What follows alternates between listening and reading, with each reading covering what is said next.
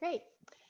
Hi, everyone. I'm Asha Easton, and I'm the lead at Immerse UK. I'd like to welcome you all to the Cultural Reimagined Virtual Summit today, created in partnership with Musemio and Immerse UK. So for those who aren't already familiar with our organization, we are the UK's network of immersive technology professionals. And through our work, we aim to build a vibrant community which brings together innovators from across industry, academia, and the public sector to build a successful immersive tech ecosystem in the UK, which we hope will help to position the UK as a leader in this sector. So before we start, I'd just like to say a massive thank you to the Musemio team and also to our wonderful events team for all of their hard work putting this together. And I'd also like to thank our fantastic lineup of speakers for taking their time to join us today. We really appreciate it. So this afternoon, we're going to hear about a variety of opportunities and case studies from companies who are reimagining how technology can be implemented across the culture and heritage sector, followed by an opportunity to network. And we hope you'll find these sessions inspiring and that they might potentially lead to some future collaborations.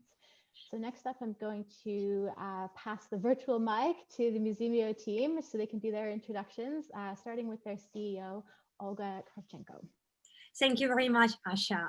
As Asha kindly introduced me, I'm the CEO of Musemio, and Musemio is a virtual reality educational app that brings culture to life for kids through gamified educational quests. And we are thrilled to be a part of this incredible event. This afternoon, we will be having engaging panels and stimulating fireside chats with high caliber cultural professionals and technology innovators. Looking back on this year, I think everyone can say that 2020 was quite an interesting one, not only for the cultural industry, but also for every individual across the globe. To say we're living through the largest health crisis limits the fact that we are also in critical situation with our climate, economy, and social equality. But in times of crisis, opportunities can also present themselves. Opportunities for new ideas, transformations, and reflections. Our aim for this summit is to put innovative methods and insights into conversation to create this live knowledge transfer, where we invite honest yet challenging discussions to better the survival, longevity, and prosperity in the cultural sector. And now I will pass my virtual mic to Kaitlin. Hi, everyone. My name is Kaitlin Fritz. I am the COO and co-founder of Musemio. We all recognize that there are opportunities with innovation to go beyond the back to normal of our past. Leaders from public funding, cultural transformation, museums, and technology will share with us how to rethink ways of working and how to communicate the message and purpose of the museum in a new light. We welcome you to join us throughout the day with thought-provoking questions and your own insights so that we can face the future of this sector together. Please feel free to engage with our speakers in the chat, on social media with the hashtag Culture Reimagined, and later in our social and networking trivia event. Once again, this would have not been possible without the support from Immerse UK, Knowledge Transfer Network, and of course, Anita, who is running things behind the scenes. Thank you for spending your afternoon with us at Culture Reimagined.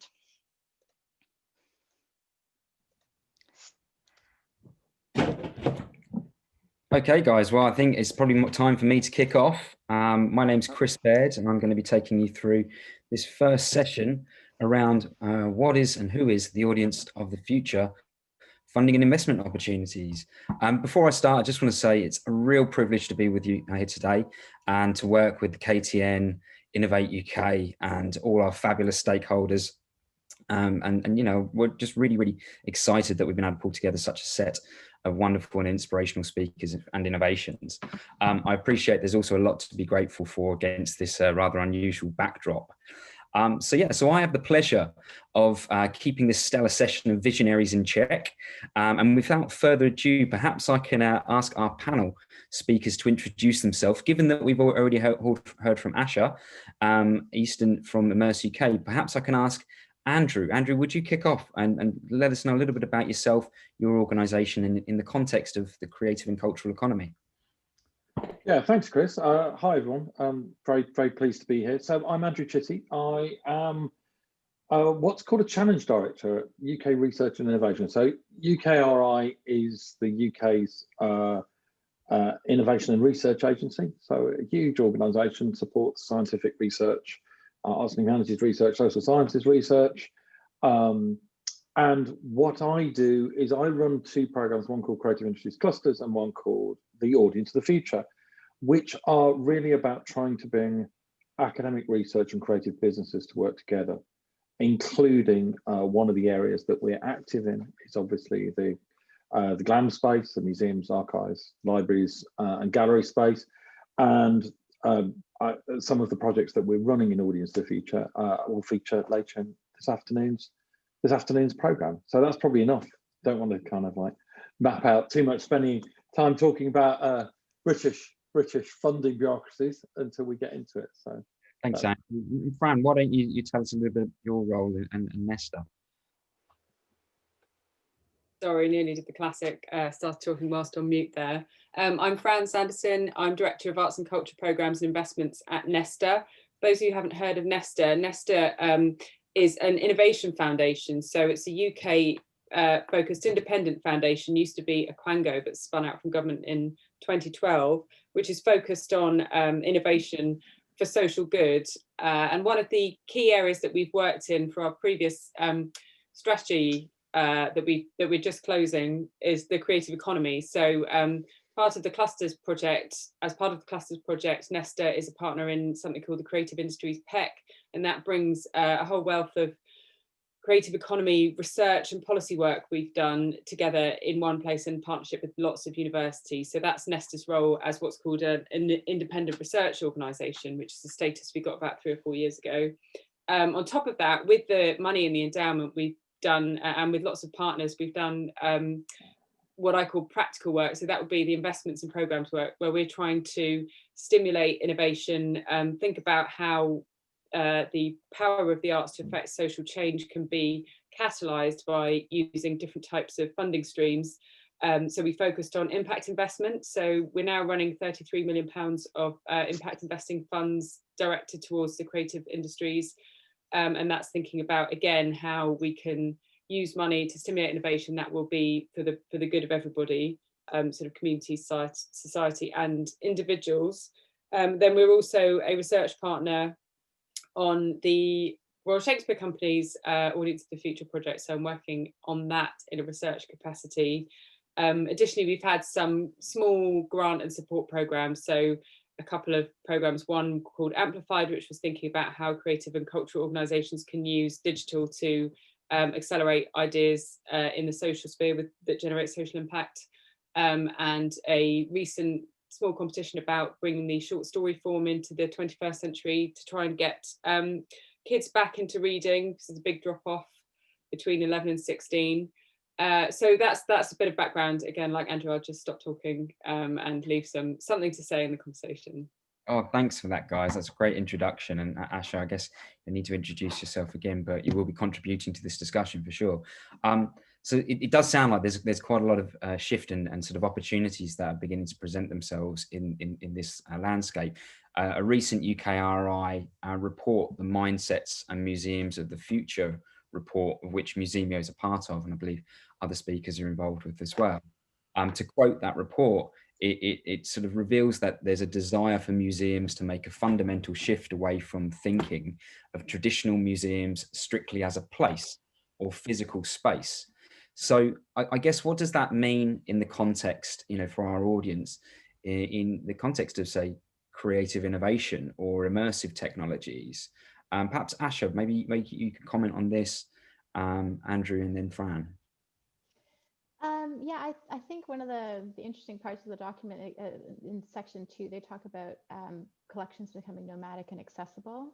And they talk about objects being on the move and having pop-up exhibits and bringing things to the audience and, creating more digital collections. So I think there's a massive opportunity there for immersive technologies to become a vital role really to doing that. And I mean, especially and hopefully as the technology starts to be adopted more at a consumer level. Yeah, there seems to be a challenge around maturity still in some instances, right? In terms of actually getting the tech in people's hands, and for it to not be so necessarily expensive or maybe cumbersome to try to adopt and get to grips with. It seems like there's quite a steep learning curve with some immersive technologies, and that barrier seems to be lowering. Would you agree? I think. Go ahead, Andrew. I think it's an interesting one, isn't it? Because I think when we originally started Audience of the Future, you know, one of the areas that we looked at, we thought was very high value for R&D was what we call visitor experience. And it's interesting that most of the propositions that we got in that area were actually location based. So they were about enhancing the experience of going to a place or creating new experiences that were in a place. And obviously during COVID, that became unfeasible, impossible. And we've seen, I think, big audience shifts in COVID towards more digital experiences. But I think it puts museums, and I think the report probably reflects on this, puts museums in a very, very difficult position here, because you've got to decide what it is. You know, there are a number of factors at play. There's changing the nature of museums and the content and, you know, decolonizing collections, all those kind of things. But there's also, are you fundamentally reaching out to a new audience through this technology? And one of the things we found with, I think we all found with VR, particularly during COVID, was there was not many headsets in the supply chain, it turned out. This could have been a transformative moment for VR, the first lockdown, I think, but you couldn't get an Oculus for love nor money, you know. So we haven't, whereas we've seen the mass adoption of some, you know, or extension of some forms of streaming, particularly, whereas we've seen incredible experimentation in theatre. Whilst there's a huge desire in the museum sector to reach out to audiences remotely, I don't think we've seen the kind of transformational change that you have in those other sectors yet. I think there's lots of hints of it. It's interesting. And what do you think is your time horizon on when we're going to hit maybe that critical mass moment? I mean, I know John's talking later on, and John Cassy from Factory 42, and I think one of the interesting things, I think, is what happens to the audiences in the time horizon that we're looking at now. Now vaccines are on the horizon. We've probably got another 12 months of some level of disruption before. But will we see major museums in the UK have such large international visitor numbers as before over the next couple of years?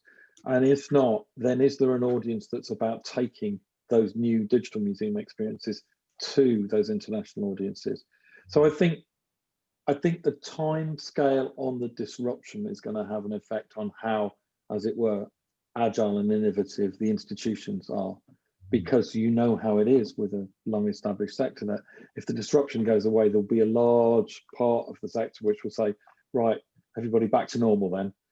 And I think that's going to affect the timescale. So I would have said there was 2 years ahead of this, but maybe the vaccines limit that to kind of 18 months, and let's see where we get to. Interesting. So it seems like one of the key strategy components, just to sort of summarize what you're saying, is that it's museums to be thinking beyond the museum walls. Yeah, not absolutely. Being, you know, geographically constrained to the physical place, and thinking about, you know, all of the other devices and screens that, you know, their consumers and audience will use on a daily basis, and using that as a delivery mechanism for cultural education. Okay, interesting. Now, Fran, I'm interested to understand how does this sort of new shift or these new dynamics, and, you know, maybe that have been forced by the sort of pandemic scenarios that we're in at the moment, has this changed Nesta's arts and culture investment thesis somewhat? Or, you know, what are the sorts of things that you're looking at as Nesta in terms of wanting to fund arts and culture? Well, it's really interesting because we have, you know, we're managing, our impact investing business manages money on behalf of other people. So we're pretty much bound up front to investment guidelines and eligibility criteria that we've all agreed. But something that's been happening since we've been doing this investment since 2015 is that the investment committee and all the investors have been, you know, really wanting to get more business development, less bricks and mortar. But you have a bit of a tension because, you know, the buildings, those those development ideas, those projects are things that we recognise, are things they can get funding from elsewhere, or we can just be a part of the funding puzzle. They've got that kind of track record. You can look and see how much everyone else boosted the footfall in the museum, or managed to. You can have a look at business plans pulled across from parallels, but it was quite hard to find that right balance for a business development idea where we as an investment team felt we had enough understanding of the risks involved to support the investment. Now, what's happening here, I think, is that we're getting a bit of that track record, albeit in very straitened times, but you're seeing that frugal innovation. You're beginning to see what might work because audiences have been forced to look at things differently. Organisations have been forced to produce things differently. I think the thing that will need a bit of support is the monetization. So how do people work out what consumers, it's been a bit of a free for all. Some organisations are have had really successful pivots. They're actually doing well. Yeah, few, I should say. That's definitely not the default story. And those organisations that have managed to do it, it's been extraordinary, because obviously all organisations are in crisis now and dealing with all kind of things. So to do any sort of pivot, to get any sort of content out to audiences is really absolutely admirable. But I think we are in interesting times, and I think that we, if it's not crass to say it, I think there's some excitement about the directions that things can go in and new business models that might emerge from the things we've seen happening in the past 9 months. And I think that's a really interesting segue into this idea of business models, right? It's like understanding what's the right sort of return on the investment, or the risk that needs to be taken in order to be able to produce some sort of meaningful, tangible outcomes. And there is a challenge with that in early stage innovation. It is very, very risky. That's the inherent nature of building new technological approaches, particularly maybe in sort of sectors where they're traditionally not as digital as others, right? I guess I'm interested to understand what sort of trends does Andrew, or has Andrew seen in Audience for the Future, Asha, in terms of development of immersive experiences, or the sorts of stakeholders that are beginning to get engaged and buy into this as an enabling medium. And then I guess also from Nesta's perspective, and Fran, what you see maybe in slightly more traditional sort of settings, like where are some of the trends sort of heading? Is there anything that we should speak of or be aware of to think about for the near-term future? Trend I definitely see, and it's also in like the film world and in like the animation world, for example, is like, how do we create digital assets that we can use across as many platforms as possible to cut down on costs for production? I think that's something that needs to happen universally, and it's something that Oh, Ash is frozen. Oh, you're still back, Asha. Do you want to try? Go for it. Oh yeah, sorry, just to finish. Yeah, I was just saying about increasing the longevity of the digital assets that you create, and like using them on multiple platforms, so that it makes the cost more worth it. But I was just going to say, Andrew could talk more about like the pivot that the Audience of the Future projects had to do. Yeah, please. VR to AR, probably. Yeah, I mean, I certainly agree with Asha. I think the virtual production thing is a big deal, and it spans more than this sector, but it also includes this sector. I think what we're seeing is the kind of production shifts that are happening in film and television and games. We're also seeing in performance, and I think also in this sector as well. So there's that's I think that shifts things. I think one of the things that we've seen obviously is a huge click into AR, which is interesting. In lockdown, the shift to trying to create particularly educational experiences that are or learning games type experiences that use the AR facilities that are already widespread on phones. And I think one of the interesting things we've seen across our portfolio is there are some, obviously, you've got some big American internet platforms, but you've also got some big utilities, so the two game engine providers. It's interesting how engaged they are by what happens in the UK around content and experiences rather than around technology. So I think we've seen a lot of the projects that we support moving up the food chain a bit. I think in terms of their engagement with Unity and those kind of folks, and with Apple in terms of distribution, because we're great at experiences. no, it's not the primary, it's not the technology so much as the experiences. And I think that's what drives the business model. So I think there, I don't know, I mean, I know Anna Lowe's going to talk later on, she's thought deeply about this. But I think one of the things that we can see is you have to look at what happens in other sectors. So the thing that's revolutionized television was not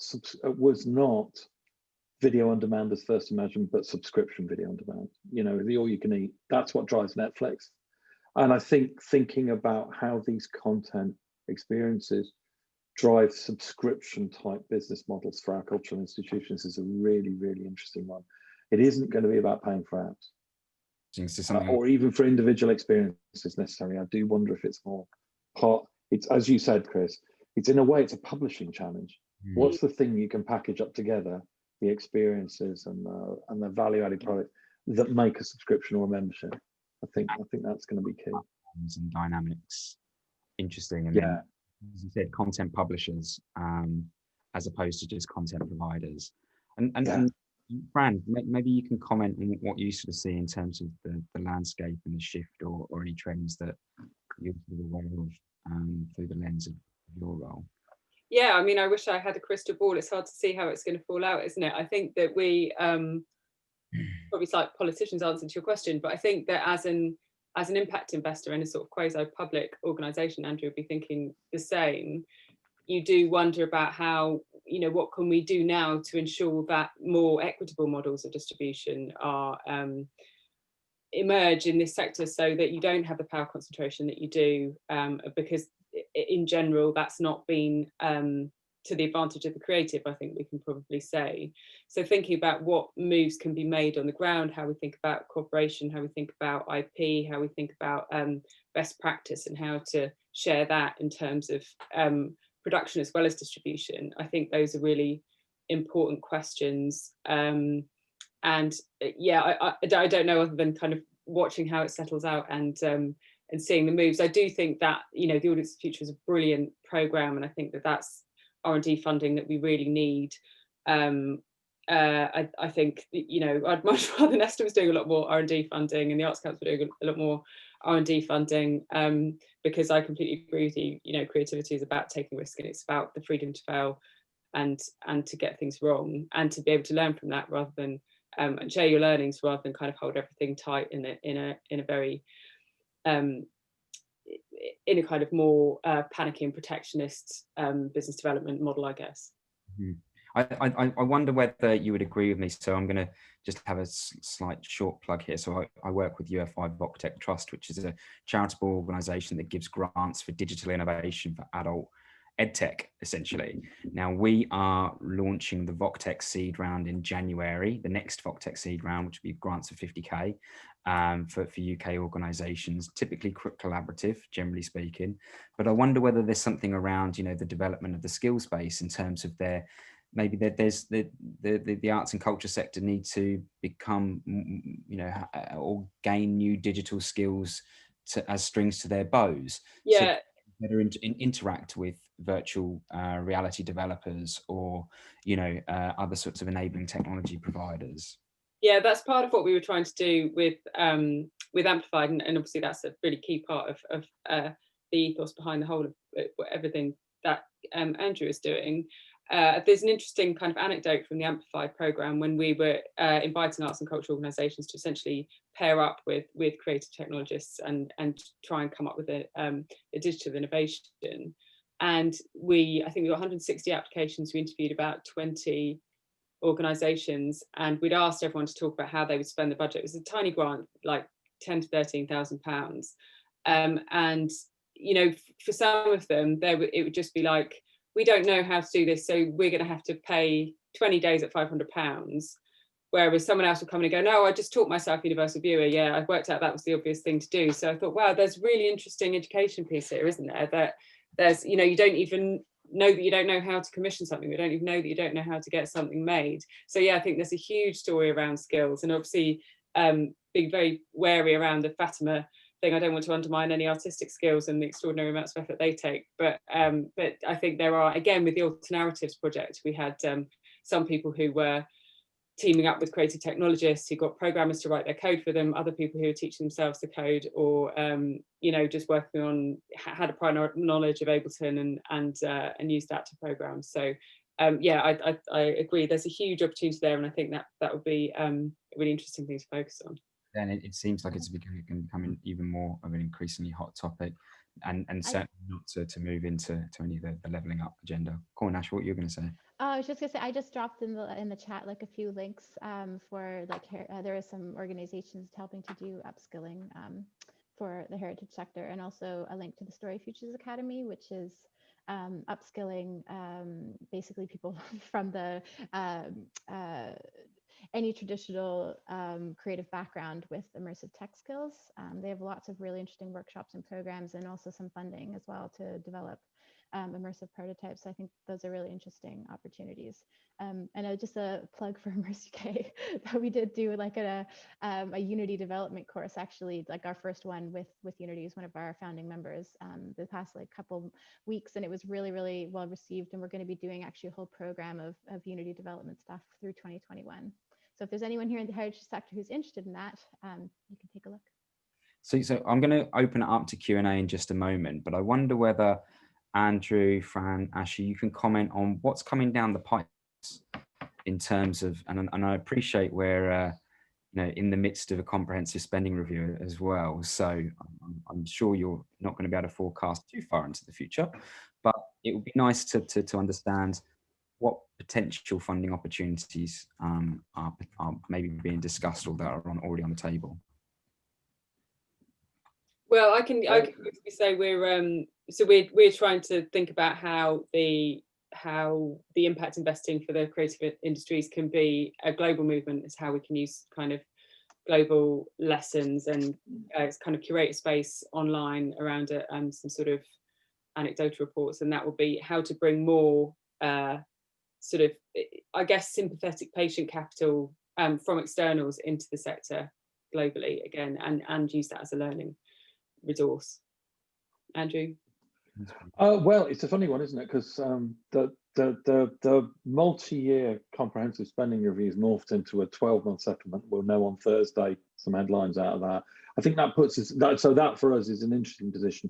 So Audience of the Future's got another 15 months to run. We've got some ideas. We'd like to see some more demonstrators, maybe some that look at heritage and wider, not just in building, but beyond building across geography. We can see a real need for that. We've got our clusters that run on for that. We know they're safe for another couple of years. But we'd like to add to that, and particularly we'd like to set up some partnerships, these collaborative R&D partnerships, in areas that perhaps are out of the usual suspects. So with, you know, so leveling up, I think, can be a big part of this, you know, in making the argument for more R&D spending. And that's where we're at the moment, is really, I think the museum sector is a potentially very, very vibrant sector for innovation in the way it spreads across the country, the way it connects with different communities and audiences, and the skills and the kind of enthusiasms and appetites of the people who work in the sector. But there's with this stuff, I think, you know, and I'm sure Fran would say the same, and Asha's saying this as well, collaboration's really, really hard. And if our only model is you get creative businesses and you get museums together, and that somehow magic happens, well, it does a lot of the time, and sometimes rows and arguments happen, and things just don't really work. I think the sector really, to reach the ambitions that it has, the sector's going to need some sustained funding around skills, capacity development, actually, rather than skills. It's going to need some sustained funding around skills acquisition. And to do that, it's going to need some incentives that this stuff is important. You know, certainly if you're running a national, yes, you like this stuff. And when COVID shuts you down, you want to reach your audiences with any means that you can. But generally, it's, you know, it's how many people come through the door of the building. So it does need this more expansive view of the museum to be taken on board by the funders. It's interesting. You can look at the museum as, you know, yes, it's a community learning center, but this context of community learning can, as we said earlier, just broaden far beyond the bricks and mortar, and you know, their brand value and reputations and the collections that contain within brands, you know, goes far beyond just, you know, the museum's doors. So I really appreciate all those ideas. We're open to live questions, audience. So if you want to ask any of the panel members some questions, then please feel free. I'm just going to drill into one of the comments that's been made by Andy Lloyd. Andy said, there is a cultural issue to overcome. Bodies that exist to enable access to everyone will be reluctant to create a restricted subscription offer if it is going to be seen to go against their equity agenda. That's a good question. So if you're putting a paywall up against something, how does that then enable a fair and equitable access to content? It's a tricky one. It's a really tricky one, and it's one, you know, it's one that will occur to this sector just as it did to, say, the BBC when they went into digital broadcasting in the early days. Why do we put special stuff on channels that only some people can watch? Yeah, it is tricky. I think maybe it will lead to a shift in the way universality is thought about, though, because it can't just always be a lowest common denominator. But at the moment, for sure, if you're going to use equity of access, then no VR project is ever going to be funded. Yeah, Wouter makes a really valid point that not every experience is free within the walls of a museum, obviously. So why not online, right? Like a freemium model for online content is an interesting concept, which I don't think I've seen in the cultural sector so much, other than, you know, what we saw during lockdown with the start of the National Theatre, right? And them, you know, providing us amazing shows. And then, you know, that came to an end, and then, you know, we have to pick up our via subscription method. Another question that's just come in is about what about updating educational skills in higher education institutions? I feel this is a big ship to turn, but could be critical for the future workforce. And that's from Kriss follows. So the universities are, you know, are the bedrock for this knowledge, and maybe their curricula needs to change. I think we're always going to have a problem with educational curriculum not catching up as quickly as we need it to.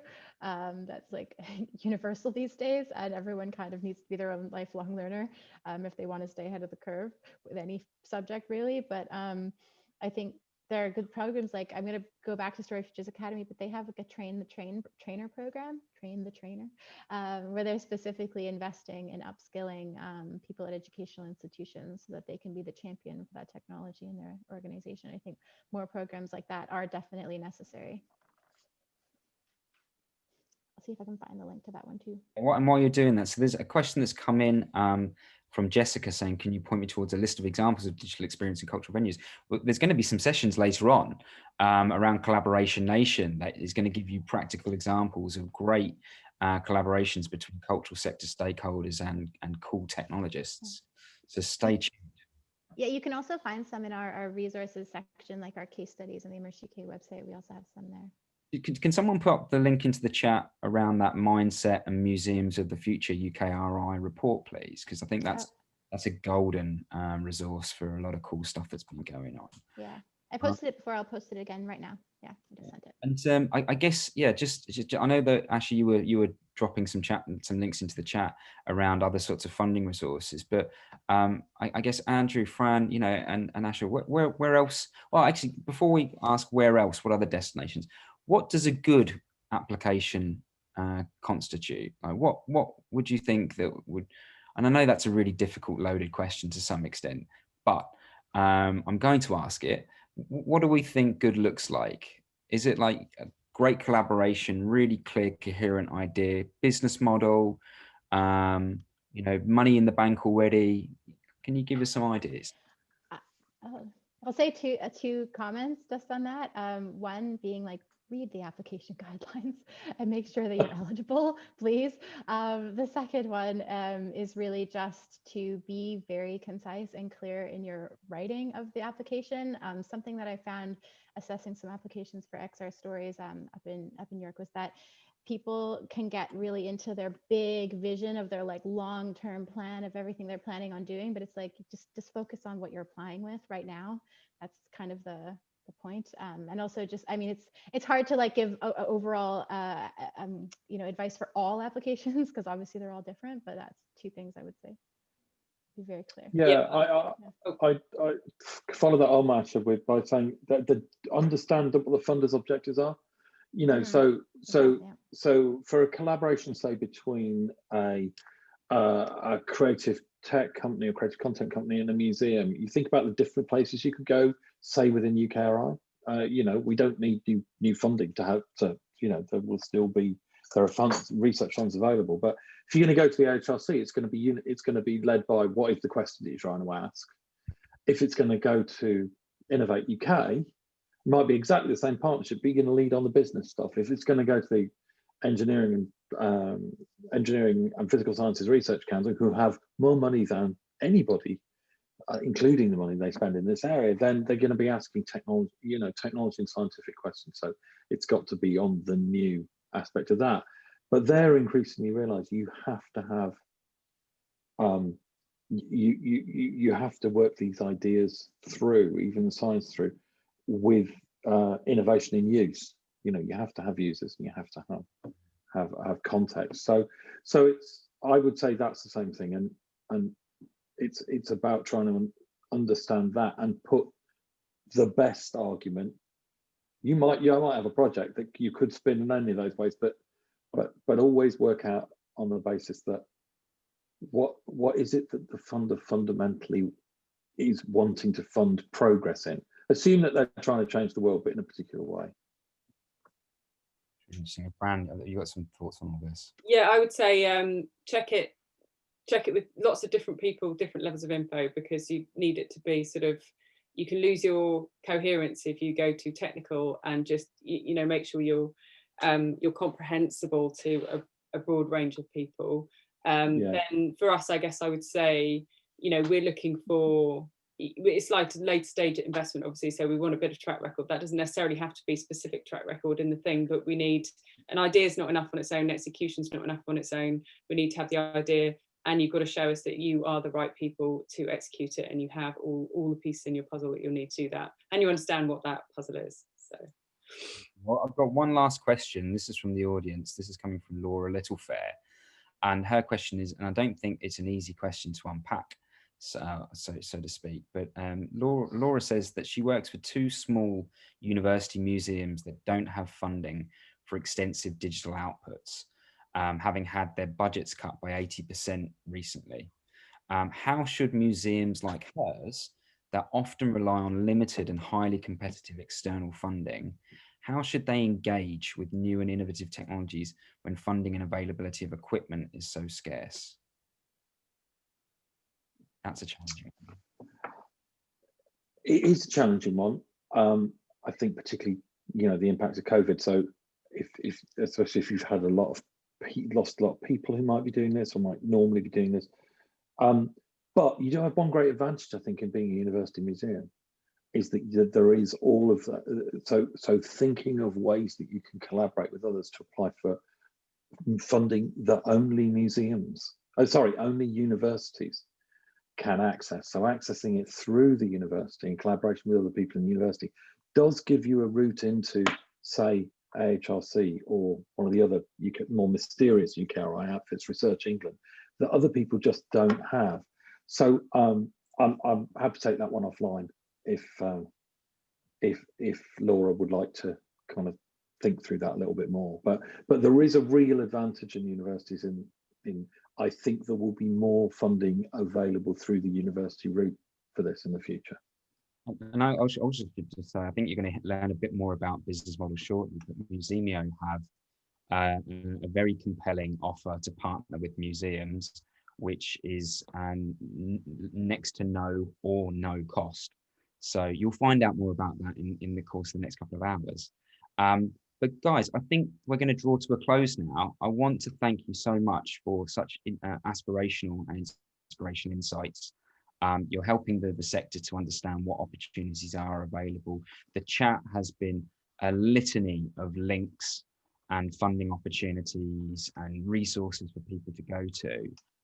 If anybody wants to find out any more about the organisations or the speakers, then I'm sure that they'll be happy to put their handles in the chat. I'd like the last word to be from you guys, though. Can you let us know your last minute, your glance of a recommendation for the sector going forward? Asha, I'm going to come to you, and by sector I mean the sector in your domain, or however you want to sort of spin it. Well, I'll just make one comment that I wanted to make earlier about around funding, which is also to look into local funding as much as you possibly can as well. Don't forget like local enterprise partnerships, growth hubs. There's all kinds of different foundations as well.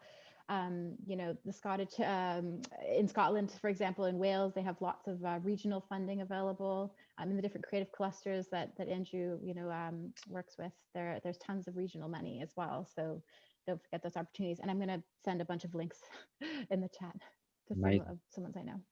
Thank you very much, Asha. Fran, your recommendation for the sector? Yeah, I mean, again, it's hard to make recommendations when it's a sector on its knees, but and everyone's kind of struggling to keep their head above water. I'd just say try and keep on top of what other people are doing, what organisations there are, what innovations you might be able to piggyback on, what's open source, that kind of thing. And also, if you can, use this opportunity to think about how to recreate the rituals of your space outside of your space, to understand what it is your audience gets from you, and to take a really kind of asset-based approach if you want to your organisation, because it could be hard to do that when you're dealing with visitors coming in and it feels so much like the museum is the thing, but actually you're more than that to your audience, and it's worth thinking about what that is and how that can help you push your identity going forwards. Thank you very much, Fran. And last but not least, Andrew. Well, I absolutely agree with everything Fran said.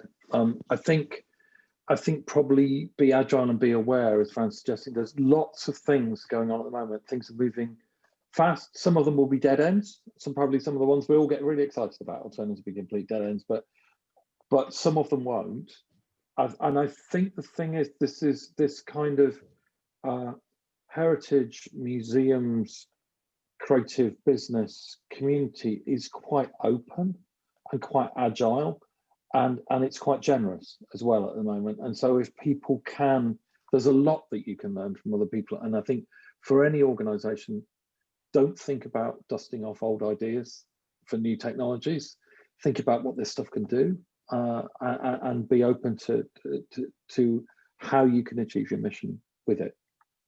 Fabulous, thank you so much. I guess my only sort of addition to that, and it sort of dovetails off of everything that everybody said, is be curious, be willing to be bold and ambitious, you know, and yeah, go out and explore what's already out there, and see how that could maybe either be augmented or adapted or implemented in the context of where you are today. Guys, thank you so much. That was a fantastic open session for the Culture Reimagined inaugural summit. And now I have the great pleasure of being able to hand over to Olga and Kaitlin, who are going to take you through the immersive frontiers and navigating new digital technologies. Thanks.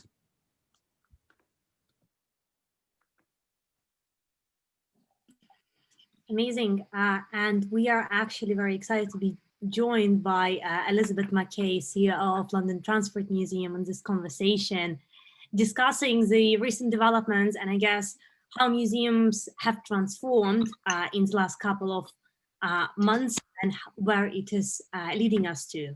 So I'll pass the opening word to Elizabeth. Hi, thanks for inviting me to join this conversation.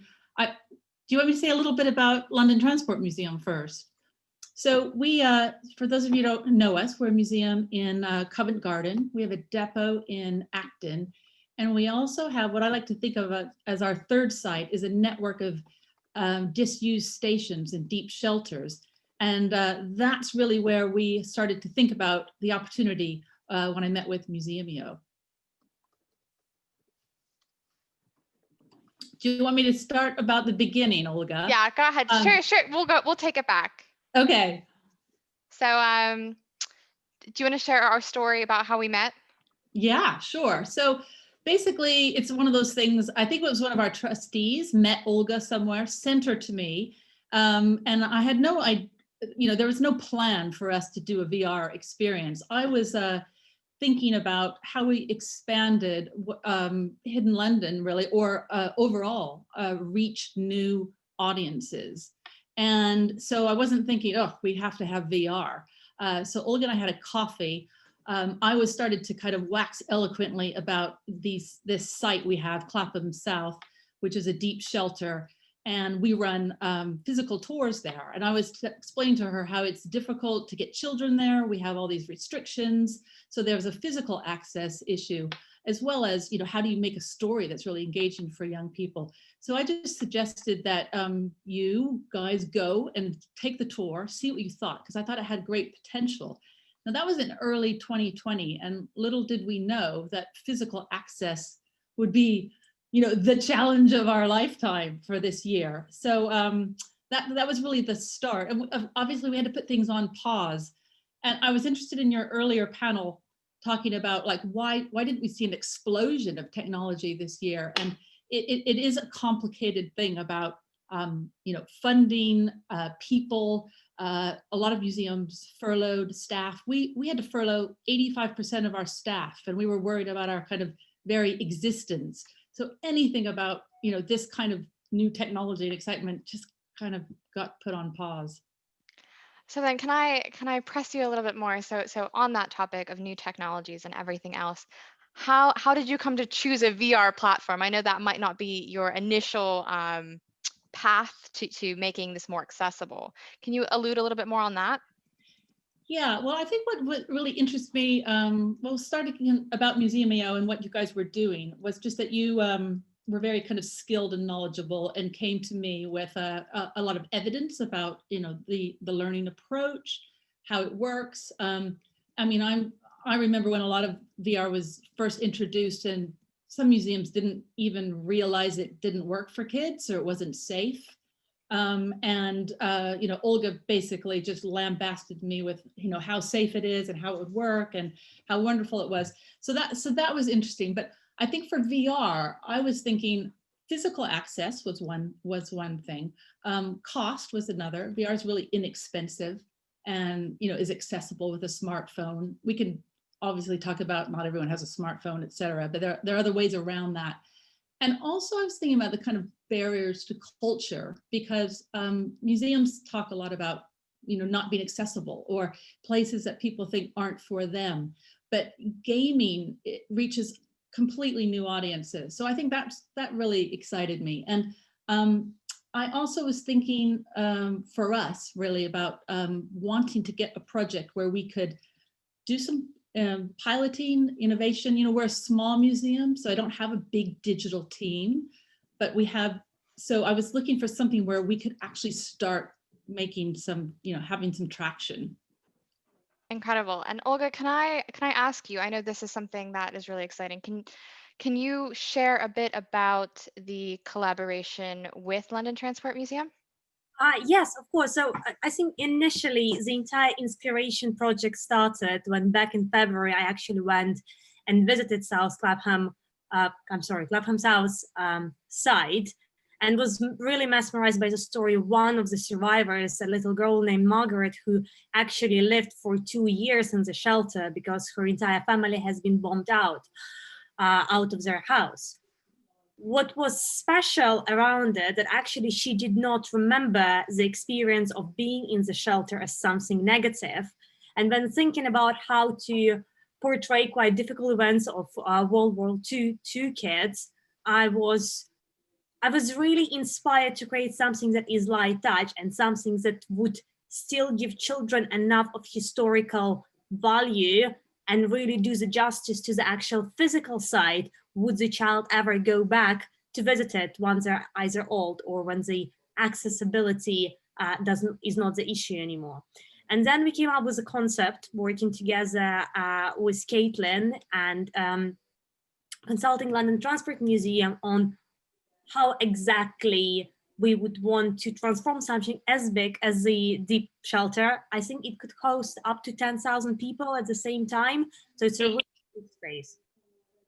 And we came up with this kind of like London transport, hidden London experience prototype that shows some of the basic inspiration for us. So this would be the actual beds that were used in the bunker. And that's what little Margaret would actually remember, and how she would start the journey by actually waking up and trying to go through different menus within the shelter itself. And then we were talking about this happiness element of going to the buffet and getting a cookie and remembering having incredible tea and incredible conversation. And I think the wife of Churchill was really, really involved with the shelter as well. So she has one of those bright memories of her actually coming into the shelter. And then to make it actually exciting for a child, because we are focusing on kids 7 to 11, they don't like learning. It's just like kids don't like being told stuff. They want to actually actively experience it. We wrote the script the way that would actually have some of the interaction elements in place, such as freedom of movement. So the child can actually go through some elements of the tunnel, of the bunker, and then they would be able to interact with different objects at different points that would allow them to learn more stuff, but adopt more of the active style of learning rather than passive style of learning. And finally, have some of the text boxes that, again, help kids to remember more stuff, and also allows them to actually stop and reflect on what they've learned.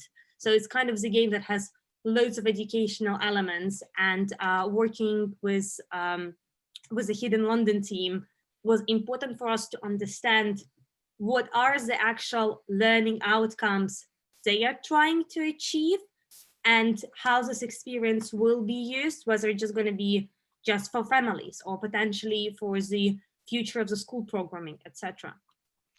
So can I, Elizabeth, can I throw that back over to you? So I think I have a dual part question. Obviously, there are so many incredible artifacts in the London Transport Museum. I did my dissertation on the tube map. Oh, yeah. There's buses, trains. Why the hidden London sites? And also, you know, translating it into VR, does that lose any of the authenticity of the site itself? Good question. And I would say, and that's wider for any museum contemplating this approach. I mean, we could have chosen kind of anything, any story or any part of our collection. But I think it's about that kind of, you know, synergy and meeting of objectives. Probably unique to London Transport Museum, we have this Hidden London initiative. It grew from nothing to a contribution of £500,000 to our bottom line in a few number of years. And I know you're going to talk about our commercial model kind of later. But I think it was the story about Margaret that connected with me, as you outlined, Olga. And we thought actually that was the way to reach young people and make this site and the stories more interesting. We always think about ways in. So that's what museums are thinking about. Like, you know, this is your first step, possibly. I'm interested in this because I think it's Hidden London, Clapham South is one site of many for us. It's one story of many. I think this pilot will lead to more ideas and thinking and creativity. So that there are all kinds of links with this story to Key Stage 2, to sheltering, to World War II, but that kind of doesn't matter. Every museum will have its own kind of connections and ladders. And your point about authenticity is good. You know, that's what museums do. We have stories, we have people, we have collections, we know that bit. So our interest in connecting and collaborating with you is you're bringing the kind of authenticity of the gaming experience and that technology and project management. So it's the museum's job to get the story right and make sure that it's, you know, it's true to its purpose.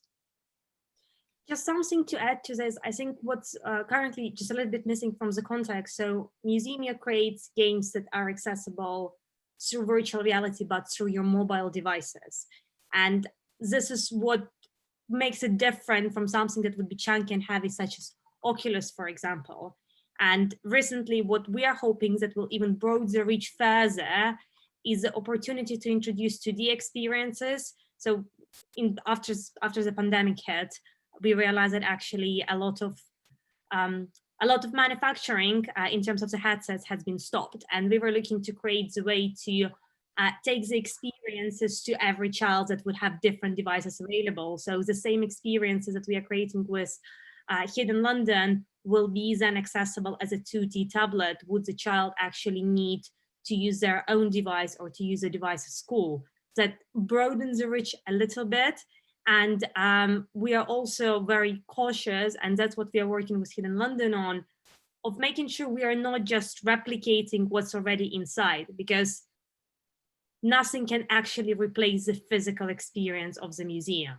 It's about how we can highlight some of the stories that might not be straightforward available from the moment you would enter the site, or that would actually stimulate the child's curiosity a little bit further. Yeah, but I would say that's true about, history where it happens, or being in the presence of this. But we're all looking at these layered experiences. We've seen the kind of growth of digital this year. I have no problem with thinking about a kind of blended offer that would include physical, real experiences and digital and VR, and that people get hung up on, on that too much. I think they don't cannibalize one another. They kind of expand, and that's what we're seeing right now. And that's why I have no worry about this kind of growth and pushing in this direction for the museum. I think we have two incredible questions in the chat that help relay to some of this. We have one from, I can't see who it's from right at the moment. Emma B. So she said, did you include the post-war history of Clapham South Shelter, as I think it housed some of the Windrush generation when they first arrived in the UK? Or is this an example of how the experience can get extended? That's a good question, and it's how it can be extended. That's my point. Was you can choose anything as a starting point. So in our tour, we talk about the kind of broader experience of Clapham South. And yes, it was built by hand in 1944. Unbelievable story there. But also then it housed the Windrush generation. It also was kind of an EasyJet type hotel for the Festival of Britain. It's other shelters are growing food. I mean, it's incredible. I mean, if you want to come to the museum, we have a whole kind of exhibition on what goes on in Hidden London. But so great question, and it really, the world's our oyster in terms of how we tell stories. I think the Musemio collaboration is just giving us another platform and way to do that. I also, great. I think that there's so many stories. Every museum has probably a plethora of stories that they could choose from. I have another question for you, Elizabeth, from Jenny Catch. She's interested in hearing about ways in. What other recommendations do you have for engaging young people? And how are you managing different levels of experience from novice to expert? God, how long do we have? We have a minute. I'll just tell you that we've got a fantastic learning team and a strategy and multiple plans about how we engage young people. So not to say this is the only way to do it. This is a kind of cherry on the top. And also my background is in learning. I was doing that at the BBC and HRP before this. So and all of that about kind of laddering through experiences and learning outcomes. But that's also what impressed me about Musemio, because they have that understanding. This isn't just about, oh, this will be fun. It's about really thinking about those outcomes for young people. And but I think this initial one, I'm kind of interested in it being a commercial endeavor too. So museums are really good at the free and broadening audiences. I'm really liking this new trial of, is this a possible revenue generator as well? I don't think it'll be huge, but I think it's a start. Thank you so much. I think that kind of wraps up wonderfully our session. Thank you, Olga. Thank you, Elizabeth. If you want to find out more, Elizabeth, do you mind dropping your handle into the chat as well? And if you haven't visited London Transport Museum, please do when, hopefully, fingers crossed, they open again. And thank you so much, everyone. If we're in tier 2, we'll be open on the 3rd. I love it. Next up, thrilled to present two incredible leaders in the space. We have our best practices in a post-COVID world and insights. We have museum innovators here. We have Kriss Michaels, who's the Director of Digital Communications and Technology at the National Gallery, and he's also a Senior Visiting Fellow at King's College. And with him, in a fireside chat, we have former Rijksmuseum educator and founder of We Share Culture, Wouter van der Hurst. Can I welcome you virtually to the stage? Thank you very much, and well done with the pronunciation of my name. Always very difficult. Nice to be here. My name is much easier to pronounce. So over to you. I think Wouter, you're still on mute. Sure. Would you like me to introduce myself? Yes, so first? over to you. Go ahead, Wouter and Kriss, feel free. Okay, sure. Well, you already said it. My name is Wouter van der Horst. I'm from Amsterdam, as you might tell from my accent. And I'm the founder of We Share Culture, and I help museums and learning institutes with translating their educational mission to the digital world. And before that, I worked at the Rijksmuseum in Amsterdam for 6.5 years, and I was responsible for everything that had to do with education and media. And yeah, nice to be here with you all today. So my name is Kriss. I am, as Kaitlin said, Director of Digital Communications and Technology at the National Gallery. And my role really, and particularly this year, has been to think about what digital change means for the National Gallery and to try and make that work at the right time. This year has been, of all years, the year where that's probably been the most important thing as we've kind of navigated through COVID. One of the particular parts I do, and the reason I'm a research fellow at King's, is I run a programme with King's called National Gallery X, which is all about thinking about the future of museums and how technology and culture change will kind of create tomorrow's museum today. We thought a lot about 2030 when we started doing that, but kind of 2030 has become 2020 as a very kind of wildly changing world has dawned upon us. So hopefully I can share some insights with you today. Incredible. So can you both, in your own words, define innovation in your space?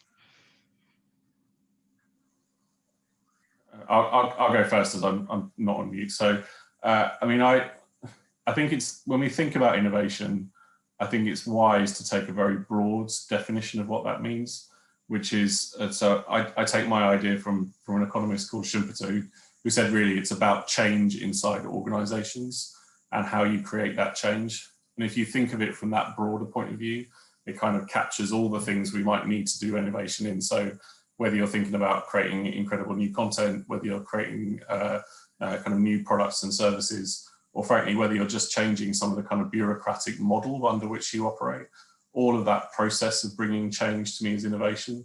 And it's about how we understand the kind of direction of travel and how we create a direction of travel and how we make it better for our audiences that I think we really do innovation for in this space. Yeah, I couldn't agree more, because I think often when people think about innovation, and especially in like more old school organizations like museums, and please excuse me if I sometimes am a little bit blunt, but that's because I can't find the right words because I am not that eloquent in your language as you guys are. But like in old school organizations like museums, people often think that innovation is something like, you know, one person or a couple of people, you know, a light bulb popping up and having a idea and executing that idea, and then it stops. But I totally agree with Kriss that it's kind of more all about the DNA of the organization and making sure that everybody understands the purpose of the museum and that everybody always understands what it is that you're trying to achieve.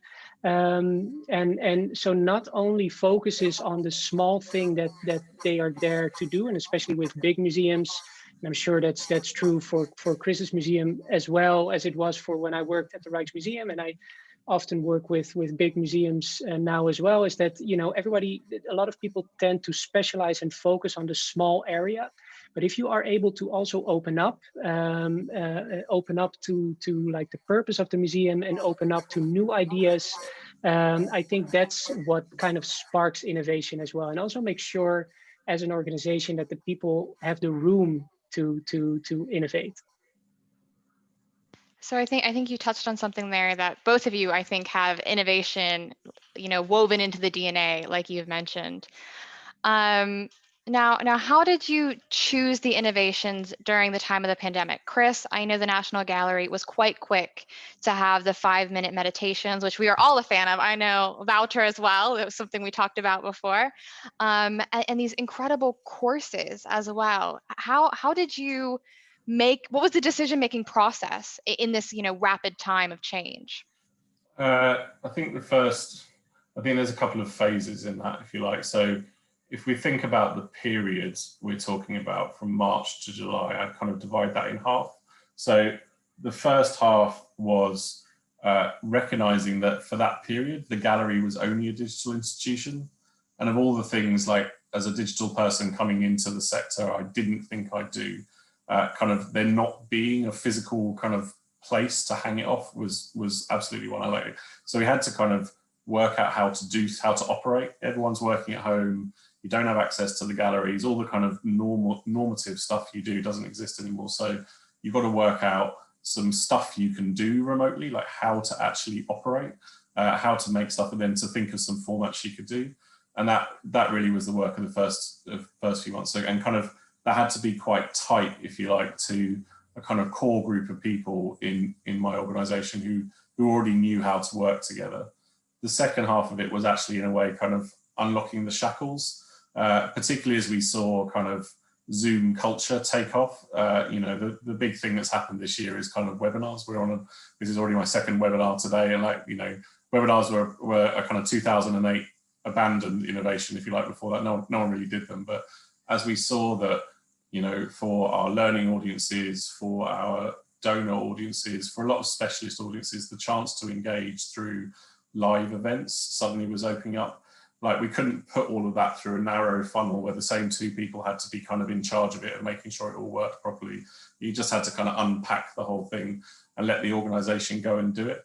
And so the second phase, as I said, was really kind of letting people go do that, have their events for their, you know, that learning workshop for Key Stage 2 kids, have that event for high value donors in a, you know, in a very kind of limited kind of environment. So let people go and kind of create their own content and innovation.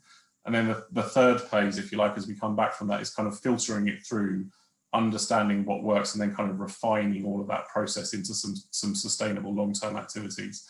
So I mean, like digital events now, we hadn't ever run a single one of them before March, and we run like 150 now, and we're pretty slick. Like, it's a slick operation, so we know how to do it. So it's that process, if you like, of kind of focus in, broaden out, and then kind of narrow it back down again as you come out the other side. Yeah, I appreciate how I feel like lockdown did come in its eras, and much to the response, museums had these phases. Speaking of another technology, Wouter, you are an expert at, you know, combining colloquial youth technology, specifically YouTube, for the benefits of the museum. Can you talk about that for a minute? Sure. And also to kind of refer, you guys were talking about the 5-minute meditation, and I think so. I'm very excited about this, and not just because I'm in this fireside chat with Kriss today, but if any of you have seen me at like speaking somewhere at the early stages of the pandemic, this was this was the first example which I kind of used to kind of show how you create unique digital experiences outside the walls of the museum during a pandemic. Because I think what we all saw happening when the museums were forced to close is kind of a panic reaction, and Many museums just kind of thought, okay, our museum is a physical building, it can't be entered anymore. We should create 360 environments and post them on our websites, right? So I'm not talking about like the virtual education side of things, but I'm kind of talking about just bluntly copying the physical experience and putting it out there. That was something that you saw happening during the pandemic, but it kind of left a lot of people, museum visitors in general, disappointed, because there's nothing like the authentic experience of being inside a museum, which is in itself already a 360 experience. And there's nothing like being face to face with an artwork that you either love or hate, but it arouses some kind of emotion, of course. So what's important for museums when it comes to creating online experience is not to look so much, okay, so what can we copy from the physical experience, but what unique values does technology have to offer?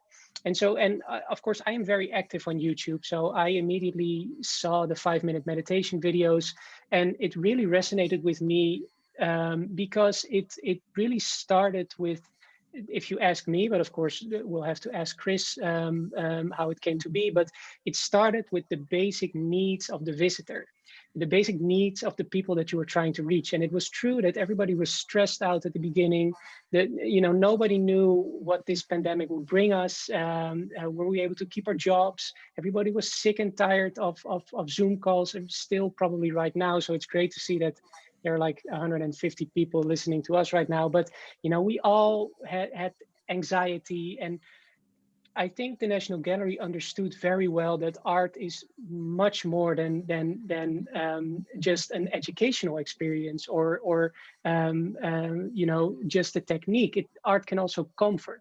So this is why when I talk about like the good and like the I'm not saying bad examples, because there aren't any bad examples, you know, we're all here to learn, but I think the 5-minute meditation examples was really a good example of creating a unique experience, which is very much suited to the platform, because, you know, there are loads of meditation videos on YouTube, which are very popular, and why not connect that to your collection? And also, this is a unique experience that cannot be had in the museum itself.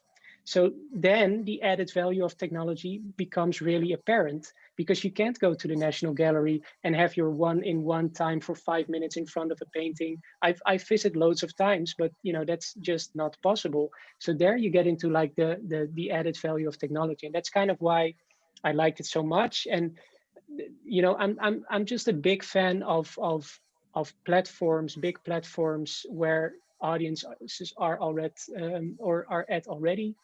So for example, you know, YouTube, Instagram, they all have unique features, and we can all, you know, hate them for what is going on with fake news and you name it, but we have the obligation to offer meaningful experiences on the platforms where the audiences are already at. Sorry, I talk a lot, but that. No, I think that was really great, and that touches on something. I think, Kriss, I would love your insight on that. You know, both of you work within the innovation space. So Kriss, can you touch on, were there any newfound benefits or shortfalls in introducing these technologies like the 5-minute meditations or the virtual learning? And what was the response from the public?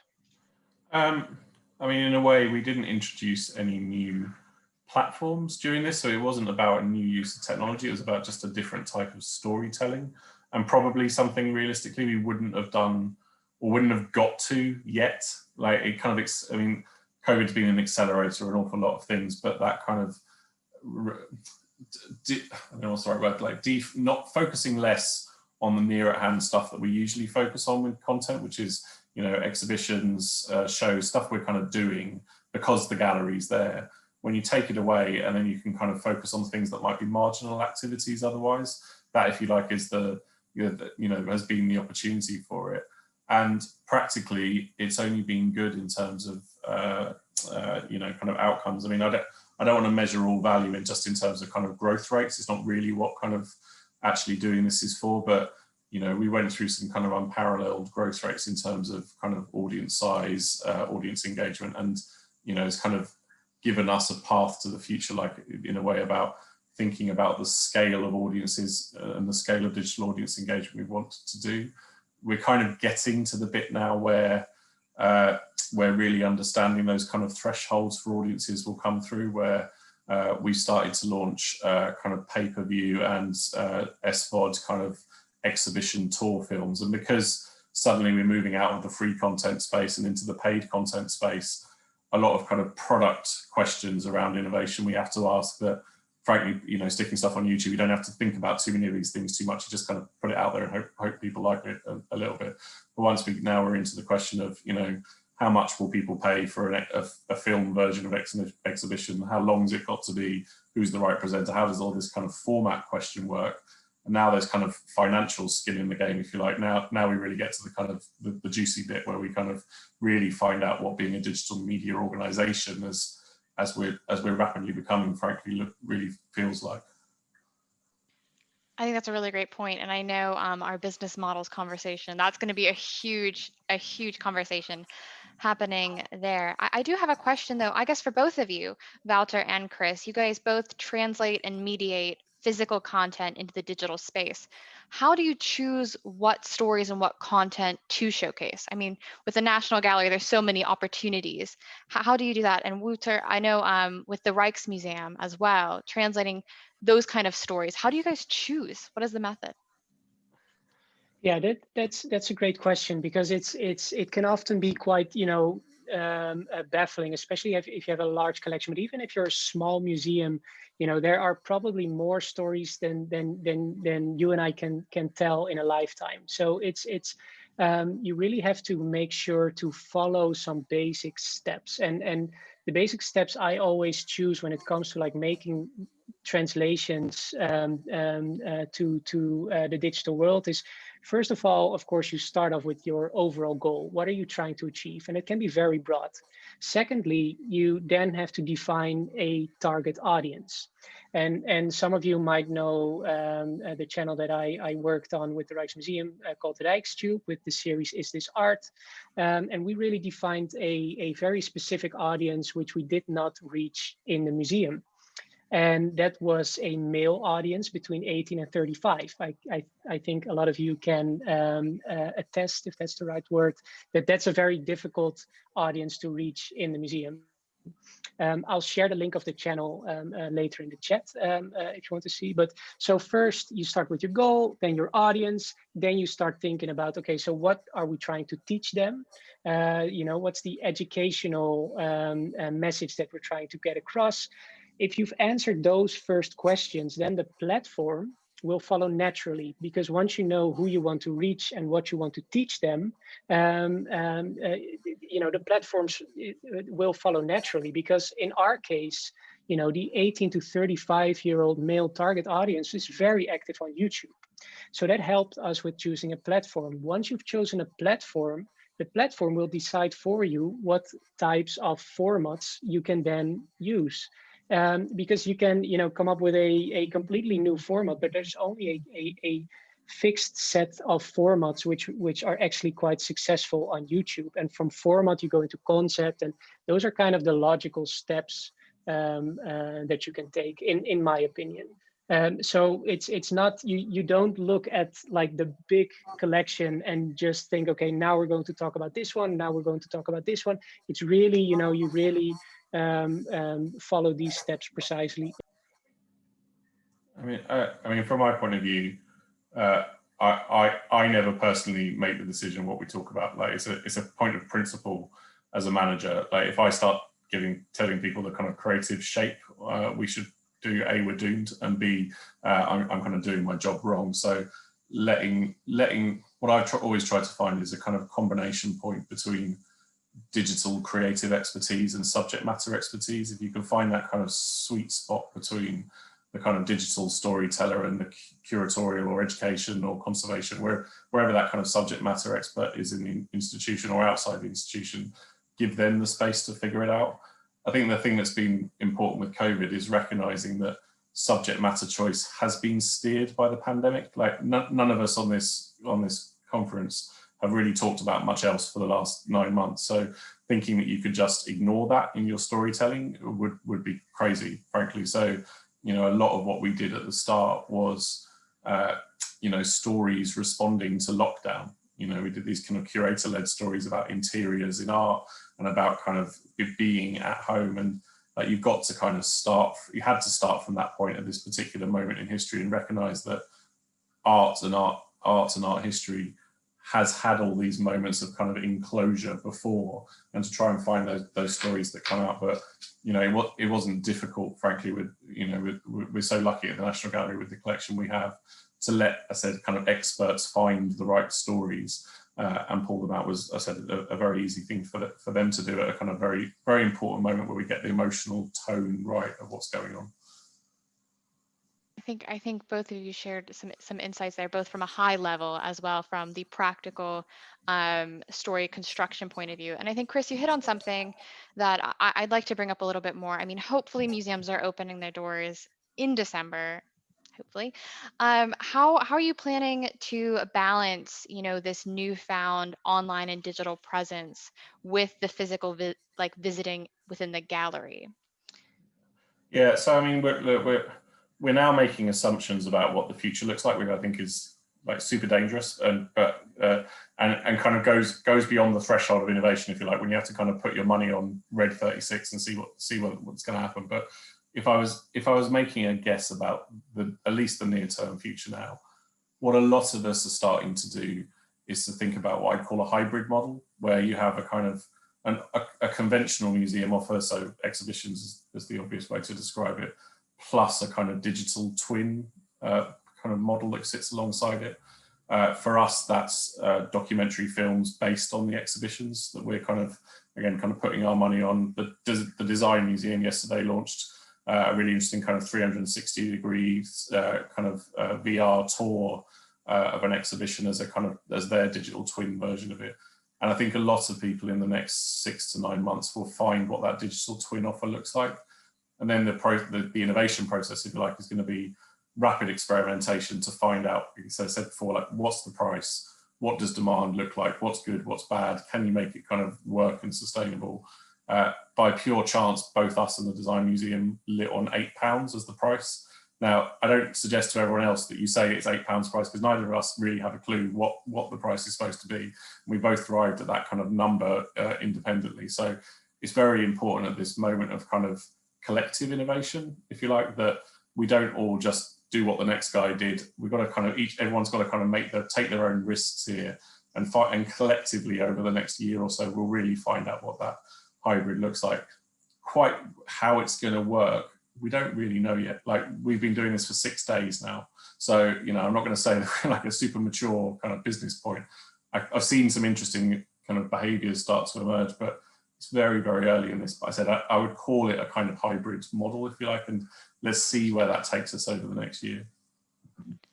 Wouter, what are your thoughts on the post-pandemic balance of digital and physical, or current pandemic? I think, yeah, well, I think it's very interesting. I think, you know, we all know, and this is not new or unique to this pandemic, that the boundaries between online and offline have already faded so much. You know, the question whether we are online or offline right now, you know, is completely irrelevant, because, you know, you've got your mobile phone, you've got, and it's really about the definition of what a museum is to everybody here.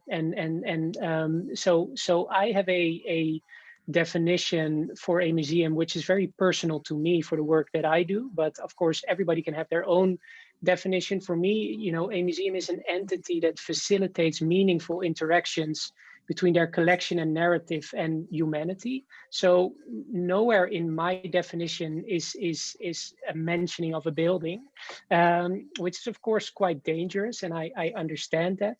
But it is interesting to see, because we've been talking about, you know, the museum is of course bigger than just a building and a museum.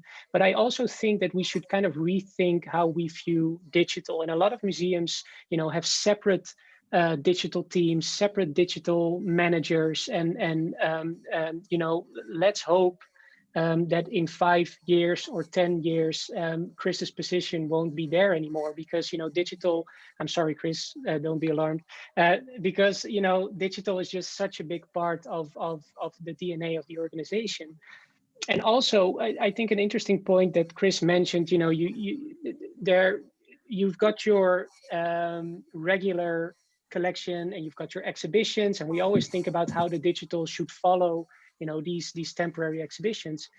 But should they follow these temporary exhibitions? Should you not also think about, and I know that the National Gallery and many more museums are already adopting this, but we are not just bound, of course, by the agenda of the physical museum. We can do so much more. And I think for the Brooklyn Museum, I believe it was actually the other way around. You had, they were following the new season of The Crown and the Queen's Gambit, those very popular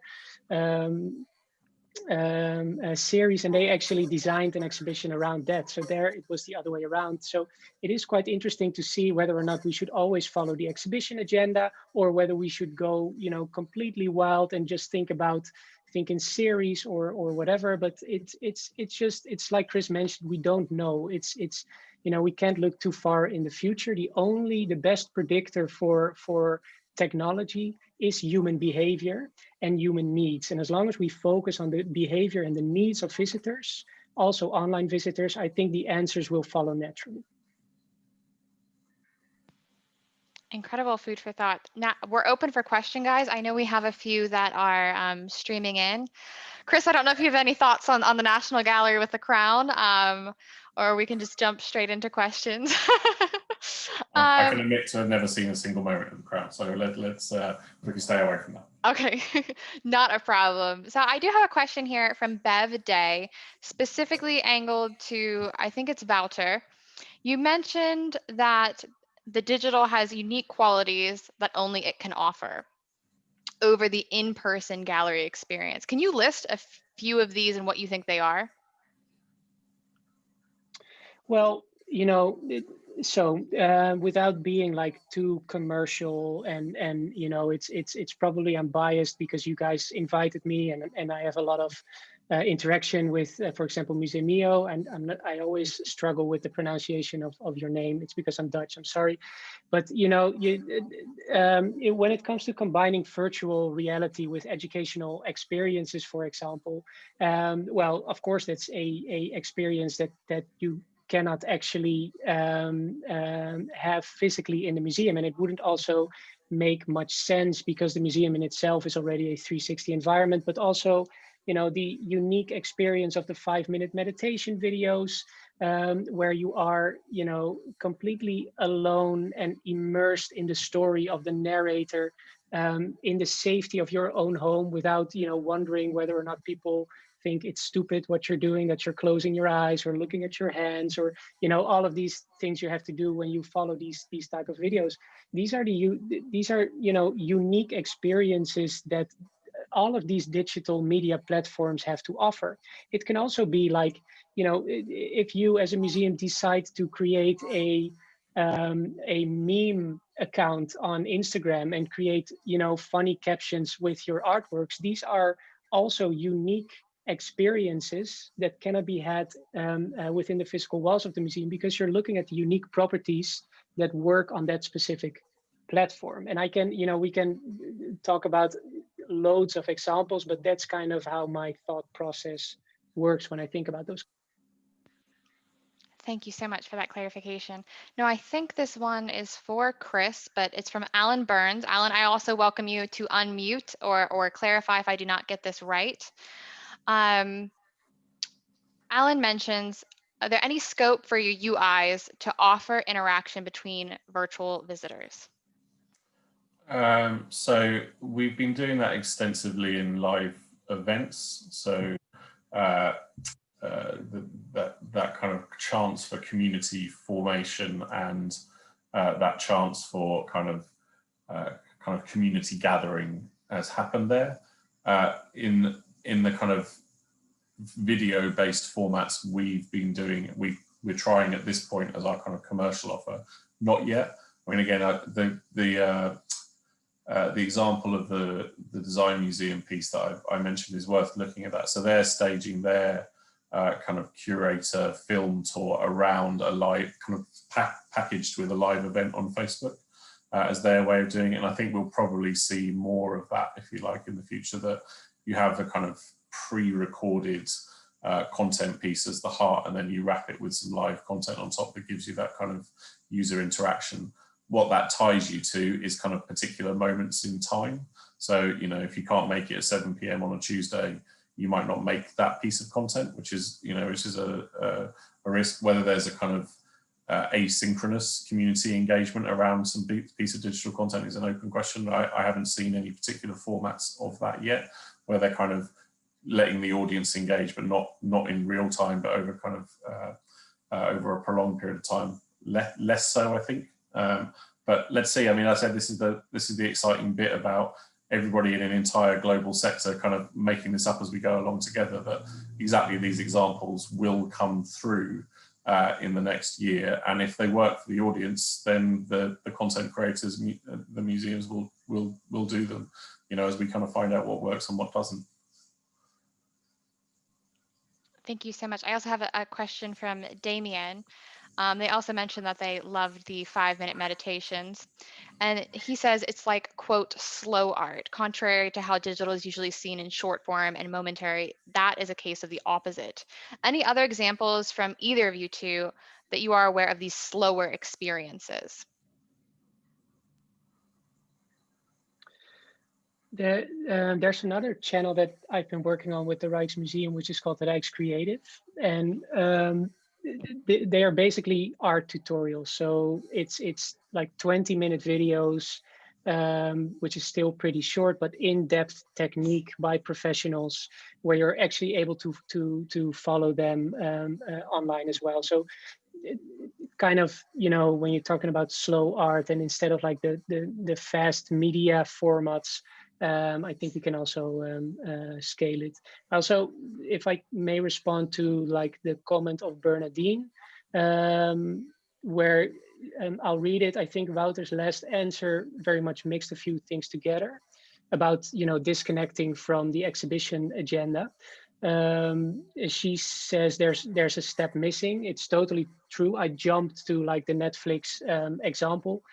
That's just an example. There are like loads of steps you can take, but this was just an interesting switch, I believe, where, you know, it went the other way around. But good observation. Thank you.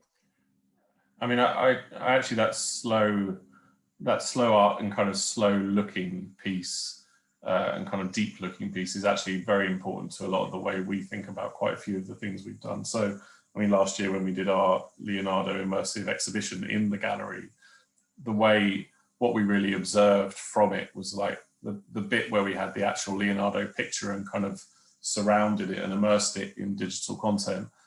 The effect of that actually is getting people to slow look, is kind of keeping them in front of a picture for a period of time. And in some of the experiments that we've done in our lab, National Gallery X, it's been kind of, again, that process of, okay, if we put a big immersive sound installation around this picture, like how long do you end up looking at for? I mean, everyone who works in museums knows these horrific facts of, you know, it's like 1 minute 29 for the average gallery room in total of people kind of skitting around and, you know, having a quick look here and there. And, you know, that act of getting people to stop and to genuinely look, even if you need to kind of unleash a whole kind of a arsenal of digital things around it to get them to do that, I think is one of the incredibly important outcomes of a lot of the things that we're doing in this space. I think that touches on a really incredible question we have. Like you mentioned with the pairing with the Leonardo, I have a question here from, I think it's Sophia, but what didn't work or what doesn't work as a digital innovation for the National Gallery? And is there anything that went wrong and why? You know what, it's been all right. Surprisingly all right. I have to say, I mean, it's, you know, testament to some super talented people in our teams that there haven't been any mammoth screw ups. And if they were, we should, you know, in kind of good kind of digital fashion, kind of celebrate them. But honestly, it's been okay. I mean, what it has been is a super hard year of execution. You know, from going from doing the kind of content piece to then the reopening piece to then what happens after reopening piece to then closing again piece. Like, it's been a pretty relentless year for everybody, and you know, I think the best we all hope is like to have a kind of break over Christmas. And but I mean, I said, you know, kind of testament to some very talented people, that no major screw ups, but you know, the job is to keep on trying, right, and kind of keep finding those edges. Yeah, I think experimentation is the key, like both of you have touched on in this time. I'm going to combine two questions just for time. Are there any plans of kind of expanding these interactions? I know someone previously mentioned the incorporating the outdoors, and someone else has also mentioned, you know, WebEx or 3D web platforms. Are you testing out new experiences on different platforms and media? Yeah, we've got some cool stuff to come that I can't possibly tell you about. Wait and see. If we ever get once we get past lockdown, there'll be some cool stuff to happen. It would have happened already if we were not locked at this moment. But yeah, I mean, like, we're super interested in all of this stuff. That, you know, the locking down of galleries and museums means you have to try and get beyond them, whether that's in a purely digital space, outside into physical environments. Like, we just got to push as hard as we can. Wouter, what about yourself? How do you see kind of these new opportunities and environments? Well, just as you're calling them, you know, opportunities, they offer great opportunities, and it's so cool to see that you know, museums, even though it's such hard times right now, and I think someone in the chat mentioned that you know, a very important generation is being cut from the museum world right now, and it's actually, you know, young people who are so much used to technology. And I really hope that museums will continue like to experiment with also new technologies. I know I'm a little bit more focused on like the existing media platforms where, you know, audiences are already at, but there are so many opportunities in you know, the field of VR, AR, 3D experiences. I know you guys are doing amazing work, and there are loads of other people. You know, Smartify is I know is here as well. There's so many cool things going on right now, and I really hope that, you know, museums won't make this shift temporarily, you know, because of this pandemic, but will really make sure, and then we you know, the circle is round when it comes to innovation again, really incorporate it in the DNA, you know, to make sure that they're actually at the forefront, because they are, you know, museums are visual by nature, and all of these technologies that we're talking about are also visual by nature. So it's so natural to combine those.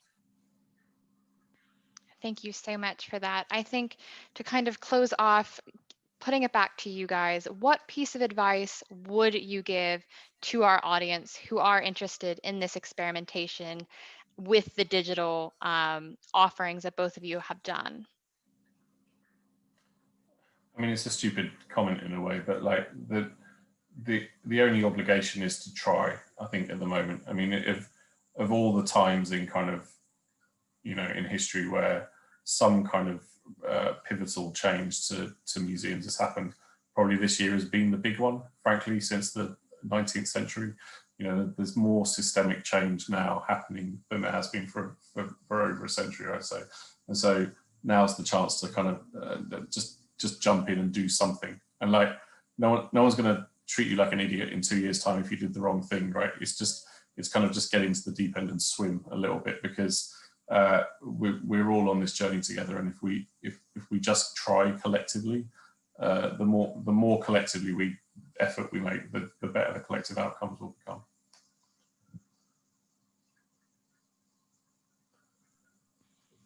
Yeah, I totally agree. And I think if, you know, just to add to that as long as you focus on like the purpose of your museum, and I know I'm an educator, so again, I'm really biased, but, you know, focus on educating and inspiring, make sure everything that you do is authentic to the museum, because you're a museum. You don't need to fool anyone, you know, with, you know, amazing stuff. Stick to what you feel comfortable with.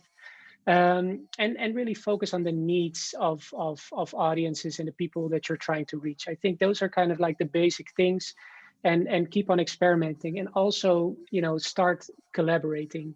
And it's you don't have to, you know, think of everything yourself. Try to get some creativity from outside in as well, and that will really help you. Thank you both so much. I think both of you have showcased putting your audience, putting your museum goers at your core, and living your mission both digitally and with your physical offerings are two sentiments that I know the audience and ourselves will take away from this talk. If our audience members want to find you, where can you drop a link of where they can connect? I know we've had lots of great conversations. Some of these might have to be taken offline due to time. But once again, thank you, Wouter. Thank you, Kriss, for your incredible insights. And we look forward to having more enlightening conversations after our short break. So everyone, we will be having a 15-minute break between the sessions. So we will be we'll be coming back here at about 3 o'clock. So please go have a cup of tea, have a comfort break, and come back to learn more about museum business models, as well as some of those incredible collaborations we were talking about before. Additionally, if you have not already, we have our cultural networking event this evening. I know Olga will drop a link to the chat. Be sure to register. It will be a really fun, engaging event where we'll have trivia, a cocktail making masterclass, and also just great conversations about the topics we're discussing here. So be sure to register for that, because that will be a separate Zoom link, and I will see you back here at 3 o'clock. So in this session, we're going to have an incredible panel called Business Models Reimagined. We have Digital Dragon's independent researcher and consultant, Lauren Vargas, leading the conversation with our panelist, Anna Lowe she's Smartify's co-founder and director of partnership, Bernadine Brocker-Wieder, co-founder and CEO of Vistari, and Molly Jackson, London Transport Museum's commercial director. So Lauren, I will be handing the mic virtually over to you. Thank you so much. So I hope everybody had a good break and is ready and fueled for the next couple of hours. So I'm going to share my screen. We are only going to show slides for the introductions of our speakers, and we're going to go in alphabetical order by first name. So give me a second while I cue that up. All right. So first off, let's hand it over to Anna. Hi there, thanks Lauren. So yeah, I'm Anna Lowe. I'm the co-founder of Smartify. For those of you who don't know, Smartify is an app. It's available on iOS, Android, and as a web app. And it's free to download, and it's been called the Shazam and the Spotify of art. You hold it up to an artwork, it will scan and give you the information.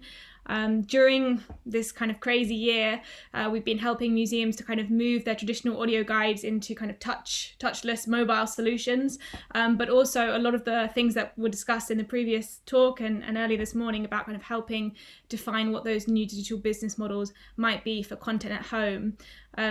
We were speaking before this call about kind of what are the challenges in the sector, and we'll talk about that in a bit more detail. So perhaps I'll come back to that once we've gone through everybody else, those sector challenges I put on the slide. Excellent, thank you. All right.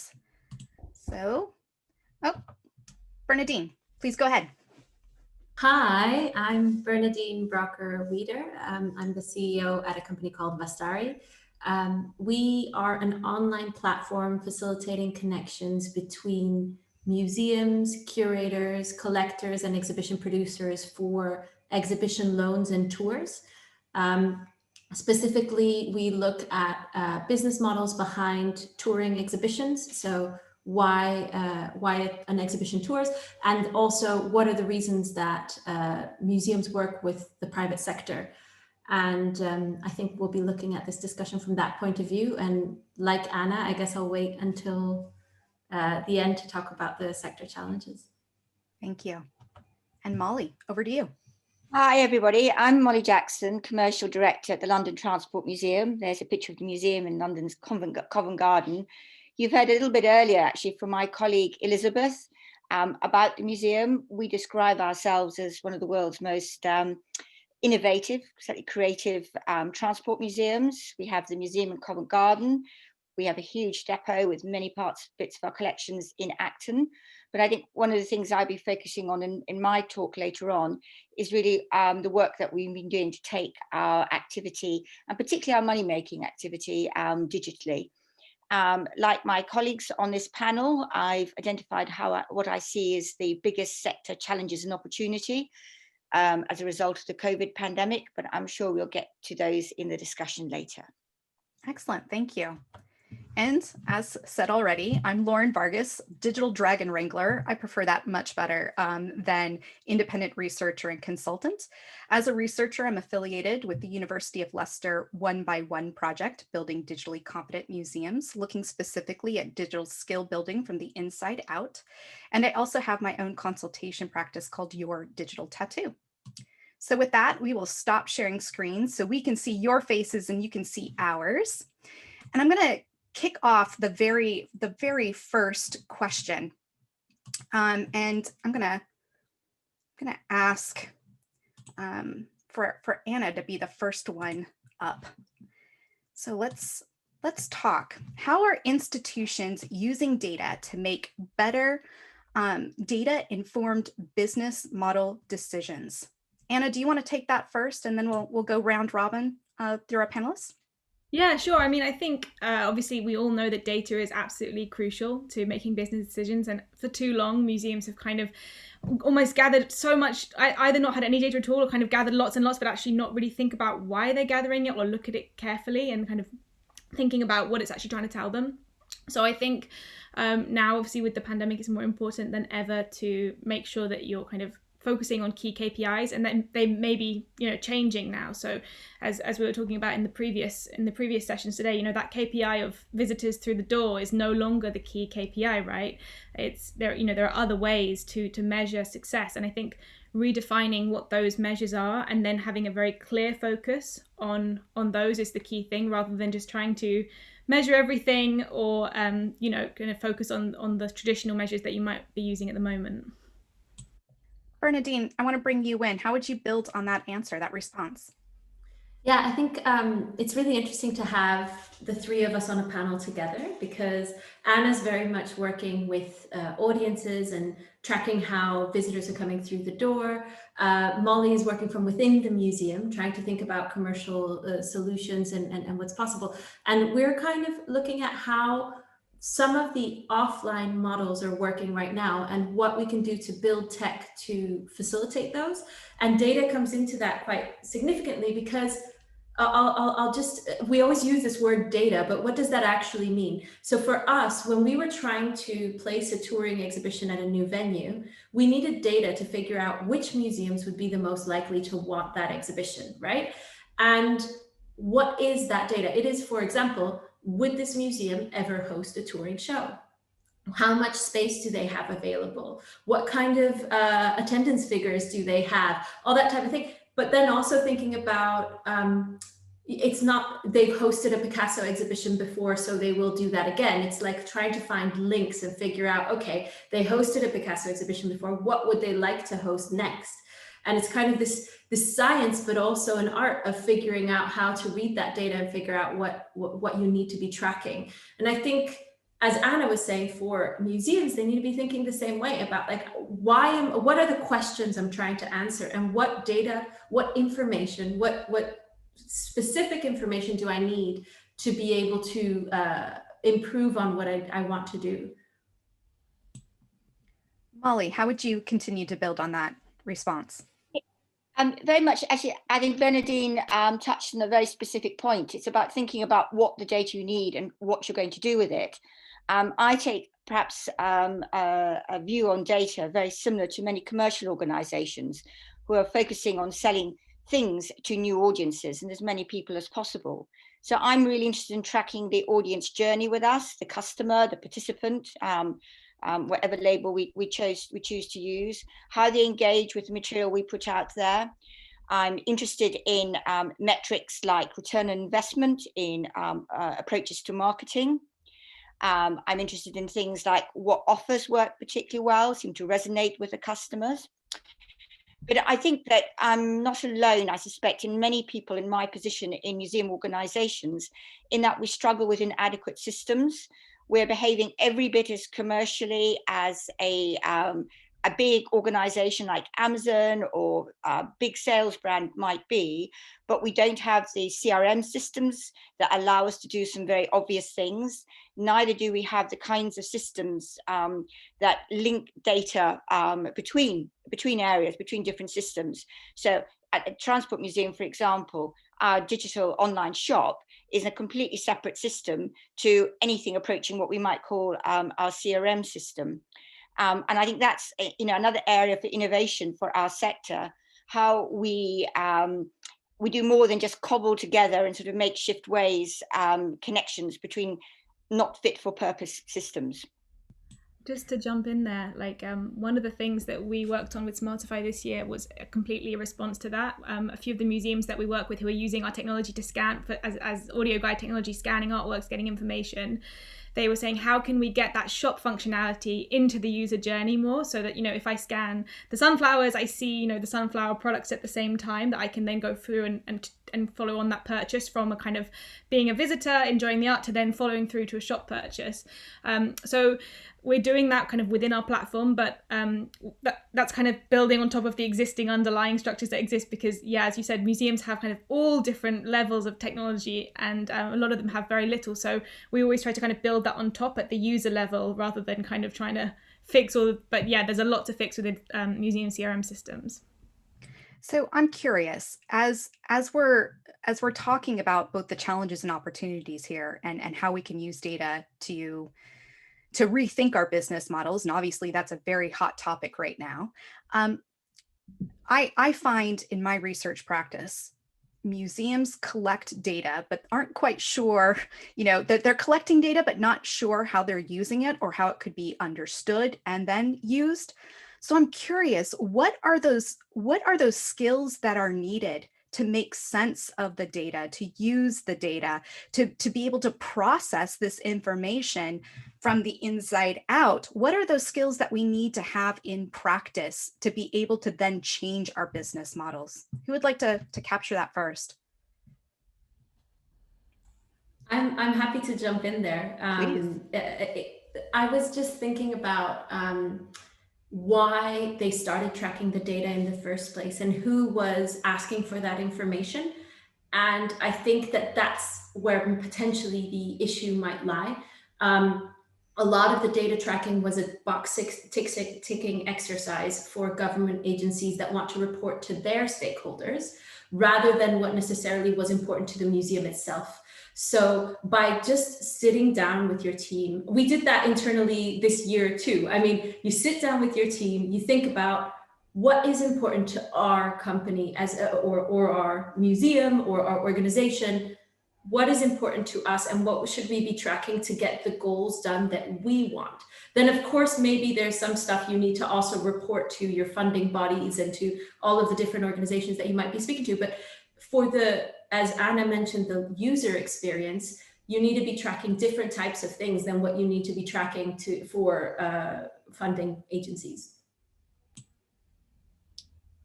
Anna or Molly? Yeah, should I just jump in there? I mean, again, Bernardine is absolutely right. We spend an awful lot of time collecting data to fill boxes in for some of our government funding agencies. But I think for the data that we ourselves use, we've been really helped by a very clear process at the beginning of each year, as part of our rolling planning process, of actually identifying what our key priorities are. You can tell from the examples I gave earlier, I'm very focused on some of those commercial metrics. In what is a customer worth to us. But of course, being a museum, more important metrics are about our visitor engagement and our reach. So we set very clear KPIs that really pick up on these strategic priorities and are measurable. And we track those and we use those to tell the story of how we're doing, not just to our stakeholders like our trustees, but also to our colleagues and our staff. And also, of course, it shapes how we plan and really implement our strategy. And just to jump in there as well, I think now that museums are making this transition from kind of focusing on the exhibition and visitor numbers to actually online experiences that we're trying to kind of, you know, charge money for. So, you know, Kriss just mentioned the kind of the documentary film version of an exhibition they're charging £8 for at the National Gallery. I think it's going to be so important to measure the data around these early experiments, because, you know, or when Wouter was talking about the putting the National Gallery meditation thing onto YouTube, you know, how long do people listen to that for? At what point is the drop off? What do people click on next? Like, all of these data that's actually in these platforms, that will inform your future product strategy. So, and then going back to what Andrew said even earlier in this morning, when he was talking about we need to move from just kind of publishing to actually being kind of packaging that up into these kind of new business models, so that it's not just you're using YouTube, but you actually package it up into a membership offer, and then you kind of put that out there and charge for it. And to make that difference between just publishing something on an existing social media channel and then actually kind of offering a product or a service, you're going, you know, that's obviously user design, and that's a whole process that, you know, we go through anyone when they're building digital services. But it's so important in these early stages when you're trialing things online to be measuring engagement and actually thinking about how does that now inform my next step. And I would say, you know, before we jump to the next question, which is all about innovation, is if we are documenting these experiments, you know, how might we share the good, the bad, and the ugly with the sector? Like, what I think I see in case studies is we kind of gloss over that gritty, that messy middle part. And all of us in some way, form, or fashion are in the messy middle right now. And we aren't doing enough to be vulnerable and say, we've got these issues, we've got these problems, looking outside, not just of our own institution, but possibly our sector for help or guidance. So I think that's incredibly key, to be able to learn from our failures and the failures of others, not as a, you know, as a bad thing, but as a, how does this move us the next step forward so that we can make more space for innovation? So before I ask the next question, I just want to remind our audience that if you have any question for our panelists, please drop them in our chat. At the bottom of the hour, we will be taking audience questions. So please go ahead and start feeding them to us. So Bernadine, I'm going to start with you on this particular question, then move to Anna, and then Molly. How has innovation affected the business models of museums? I was just thinking when you were summing up the last section and talking about things, that I feel really encouraged by this change of positioning. I was on a panel with a few museum professionals at the Art Business Conference I think it was 2 years ago, about the entrepreneurial museum. And one of the things that was mentioned was about how museums need to be allowed to fail in order to innovate. And that a lot of the lack of innovation comes from a fear of failure. And because of 2020 and because of the situation that we're in, we've all of a sudden unlocked a certain type of, it's okay if something doesn't work, and then let's try something else, like the R&D spirit. And I think it's really great for museums to maybe speak to like startups and technology companies for inspiration, because they've been doing this for quite some time, and it might bring some ideas to the table. And specifically, this is super analog of me, I've got a book that I wanted to recommend. Oh, it doesn't work with the, so there's a book called Monetizing Innovation that mentions that there are usually reasons why certain monetization strategies don't work.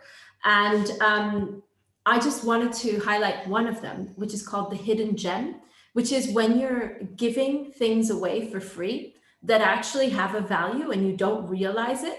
And it usually is because maybe it's something innovative or something new that the organization hasn't realized for a while. It could be something valuable. And I think that that's exactly what's happened in 2020, is that museums have discovered that actually all of this digital content that they're producing is valuable and people really are hungry for it, but there is absolutely nothing around it to help monetize that innovation and that those things that are happening. Excellent. Anna, do you want to weigh in? Yeah, I mean, I think, you know, again, going back to that kind of meditation YouTube example that Kriss was talking about earlier, you know, it's the different, I don't know if anyone's used like the Calm app which is like has meditation stories. They are successfully monetizing, right, these like little snippets of content where you're relaxing, and it's a subscription model, but it's packaged up into a product. And that's the kind of the next step that we're talking about. But definitely, to take it back a step, I do think over this kind of next year, we really do need to redefine what success means for organizations. It did mean, as Benny said, it did mean visitor numbers and kind of external factors in terms of what success is. And I think, now it's not going to be about the visitor numbers, it's about impact, especially when museums will have to reduce their budgets, their operating budgets over the next year. There will have to be restructuring. There will be museum staff who perhaps they're curators right now, but they'll be asked to do digital things. They'll be asked to mentor new people coming into the sector. So there will be these big changes in the sector just because of, the importance of the exhibitions and blockbuster model versus this new importance of growing digital business models will kind of need this shift. And I think with that shift in what the importance in the museum, we'll have to see retraining and, new KPIs for those different experiences. Molly? Yes, and actually I'm hopefully going to go in some part way to address a question that's already popped up on the chat. I was going to talk about a case study that of digital innovation at the London Transport Museum, and I'll give a quick little bit of background. So we are very much, a big proportion of our funding is self-generated income. So our ticket admissions income is very important to us. Obviously, anything related to visitors just dried up immediately that we had lockdown post-COVID. Part of our income line was a program called Hidden London, which was tours of disused tube stations, behind the scenes part of the network, places like Piccadilly Station, Moorgate, the deep tunnel shelters at Clapham South. And to give us context for how important this was to us, in 1920, we sold 30,000 tickets and we contributed close on $500,000 to the bottom line from this business, and that dried up overnight.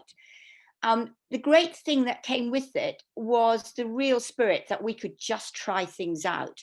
So we got going with some ideas we've been talking about for literally months, and just the day-to-day of the actual physical work of the museum was always getting in the way.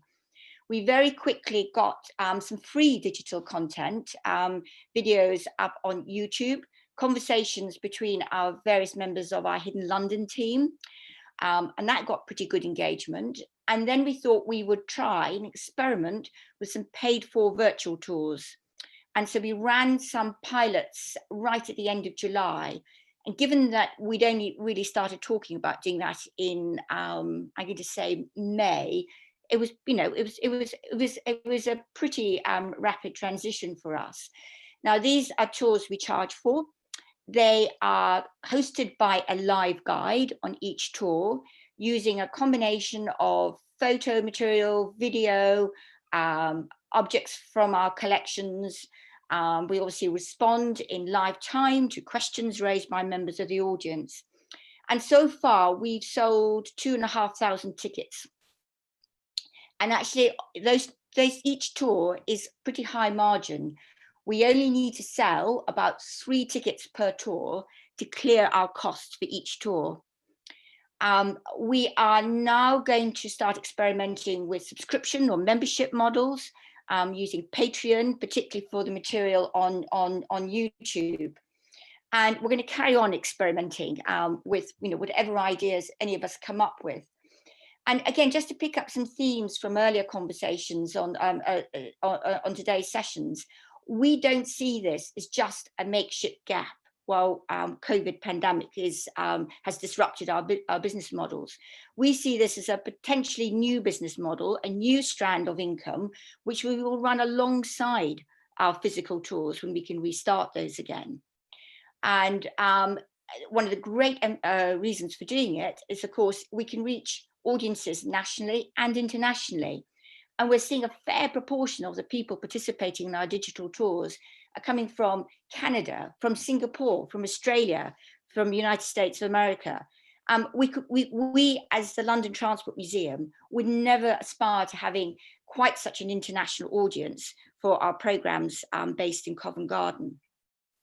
So, I mean, I think that's just, I wanted to put that out there as just a very specific case study of how COVID has really accelerated innovation for us.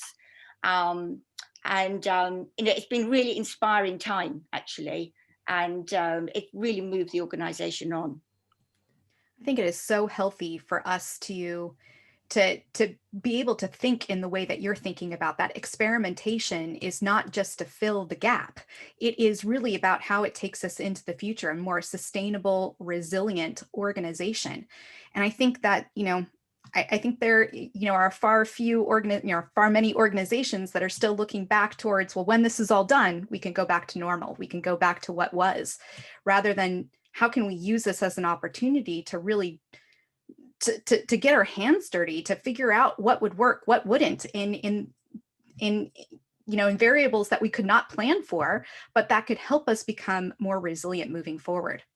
So in our last question, before we open it up to our audience, how has innovation affected, that was one we just did. What advice would you give to museums wanting to commercialize innovation, and how does working with organizations like Smartify play into this new conversation? Anna, let's hand it over to you.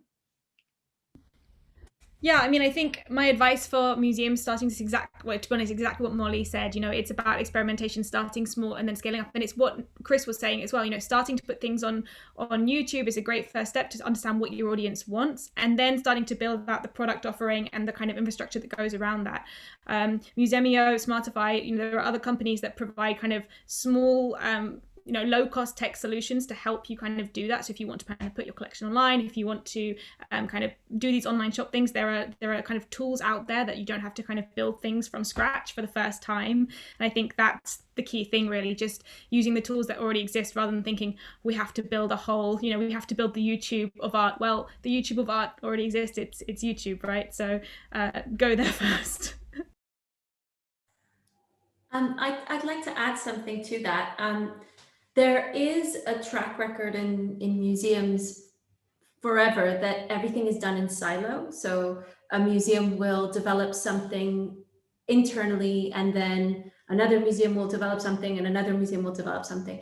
And what we've been doing, I mean, it's been a bit quiet for us this year because exhibition booking has been less prevalent than let's say usual.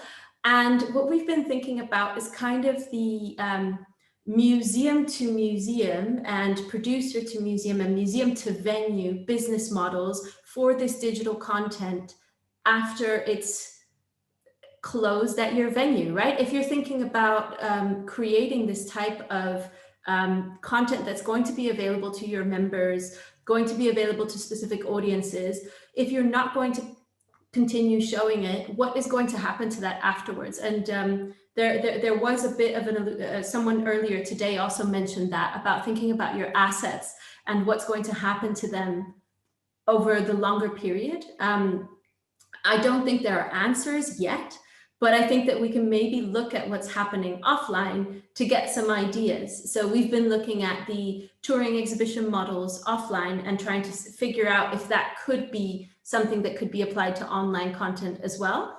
But new rules need to be written, new thoughts, new ways of working need to be defined between museums. And I'd like to encourage museums to be thinking about that as well, about how to work with colleagues. So it's not just silos and you're not competing against each other, because I think that that is one of the things that happens with that long tail that develops when you have lots of content producers. You need a Smartify to tie it all together. You need a Netflix type of thing so that you can get to the audiences. You need to engage with YouTube, with Patreon, take advantage of other realms where you can reach audiences and not just work in silo.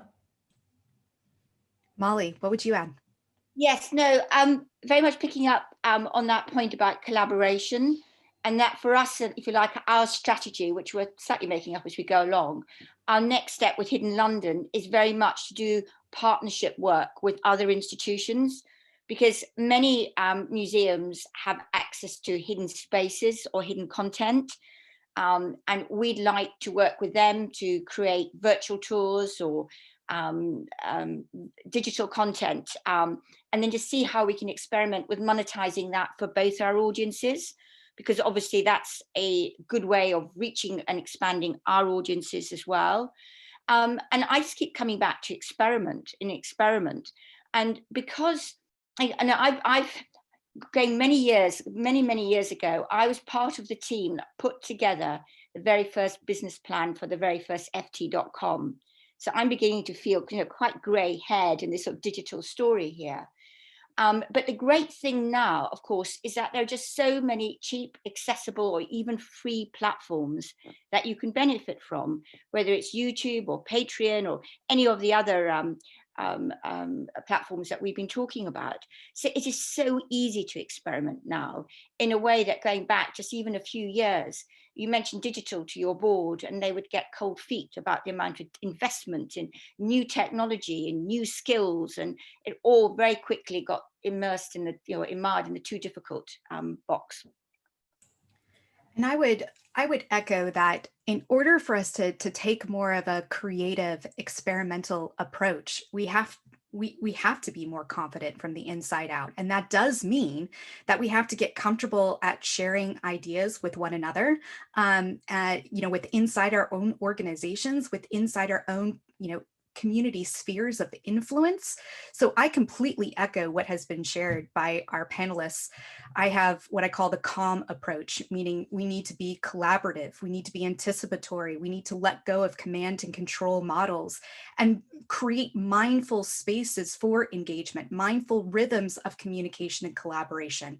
Because if we aren't doing that from the inside, how can we expect, that type of engagement either with our audiences, visitors, or, any of the organizations or institutions or communities that we partner with? And that means we've got to get better at collaborating in place, working out loud, sharing half-baked ideas, and embracing an agile way of working, not agile with a big A, but agile methodologies where we can pivot and become more nimble. So let's open it up now for the audience to ask us a couple of questions. And the first one is from Jessica. And she's asking, and I hear this one quite a bit as well, but can we hear some numbers? What digital experiences have paid for themselves, including recouping grant money? Do we have any good examples of that? Anybody want to jump in? I thought maybe Molly would. Yeah. Well, I mean, I guess our virtual Hidden London tours, we, as I mentioned, we recover the cost of a tour, the cost of the guides that are presenting the tour, after selling perhaps 2 or 3 tickets. But I think what I would say here, though, is we are reusing content that we have already researched and created and have used in many different ways in the past. So we've had our physical tours. We've got an award-winning exhibition about hidden London places on at the museum. So, we've been cutting and dicing and repurposing material that we've already got, and the enthusiasm and knowledge of the people in the team. And so, it was not as though we're starting from scratch. I think there's an interesting point in that question about recouping grant funding and looking at the actual return on investment that we haven't discussed in this conversation. I think accounting for the real costs of what you are doing and getting to know what is really profitable versus what looks profitable but actually isn't is quite important. I think one of the things that has been under accounted for within institutions across the board is permanent employee time and what that's being spent on. And I think that might be one of the KPIs that is also helpful to look at to understand return on investment, so that you can see that those initiatives, how much time are you spending on this and what is it bringing back to you, and how much does it really cost to do things? We've been looking at loans and loans out and loans in. Usually that's, especially with individual objects, it's considered free. But is it really free? Because there is someone at the institution that is handling that, etc. So just ways of looking at the accounting. But Anna, you were going to say something. Well, just to add, we built Smartify from scratch, and we have very little grant funding, but most of what we've done has just been through creating something of value that people are willing to pay for, and then slowly scaling up as that funding comes in from sales. I think that the models that we see on Instagram where we sell our souls for free content, I don't think that's what people want anymore. I think we're going to see an increase of just a traditional two-sided marketplace where you create something of value and people are willing to pay. Subscription models, we're seeing the huge growth of streaming subscription. I think that is the way to go with this. And let's not discount the gains that we are making with some of these projects and partnerships. What are the skills that we're gaining? What's the data, insight that we're gleaning? And let's factor that into overall cost and return, because those things are often forgotten about. And we need to, as part of building resilient organizations, those are questions and information we need to capture. So our second question comes from Damien. And some of this has been captured with some of the examples that you've offered in our first half hour of conversation. But do you work on projects where you capture data on engagement with actual in-gallery content, whether it's analytics from interactives and media exhibits, or more observational audience behavioral insight? Who would like to tackle that first? I can briefly say something.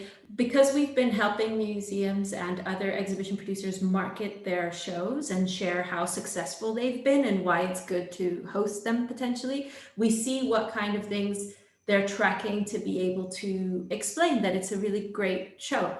And I'd like to use one example, which was an exhibition producer that's an artist collective called Marshmallow Laser Feast. They have a virtual reality immersive experience that has a limited number of people that can attend it at a time. So you cannot have the blockbuster number of attendees.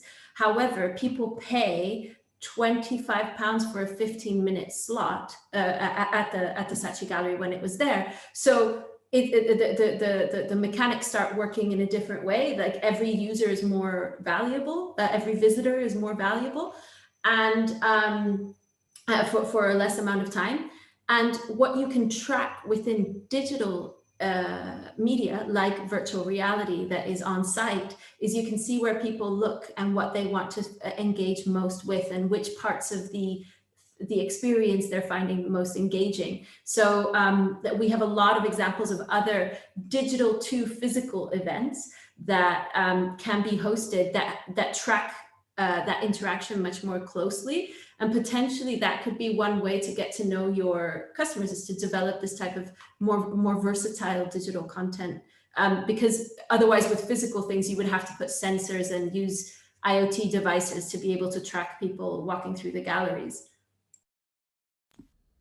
I mean, just to add, one of the things that a lot of people use Smartify for and really prefer over like traditional audio guides where you push the buttons and you have this rented headset, is that because it's on mobile, obviously we know what people are looking at in terms of the artworks, and you can use Smartify as a guest, so it's completely anonymized. You can also create an account which is then connected to an email address, which then we have permission to give that to the museum in terms of their usual marketing channels. So yeah, those things are there, and obviously anything that happens in mobile is far more easier to track how people are engaging, and that's kind of on site but obviously at home as well. So we know for those users who give us location permissions, we know if they're at home engaging or if they're in the museum. So that's the kind of data that we share with our museums, and why they use our services.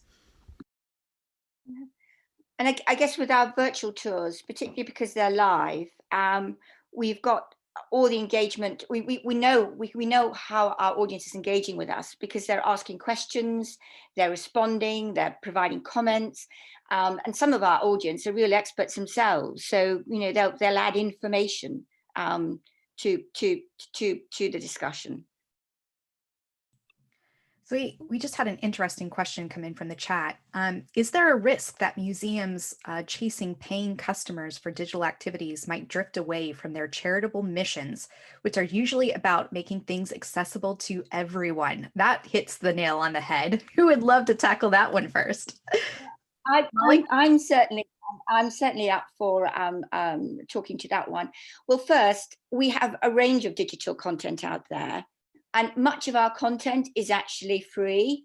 So whether it's some fantastic educational material, talks and stories and blogs, all kinds of things that we offer, absolutely free to just anybody off our website. And indeed, our hidden London Hangouts on YouTube are also free. But one has to be very pragmatic about it. The reason that we charge for some of our activities is that we need to do that in order to make the numbers balance. If we couldn't balance our books, we wouldn't exist. And all the great free work and all the fantastic education work we do and all the care of our collections just wouldn't happen. So I think nearly all museums operate this mixed funding model. They do a huge amount of great stuff which is free, but they have to find ways of monetizing some of it in order to continue to survive.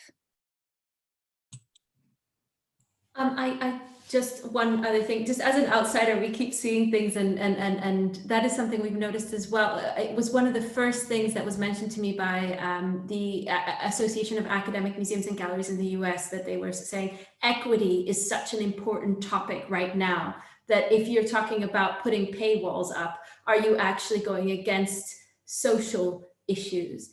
And what I think is interesting about what Molly said is, there is a difference between premium and free content and kind of that type of thing. And actually, by making your premium content more accessible, you're actually increasing equity, because perhaps some of those curator tours that were reserved to people who were in the know to know the curator and would be able to go to that, actually now you're making it more open to further audiences that might not have known about the fact that you had these special tours and that would not have decided to engage with the institution in that way. So one of the hidden gems that we've noticed people are willing to pay for is that voice, that verified voice about the collection and about the subjects of the museum, and making sure that you have that as a premium service that's accessible to all.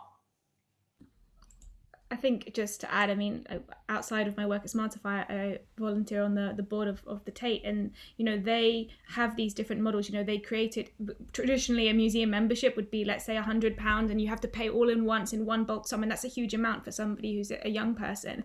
So they created this Tate Collective, which is a young person scheme, which is £5 tickets if you're under 25, and anyone can sign up. And now it's the largest kind of young people's program of any museum in the world. So, you can kind of make the economics work if you have kind of these different models. But I definitely think offering things for young people, like someone mentioned in the chat about the French kind of culture pass, there are these kind of different ways of offering different, pay what you can for different audiences.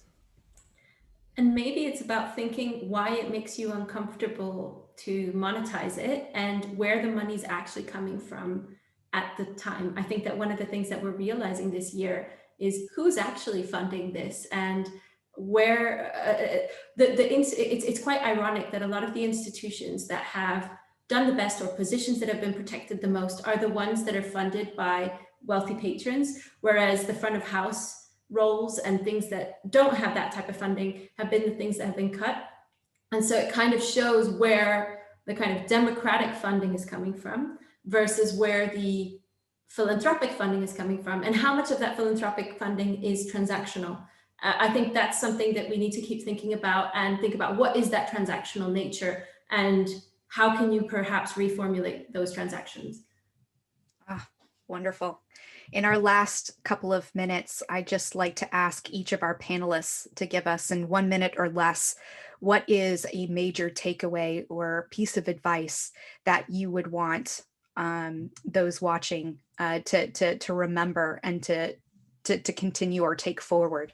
Who would like to go first?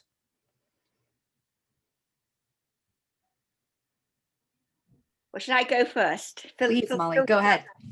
I keep coming back to don't be afraid to experiment. It's whatever you do, you're not going to sink the ship, I guess is the way that I look at it. With these, with a digital experiment, try it. You'll learn so much, and that in itself is of value for giving it a go. Yeah, I think for me, it's probably redefining success, redefining those KPIs, and not being afraid to put investment in new places. You know, you will obviously need to invest in things and grow new business models. So, you know, just not being afraid to basically redefine what, you know, your traditional KPIs and really think hard about, you know, where you want to focus and what the mission of the museum is and different ways of doing that. I echo everything that's been said before, and I think probably I would take some time out to think. That has been really valuable for us also this year, when you have a lot of things coming your way, a lot of different ideas coming through. It's very hard to filter through and figure out what actually is what you want to do. And I think taking time and taking a breather and working together is extremely important, as well as experimentation and defining what success looks like. I think that aligning together and figuring out what time is dedicated to innovation is really important. And I'd like to close with, you know, as you take that time for that reflection, that review, the experimentation, it's really thinking about how do we create a safe space for that communication and collaboration, not just internally, but with the communities that we serve. How do we make visible the invisible? You know, meaning all of those wonderful things that were, you know, discussed about, you know, how do we surface and visualize data to journey mapping, but how do we take those assumptions and visualize them, ground them in actual data, and then bring in our customers, bring in our audience and visitors to help verify and validate that information as well. Like, they are part of the planning process. They want us to survive as well, so we can't forget them in the conversation.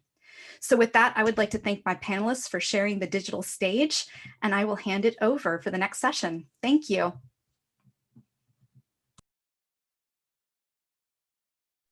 So I know there are many conversations and questions in the chat.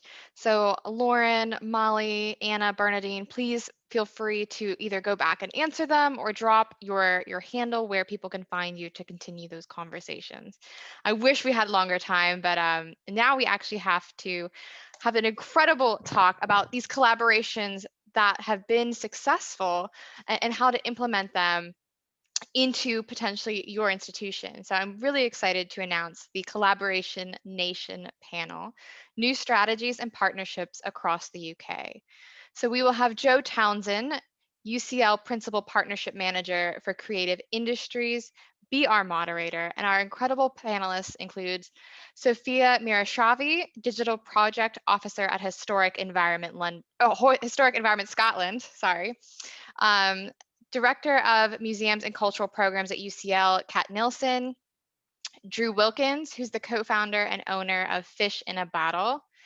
We also have with Drew Scott Billings, the Digital Communications Officer at Oxford University Museum of Natural History. And last but not least, we have the Picture This Productions Director and Immersive Experience Creator, Charlotte Mickelberg. So can I welcome you all to our virtual stage?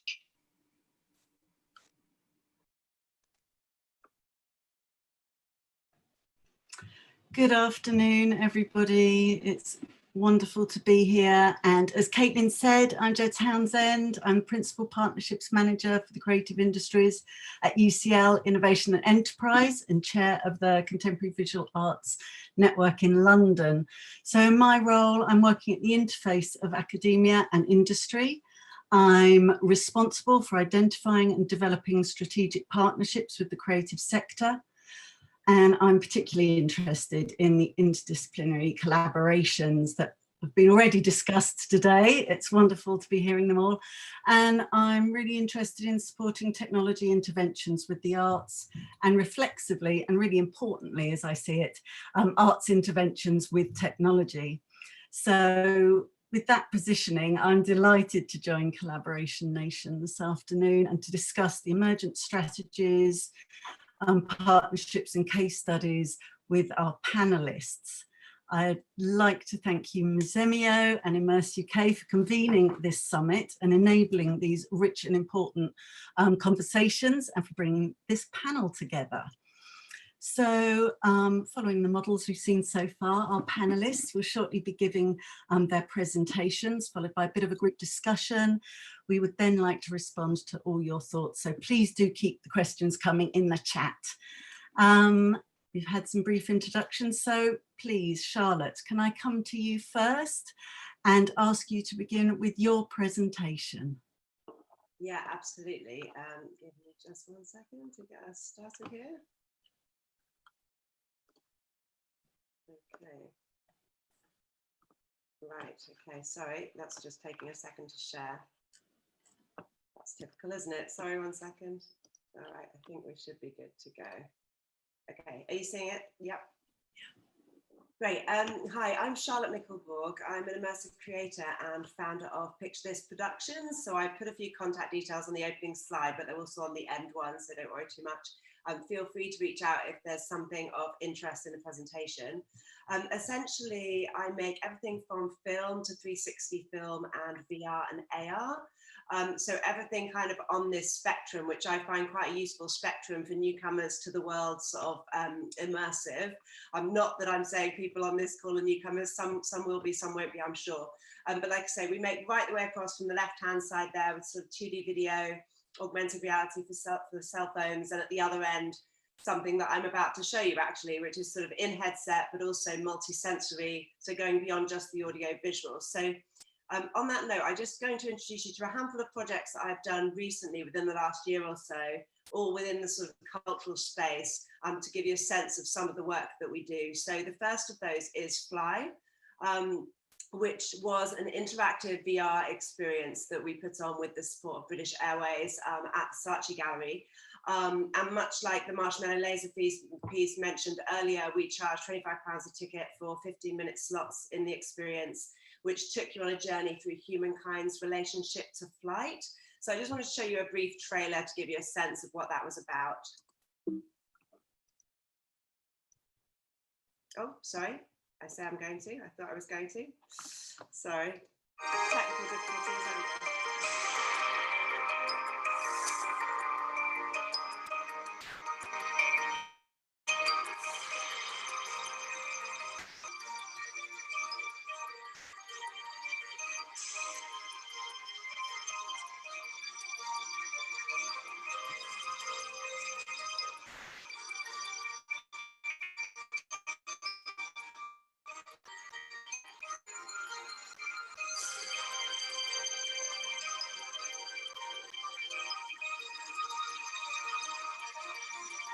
Young boy dreaming in the field, and I actually felt we were right there with them. Super, really feel like you're flying. It's super. I thought it was incredible. Platform, the wind, the temperature changes, all of that stuff just makes it so immersive. It was amazing. It was really fun because when you were a bird, you could just fly really high and then you could just soar down. So that piece was supposed to be in the US this year, but given COVID, hasn't travelled to the US.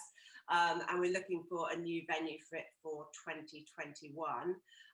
But moving on to another recent project, and one that I'm actually co-producing on with director Gail Moore, who I think is in the audience of today's call, or today's webinar. And that project is a VR and 360 series, meaning that essentially it's one that you can experience in headset, potentially in museum locations, or at home if you have headset at home, as well as a 360 filmic version that could be in headset or on the desktop browser. So just again, to show you a brief trailer from that experience.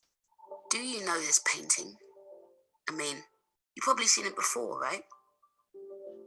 But actually, what do you know about this painting? Why is this one important? Why do some paintings stand the test of time and not others? All great paintings have something in common. They have a great story behind them. This project is about uncovering these stories, changing your views on the paintings that changed the world. So just to mention that on that project, which has just been prototyped, we are currently looking for partners, both funding and also non-funding, collaborative museum and art organisation partners. So do reach out if it's of interest. always hard to represent VR on a flat screen. But anyway, lastly, I'd like to show you quite a different project, which is something that we've also just been prototyping. It's a project called Tudors Augmented, and it's a multi-sensory AR game. So I'll explain to you, I'm going to play the trailer, but I'm going to talk over this one to explain to you a little bit more about it as we go, and also because I don't want to take up too much time. So basically, Tudors Augmented is a physical trail-based game. So we developed the prototype around the Lost Palace of Oatlands in Surrey, which was Henry VIII's Queen's Palace, but largely doesn't exist anymore. So at the beginning of the game, you choose your location, you get a bit of backstory on that location and the story we're telling you, and you meet the key characters. And then you essentially choose to play on one of two key characters' kind of sides in the game, so that as a family, you could potentially play kind of two devices against the other. You follow this trail, and at each point trail, you get a narrative installment and have to either solve a clue or crack a code, etc., to move you on to the next stage, with the ultimate goal of kind of completing a mission you've been set.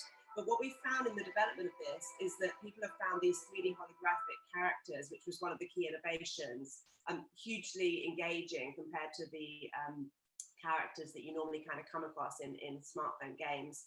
And the other key innovation, and I've got one here, if you can see it, is a little mobile scent device that we plan to use where the game is, well, we hope, for example, to get it into Hampton Court in the Tower of London, such locations. And in that case, the scent device will be given out at the beginning of the game. And they release scent at certain key points in the narrative. So, for example, one of the scents we've developed is the original perfume of Elizabeth I, which the recipe still existed in the Royal Horticultural Society archives. So as you would enter her privy chamber, you would smell her presence.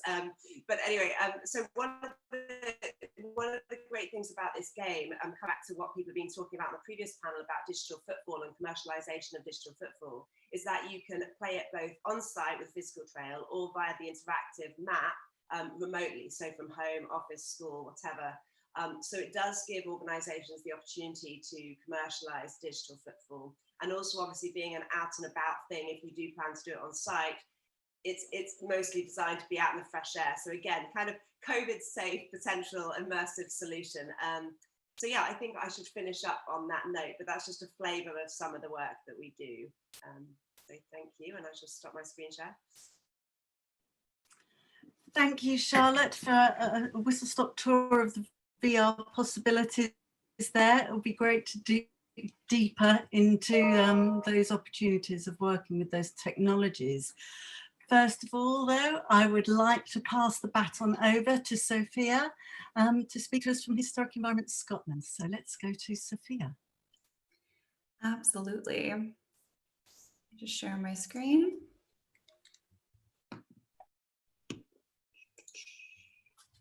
All right, can everybody see that? Fab. All right, so my name is Sophia Mirashrafi. I'm the Digital Project Officer at the Digital Innovation and Digital Documentation teams at Historic Environment Scotland.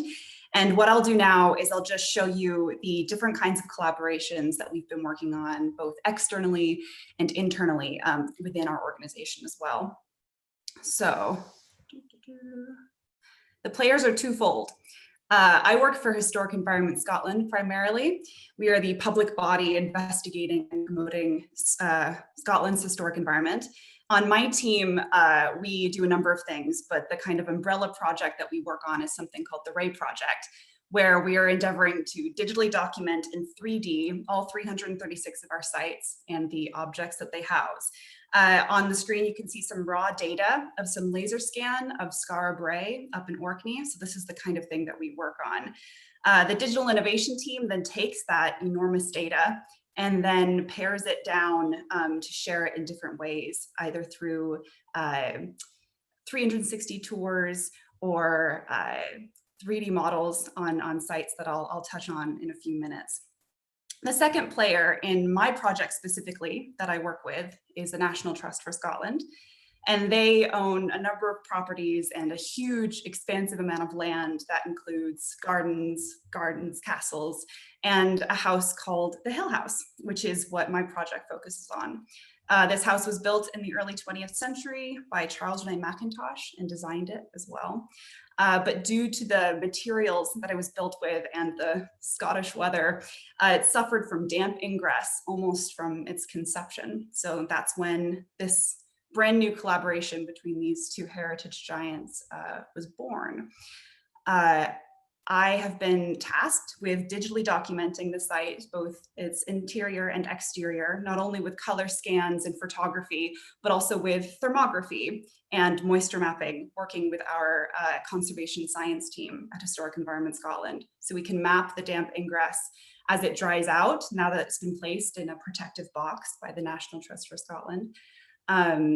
Over time, but also be able to tell rich stories about an old house.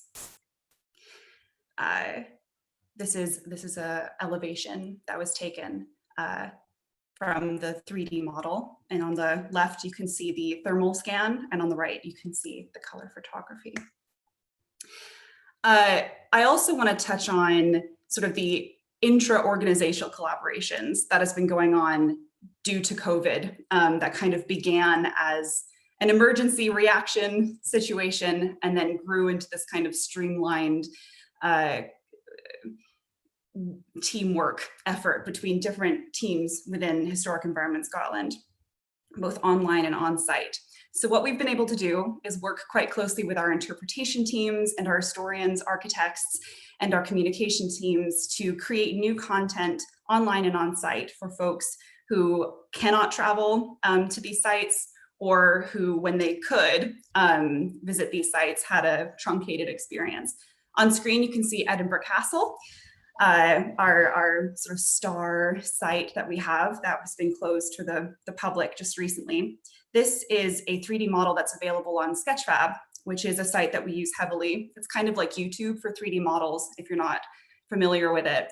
It's used a lot by gamers and artists, but a growing number of cultural institutions, and it's absolutely brilliant. So you can have a sort of 3D virtual tour of the castle.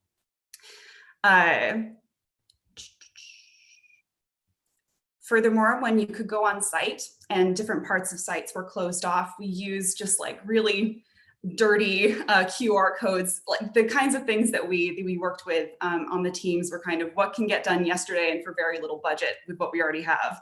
So we have 360-degree views of different parts of, this is Stirling Castle, that were closed off due to social distancing concerns, that you can layer on with voiceover or sounds to kind of give folks access to parts of sites that they wouldn't be able to have anymore, both online and on site. And we can integrate 3D models into that story as well. This is at Melrose Abbey.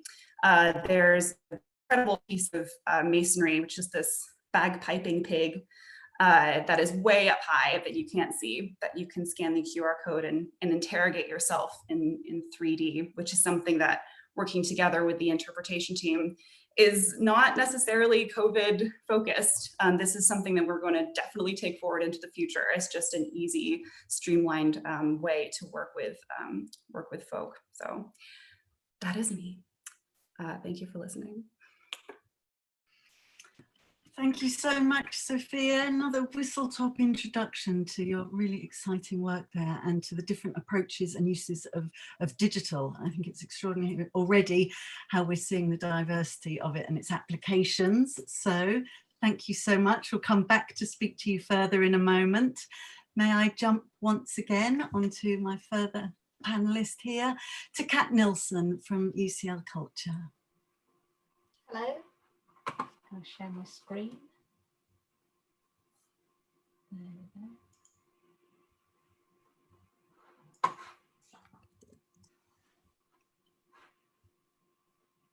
Did that work? Mm-hmm.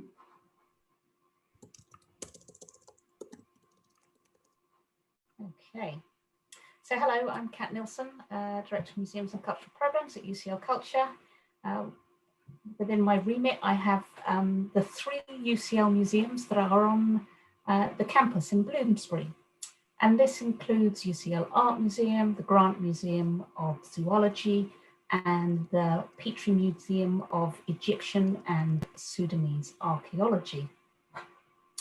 And obviously, being part of a university, one of our primary functions is to serve the students, and we do this in a number of ways, through teaching, also through research, serve the academics and the students' projects, but also very much the student experience. And as soon as COVID hit, we were very concerned about, well, how do we continue to deliver that experience, particularly to the students, particularly to the new students coming in at the beginning of term 1, who are going to have a really impoverished experience compared to usual. So one of the things that we started thinking about is how do we create those kind of digital experiences that enable that kind of social interaction. And I've worked a lot in the past with immersive theatre companies who do a lot of blended experiences. Now the curators who've been teaching have been doing a lot of blended learning, and so why not do some blended engagement? So we kind of put a brief out there. Well, our public programs team did. I should say that they have worked unbelievably hard to ensure that this is getting delivered to the students. And with a kind of set of remits, and one of them was obviously that because the students can't attend, how do we create an intro experience for them?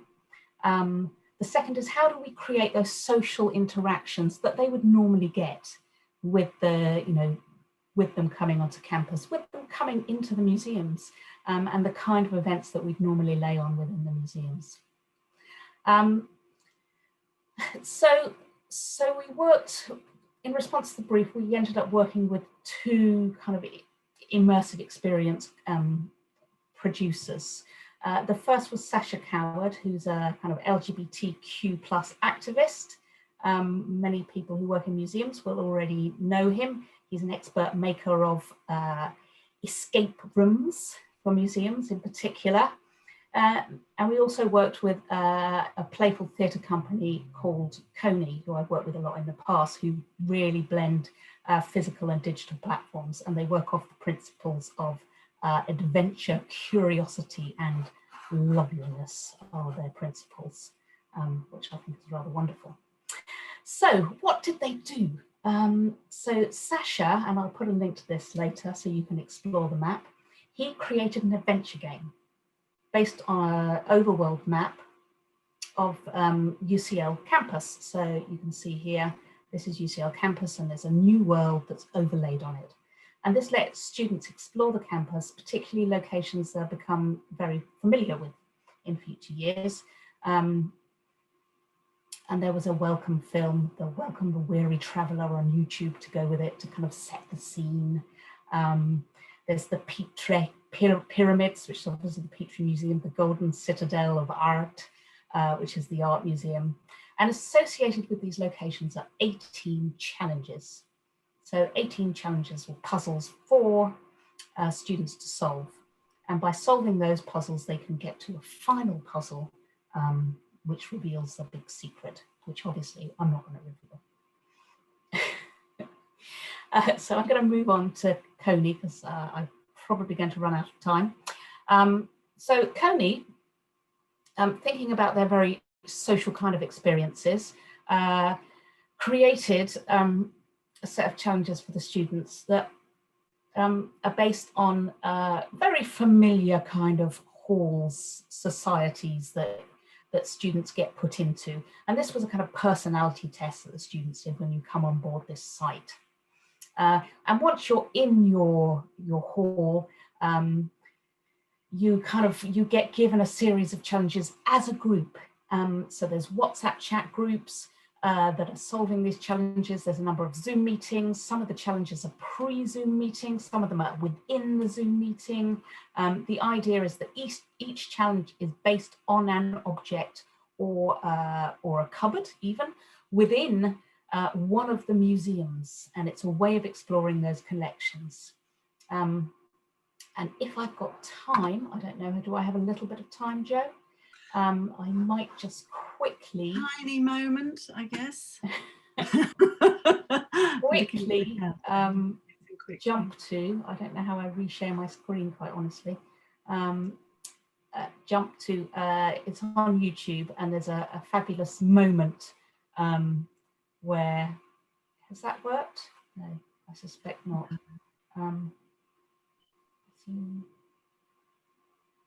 Okay. No, I don't know how to get back to the main Zoom. Stop sharing. Would you like to talk us through it instead, Kat? It's all right. I worked out how to do it. I've worked out how to do it.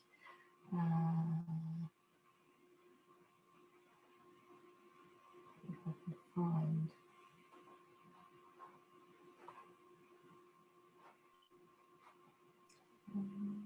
Here we go. Has that worked? So one of these little challenges, and this is just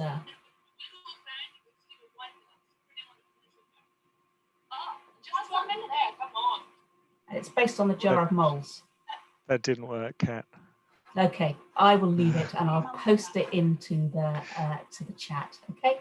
Wonderful. Thank you, Kat. We can all access that later on. Thank you. And so I'm going to move swiftly on then to Drew Wilkins, Fish in a Bottle, and in a collaboration here with Scott Billings. So can I move over to you guys, both? Sure. Hopefully you can see the screen. Great. So I'm Drew Wilkins. I'm one of the founders and owners of Fish in a Bottle. We're a UK-based digital production studio, and we get to work with a really wide range of visionary clients to fulfill their kind of digital requirements. And quite a lot of that work is in the culture and heritage sector, and our clients there have included people like the Museum of London, Science Museum and the RA for various projects. And one of our visionary clients is Scott Billings, who's on the panel here with me today. I don't know if you wanted to introduce yourself, Scott, if you're able to do that. I am able to do that. Hello, everybody. I can muster that much. Yeah, my name's Scott Hine. I work as the Digital Engagement Manager for the Museum of Natural History at Oxford University. So I'm involved in all sorts of things, from exhibition planning and display planning through to online engagement in various ways, and various other digital projects, and indeed also some non-digital things, but have worked with Drew for a number of years now. So I'll pass back.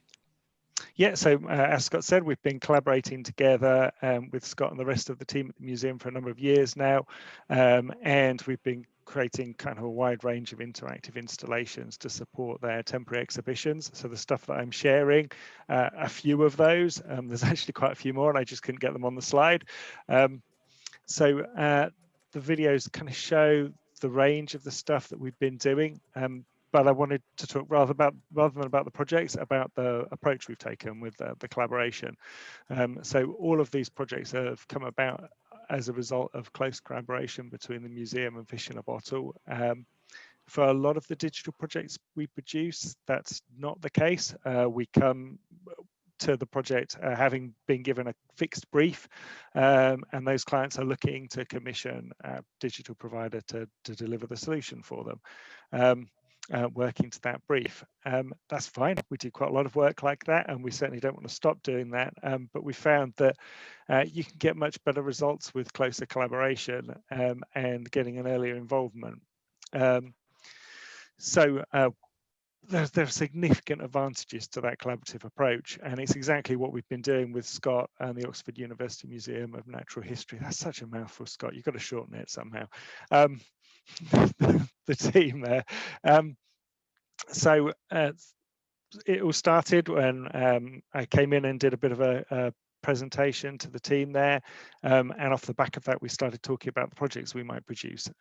So rather than the team there coming out with a fixed idea of what they want to produce, they come to us earlier in the process when they're starting to think about the exhibition. They've definitely got some ideas about what they want to achieve, but what we do is work collaboratively to get a better understanding of the audience we're trying to approach, the key messages of the exhibition, and what we want the visitor to take away from the interactive experiences. We're also considering longevity and reuse of that content. So back in the day when people visited museums physically, which seems ages ago now, we were doing touchscreen installations or an interactive that you played with, but we're already thinking about how that lives beyond the exhibition itself. So we would be building content that could then be migrated or at the same time live online, so that visitors who couldn't physically experience the exhibition could still get the interactive, play through it and get all of the content.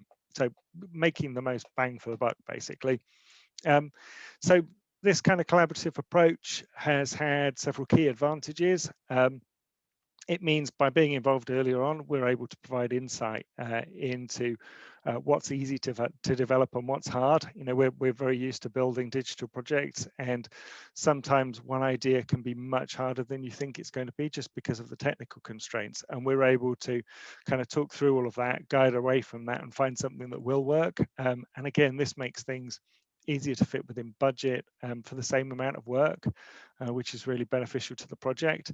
We're also potentially more aware of the latest technology and what's going on in terms of the trends, both in hardware, software, and what's popular with audiences.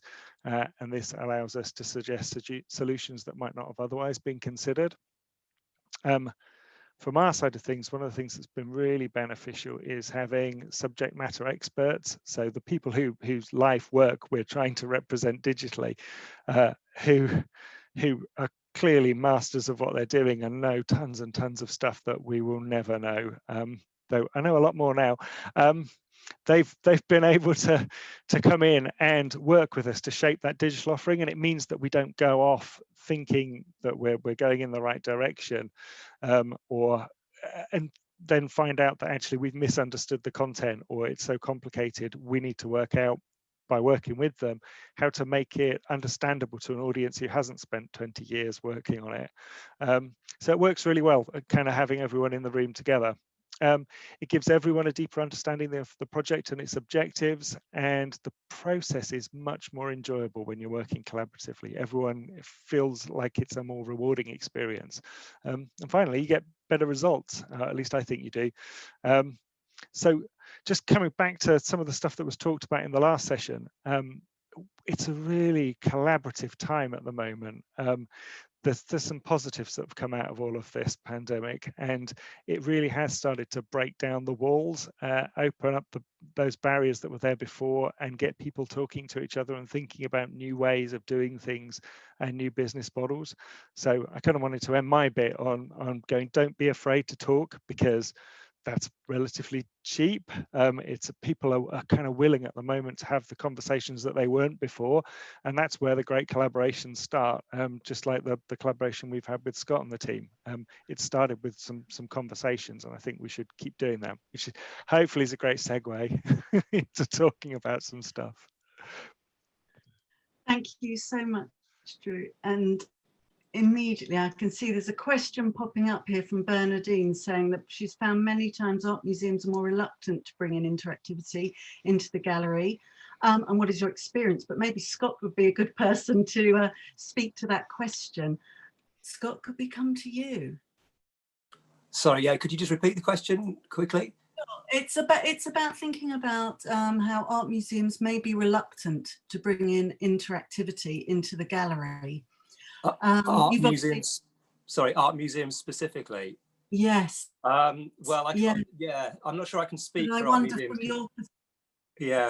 From our perspective, obviously we're a science institution principally, so so a lot of the time we're dealing with trying to communicate quite complex science, and all the projects that Drew had sort of flying around in the background there are all part of a contemporary science exhibition series that we've been running. So I think from that point of view, the work that we've done, I mean, stop me if I ramble on a little bit here now, but one of the things that's occurred to me when Drew was talking is that actually it's almost like there's a three-way, or even in some respects a four-way sometimes collaboration going on, which is particularly rich, because one of the remits that we have, which is not necessarily quite the same as an art institution, or maybe it is different ways, is to communicate contemporary science research to a wider public that's happening in the university and also outside of Oxford University as well.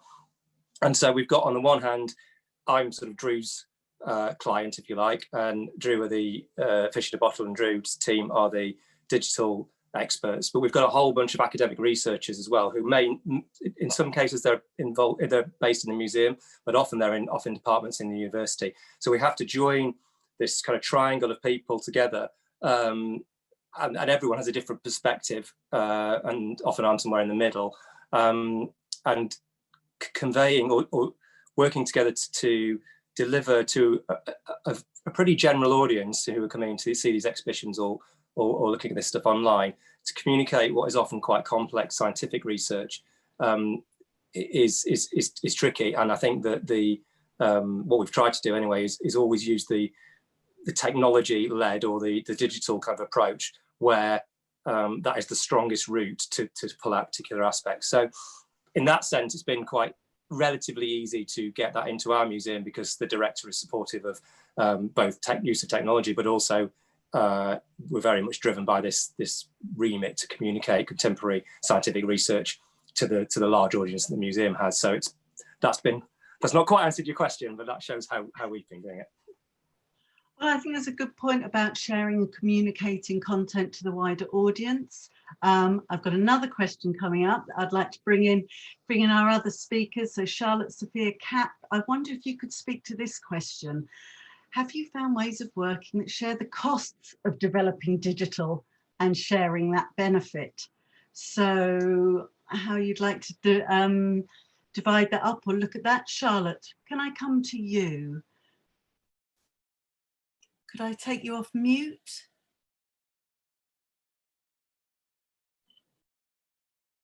Sorry, I muted while the others were speaking. Yeah, I was just actually nominating Sophia, because I just wanted to have a little think for a moment about that question. I haven't seen it come up. Give me one moment. Of course, Sophia.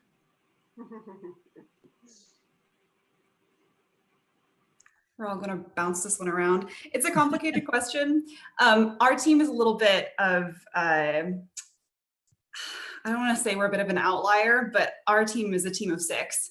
And we have had like our remit of digitally documenting sites, this kind of stuff we've been doing as a team for a decade. So the kind of really expensive kit that we've compiled is already in our hands. So to start something like this from scratch is a little bit difficult, but there are so many ways of kind of diving into open source options in making 3D models and in photogrammetry and VR. So in terms of sharing the cost across the organization, really what we've been tapping into in the last couple months in order to kind of skirt around budgeting panics is tapping into what is already there and knowledge that people already have and the tools that we already have. It's not necessarily about reinventing the wheel. It's about not making digital the point of what we're doing. It's about, I think as Drew touched on, kind of looking at the end user, what is necessary to happen and what kind of tools do we have to kind of piece together an answer to that, rather than jumping straight into, we want to have all these cool digital things, where can we get the money for it? Kind of step back and ask the why and what is already in your hands at the moment. I don't know if that answers the question.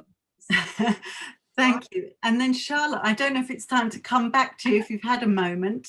I've had a moment, and so I mean, being from a filmmaking background, it's not that I'm not used to the the concept of kind of coming in collaboratively. Often with films, you are sourcing them from several sources.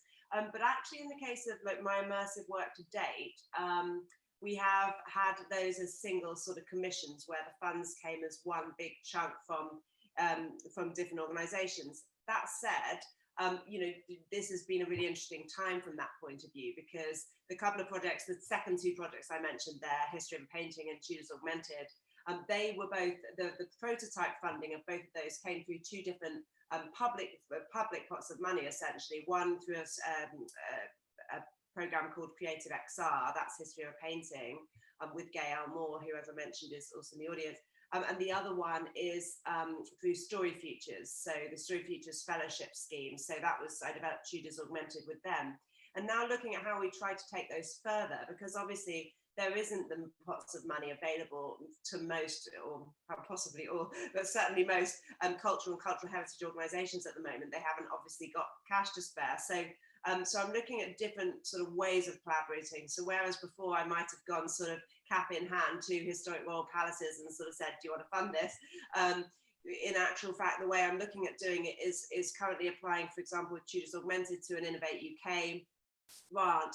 But if I have partners like English Heritage, National Trust, HRP, you know, others potentially on board to say, look, these are the people interested in this, you know, augmented reality game as a way of attracting visitors back to site and engaging digital experiences, viewers, then that will help us to then secure that pot of money. And obviously off the back of that, we do both share the benefits. Like I've looked at different possible sort of models for how that might look, whether we could, for example, retain the IP as my company, but that we exclusively license that out on a sort of monthly or annual basis to the organisation that we've made the narrative about, so that no one else can use it, of course, but equally you're not upfront funding something, and it can be a smaller portion of cash coming out of the budget, you know, a few thousand a month potentially, that would be a lot more realistic than, you know, an 80 grand chunk up front. So certainly looking at different ways of developing, and like very happy to chat to people who are looking to do stuff within the immersive sector, just to look at different potential models for that. So sorry, it's slightly convoluted answer, but sort of the best I can do off the bat. No, that's great. And just another point that came up, which I think is really relevant to you, is about your view on the AR experience of the Met on Instagram. And how are you finding that for audience engagement in that format? I don't know what the specific uptake has been on the AR app from the Met, but I think it's a nice idea. I mean, basically it's not dissimilar. There is a link in the chat if anyone wants to look at what the Met did and doesn't automatically know that. But also BBC did something similar with BBC Civilizations, where you could essentially place an object with the BBC Civilizations. I think they were all sort of ancient artifacts in a room. So, you know, on your office desk or whatever, you could put the Egyptian mummy kind of on your office desk, and you got some basic sort of facts and information about that mummy, and you could sort of walk around it, etc. And the Met's a similar thing. I think they started with only 3 objects from the Met, so it was a pretty limited experiment. The clever thing with theirs, I think, is that because it's being done in collaboration with Instagram, obviously people are then taking photos of that Van Gogh painting on their wall, and then they're Instagramming that. Which means that there's, you know, you've got a very natural sort of growth of audiences that is then going to go on within your audience on Instagram and beyond. So that's clever. What I think's been missing largely, and that doesn't mean it has to be in every experience, but, you know, I'm primarily a storyteller. And I think what was missing from the BBC app, and apologies if the BBC are on the call, and what was missing from the Met app is sort of storytelling. You know, they're giving you very factual information. What I aim to do with my experiences, which is different to that, and like I say, there's plenty of companies out there who do great work on the non-storytelling front, is to sort of engage you in a story, because ultimately I feel that you're then more engaged. But I'll stop it there because I'm talking a lot. But yeah, that's sort of my initial insight on that. Thank you. And yes, we've got so much to talk about. We're very limited on time. So I'm going to send everyone a little task now. Kat, can I come to you first of all? Obviously, we've had examples of you all as great advocates for the digital. Could you just share your key takeaway with the audience about partnership with in collaboration to create new digital experiences, or what would you say would be the key thing for you for asking our audience to develop their digital practice? I suppose the first thing is be clear about what you want to get across. It's all about the messaging that you want to get across. I mean, you know, if you get your messaging in a muddle, you're going to have a mixed process. That I would say, make sure that you make the most of everything that you do. So if you're developing an exhibition, make sure you're reusing your graphic budget to put into your digital budget, because there's never enough budget. for anything. And the third thing I would say is test, test, test. Whether it's an immersive experience, scratch test it, whether it's an interactive, play test it on paper. Wonderful, thank you. And a minute to everybody else for this challenge too. Charlotte, your key takeaway? Oh, it's always, I want to nominate again. Can I have a moment? One moment. Okay. What else? Jump in. Sophia? Girl, I got you. So I would say look to different, not just like different departments, but different organizations, different aspects, learn from photographers, learn from gamers, different things that you wouldn't necessarily apply to heritage automatically, because that is where easy, fun, and new ideas, where you don't need to kind of scrape the barrel and reinvent the wheel. It's just about thinking outside of your own kind of heritage box, because that's where a lot of really cool things are happening that have already been developed. I think Musemio does a really good job of that, of just being like, this kind of gaming stuff for children, we can build on that. And it's such an elegant way of doing it. So that is my takeaway. Wonderful, thank you so much. Over to Drew. I'll be quick. Just talk early, talk a lot, talk to each other, talk to digital partners. You know, we don't charge you to have a conversation. We might be commercial, but we're more than happy, and we're passionate about what we do as well, and we really want to reach audiences, and it's very much in our best interest to make sure that those audiences get a great experience, come back for more, are willing to pay, because more budget means more work for everyone and keeps everyone kind of going at the moment. So, but start those conversations early, because you'll get better end results. That's it. Wonderful, thank you. Scott?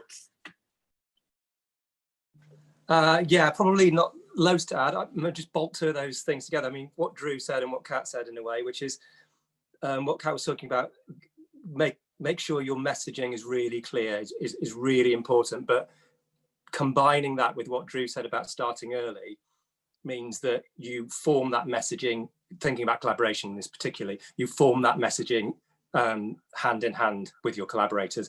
And if you do that, then it's obvious, but everyone is going to be much clearer about what you're trying to achieve at the end. And if you bring people in after you've decided what you want, that hasn't been formed hand in hand. So that would be my addition to that. Yes. Okay, I'll give a quick one because we're wrapping up, aren't we? Yes, I just say don't be afraid of immersive creators. We don't bite. And if you do want to reach out and discuss potential ideas, like as Drew said, if you want to reach out and discuss potential ideas within the immersive arts for your organisation, more than happy to have a discussion. It needn't cost you anything. And you know, equally, I might just be able to direct you in the right place, because I won't necessarily be, you know, the right person for every job. So so yes, please do reach out if you'd like to have those discussions. Yeah, I think you've got my company details in the chat, so you can reach me that way. So yeah, thanks very much for having me. Well, thank you, Charlotte. Thank you, Sophia, Kat, Drew, Scott. Thank you for your time. We could have talked extensively. I'm sorry to have kept it so brief, but it's been wonderful to have your contribution. Please do fill the chat with your details so people can take these conversations forward. Thank you to Musemio and Immerse UK, and thank you for joining this discussion, and I hope you enjoy the rest of this summit. So please, can I hand back to Kaitlin?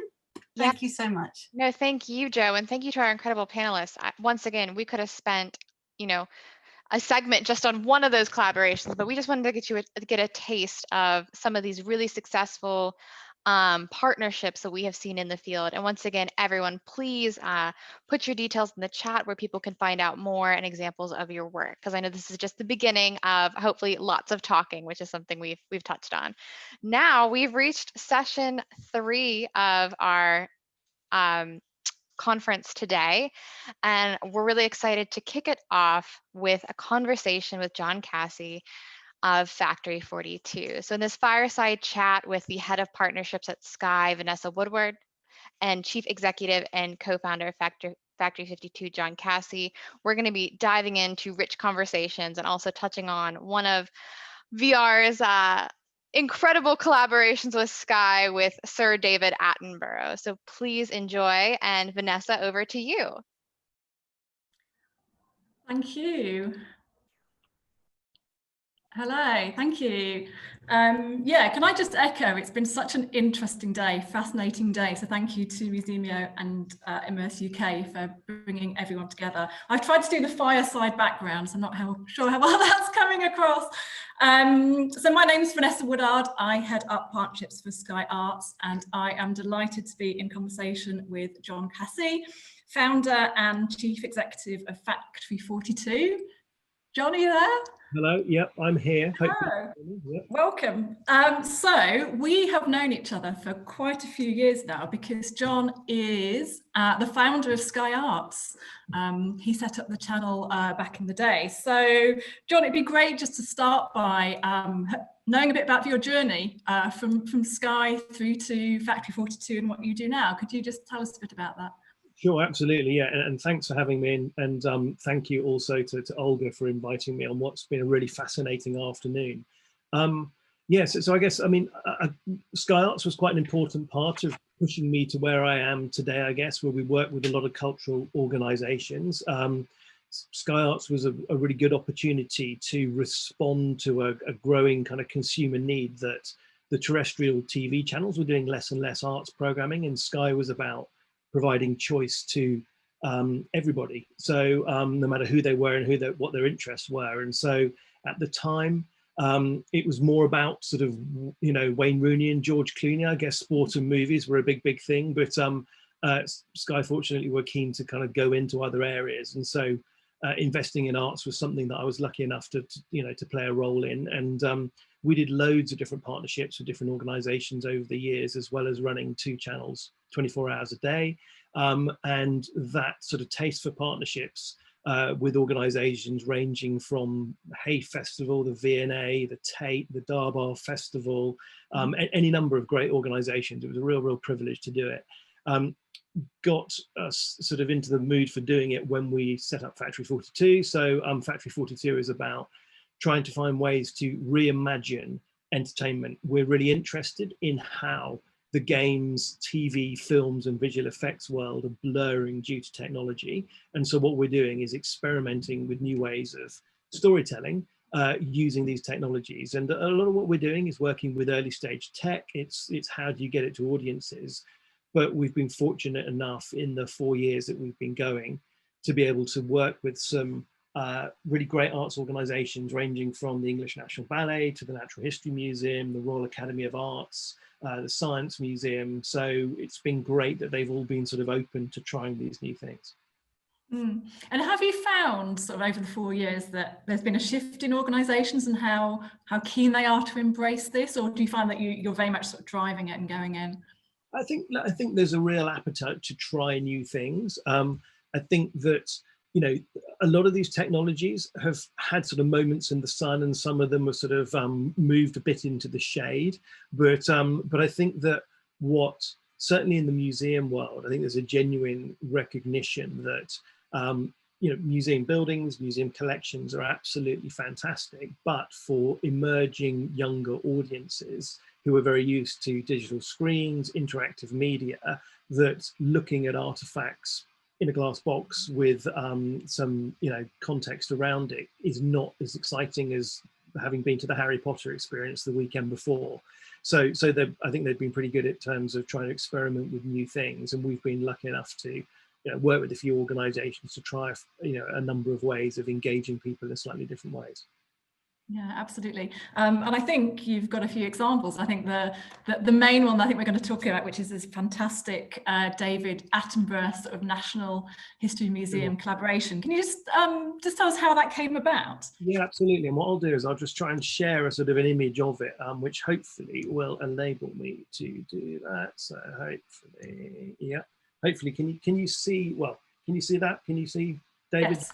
Yeah. Okay. Great. So this was yeah. So this was a project that we released in 2018, I think it was. So time flies. And it came about because I'd been, during my sort of latter I spent 10 years at Sky, and during my latter stage, I've evolved what I was commissioning into everything from arts through to football to basketball, and also some David Attenborough documentaries. And we got to know David, and did a very successful show that was produced for Sky One, called Natural History Museum Alive, which was a documentary where the creatures came alive in the building. It was a lot of fun. It rated brilliantly. It became the top selling DVD in its category. It was produced by a company called Colossus Productions. And anyway, what was clear was that there was a real appetite for telling stories about museums in different ways using new technology. And David has had a very long association with the Natural History Museum. It's a real point of passion for him. It's a building that has had a real influence on him as a child, in terms of his love of the natural world. And so when virtual reality was emerging, we, Factory 42, took him the idea that this could be a great opportunity to enable people to basically get close to museum objects in ways that they'd never normally be able to do. So they could pick up, touch objects, manipulate them, do things that basically, if you tried to do that in a real museum, you would be in big, big trouble. And it would get objects out of museum buildings.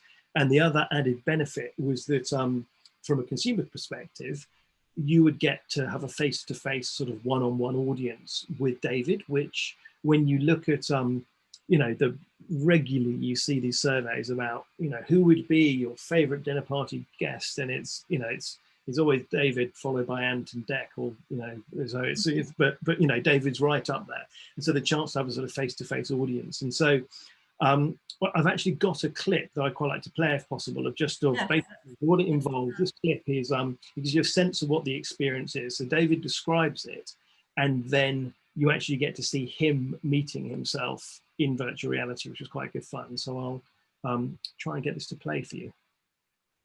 Hold the World is an interactive virtual reality experience. Welcome to London's Natural History Museum. In these drawers today, there is a special selection of objects ready for you to explore. Thank you very much. There we are. Wow. Whoa. That is amazing. Heavens above. Gosh. Whoops. Look, it was going to hit me in the face. I'm bound to put my hands out to defend myself. It is breathtakingly beautiful. So, yeah. That looks absolutely brilliant, and such quality as well. Can I just ask a question? Was that the first time when you recorded him that he'd seen it? Because it looks like he's reacting to it as though it's... It was, and it was like, I often describe it as like, it was like, I don't know if you remember the Man from Del Monte advert years ago, where the guy comes along and everybody very nervously waits to see what he thinks when he tries it. And David had been involved with the production throughout, but it was the first time he'd sort of seen the finished article. And that clip of him at the end, commenting on it was his genuine reaction. I mean, he was going to say what he was going to say, and thank goodness he liked it, because it was far too late to change it, to be honest. But yeah, so it was a really it was a great project to work on, and we were very lucky. We worked with some brilliant curators at the Natural History Museum who were world experts in their field. They were very generous with their time. The creatures you saw there, they worked very closely with our artists around everything from the walk cycle that the creatures would have had to make sure that they were as factually and scientifically accurate as possible, as science sort of knew at the time. And also we worked with the digital team there, who again were really, really good to work with. So it was a really good example of how two different organizations came together to deliver something really good. And Sky did a great job of getting it to lots of people, to marketing it effectively. So it was a good partnership. And did you find that the narrative that you wanted to tell and the way you had to tell it was the same as theirs? Was it, I mean, you must have had to come at it slightly differently for what you were doing. We did, although it wasn't that different on this project. So, I mean, so I think because I guess the way that David approaches his work is so trusted, that and David is very involved in the editorial. So when it came to working out which objects went in this, we went around his house with a long list, and they were printed out, and we put them out on his dining room table, and we kind of were, almost in the top trumps type thing. We were working out what the different mix was.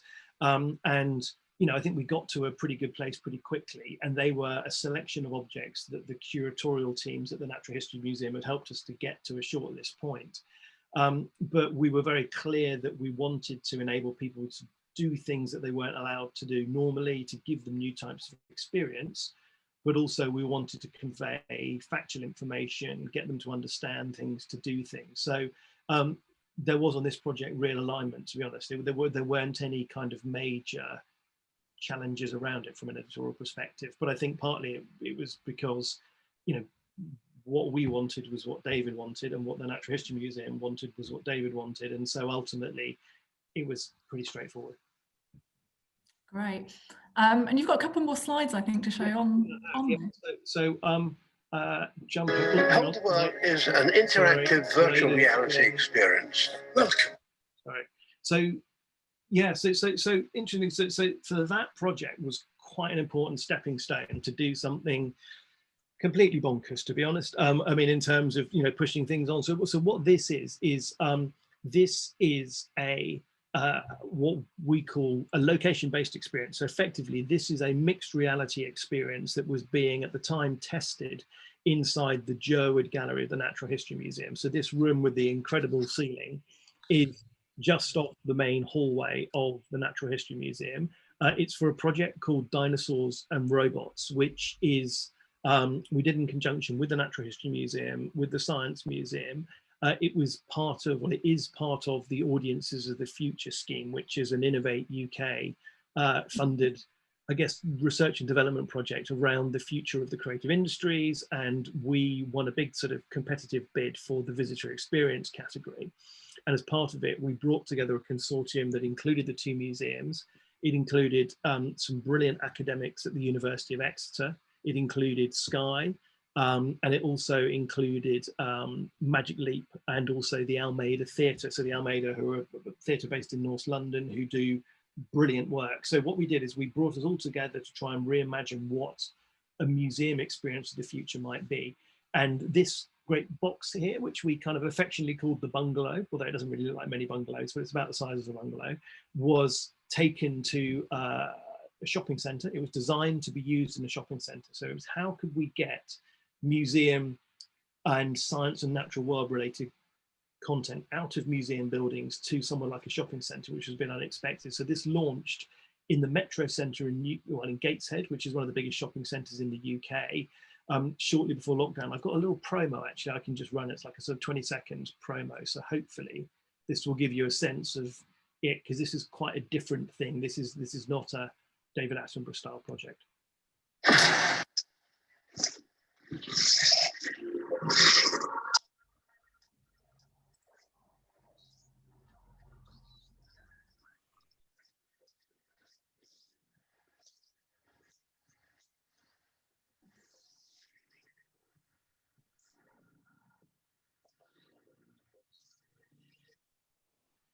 So that was the experience that went alongside the content. Yeah, so what that was is you had to put a headset, so you put on that thing there with sort of just behind the word is a Magic Leap headset, which is a mixed reality headset. And what it basically enables you to do when you put the headset on is you can then overlay digital assets into the real world. So you can have dinosaurs running around in the room or jumping out of walls or doing kind of crazy things. So we did a dinosaurs experience in one half of it and a robots experience in the other half.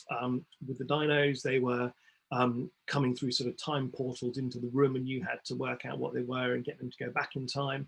And on the robot side, you needed to build a robot and then fulfill a number of challenges. And what we were trying to do is engage people with sort of big scientific themes and engage with this sort of subject matter in a place where they wouldn't normally be expecting it. So when we launched this in the Gateshead, in the Into Centre in Gateshead, it was positioned in the main atrium opposite the highest turnover Primark store in the UK. Right, so it's not what you would imagine the Natural History Museum or Science Museum to be, but it was really an experiment of getting this to new audiences, and you know, it was going very well. And why I say it was going well is because 5 days into our sort of soft launch, and in fact on the day it was due to go live with all the promotion, was when the social distancing restrictions came in around COVID. So we had to basically shut it, which was kind of hugely disappointing. To that point, it had been testing really well with the audiences. They loved it. They were showing a really high propensity to pay for it. They were really with it. So it was really good. But that was the beginning, I guess, of all our worlds changing, and this idea that, you know, you would gather groups of strangers in a confined space and get them to put on headsets that someone else had worn 10 minutes earlier, went from being a great idea to a completely bonkers idea with COVID. It was amazing how the world changed. And so, yeah, that was kind of, well, I mean, it was, I guess it was our COVID story in terms of how it hit. But since then, we've pivoted the project. I mean, we still intend to bring back the location-based experiences. We've also got a much bigger experience planned that was originally due to open in the museums this summer, just gone, but the museums were shut. So we'll bring those back at some point next year, probably in a separate location. But in the meantime, we have developed some apps for children. So Innovate were brilliant in terms of continuing to back us through this very uncertain time. And we did some apps for kids, which were basically about enabling them to sort of learn about dinosaurs and robots in interesting ways. And I think I've got yeah, so here's an example of the Dino Mission app that we did. And so this is something that's available. You can get it on your mobile phone. So it's available on both the Apple Apple Store or Google Play, so Android or iOS. This was aimed at kids aged about 7 to 9. And this would enable you to pull together, you know, basically have a dinosaur in your living room, reality. We worked on this very closely with the curators, a guy called David Button at the Natural History Museum, who was fantastic. And you could have a dinosaur running around your living room. You could learn about it, do a bit of paleontology detective work. And again, I've got a very short clip on it, which I can hopefully play. Again, this is designed as a sort of a promo for kids, so just bear that in mind.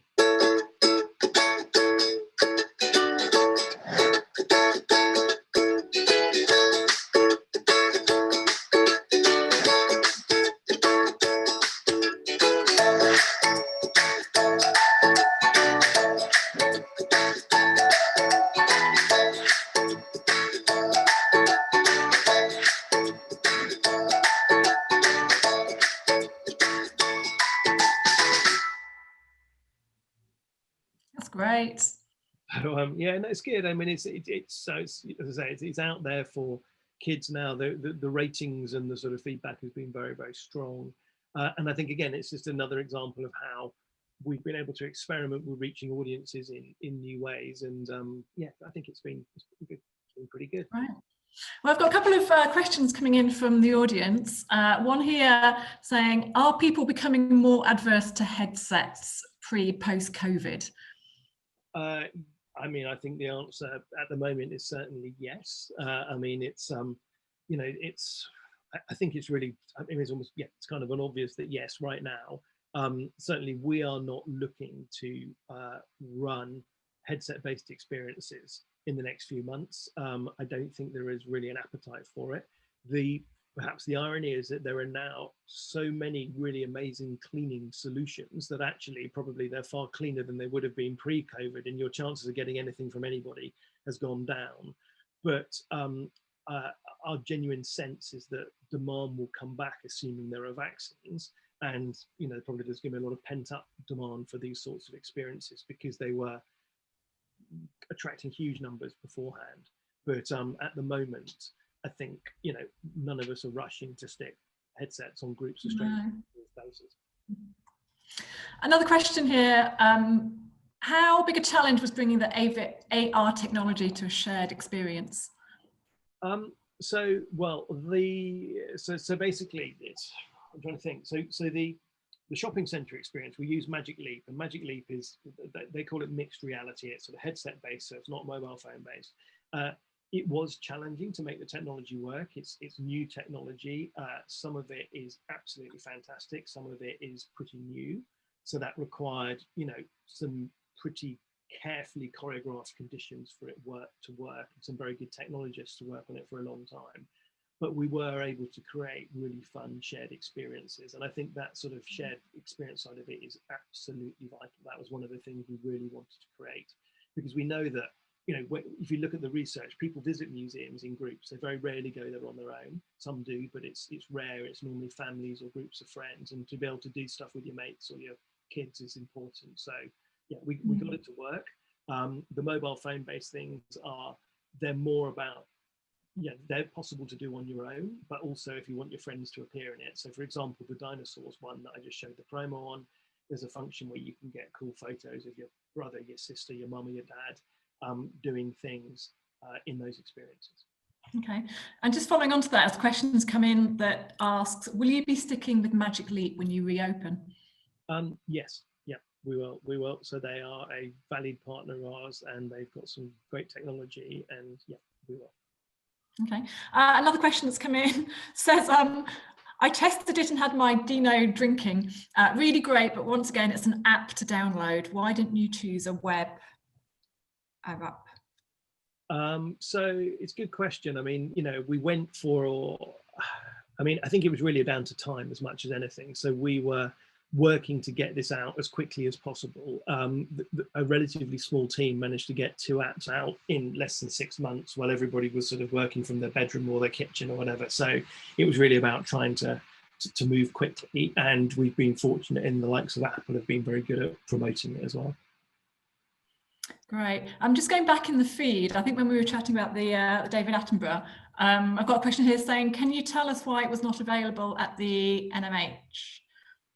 So it was available for a short period, but there were, we'd hoped it would be, but I think it was a prioritization thing, I think, ultimately. So, and also I think from a museum's view was they kind of feel that when people come to the museum, they want them to experience the real thing. So their main interest was getting it out of the building to enable people from all over the world to try it. And to be honest, they have. I mean, we've had interesting downloads from some of the most sort of curious locations around the world. So it's certainly got the museum's content out to a far wider audience. And was that their sort of measures of success? I mean, there's sort of, how were you measuring sort of how well it went, against what sort of metrics? Yeah, so it was a bunch of different things. I mean, certainly reach was one of them. I mean, at that stage, virtual reality was relatively sort of limited in terms of how many people it could reach, certainly compared to television. But so reach was one of the things. Also, in terms of a kind of customer satisfaction side of things. I also think for Sky, it was important to show innovation for the company. You know, that Sky's at the forefront of innovation, so that was important. And for the museum itself, it was keen to make sure that it could constantly try new ways to engage audiences with its collections. So there was those sorts of ways. Yeah. Another question that's come in. So have you got any advice to innovators in Immersive in working with these sort of big cultural partners? And any tips for institutions who are interested in working with you?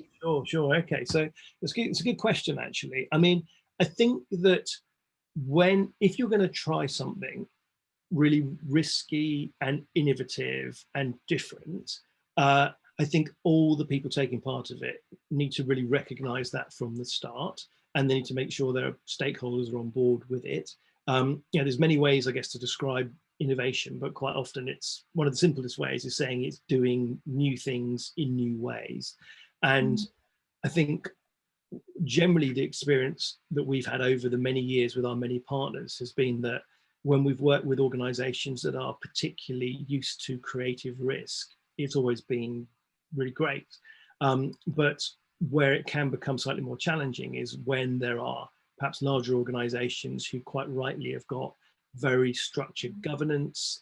Decision making is quite often quite centralized, and they move in speeds that don't always align with what are generally quite fast and agile production schedules. So I think it's so important to be really clear about what it is you're trying to do, how are you going to do it, who's going to do what, accept that it's risky and it's going to be different, and hopefully people go into it in that sort of with that spirit, because if it is a spirit of sort of adventure and going on a journey, and the people who are the experts in the certain areas are trusted, then I think it works really well. I mean, you know, certainly if you take Hold the World, we got amazing support from the curatorial team at the Natural History Museum. We got brilliant facilitation from the digital team, and we then had the skills to do the rest of it. And between us, we worked on a project that I thought would work well for all of us.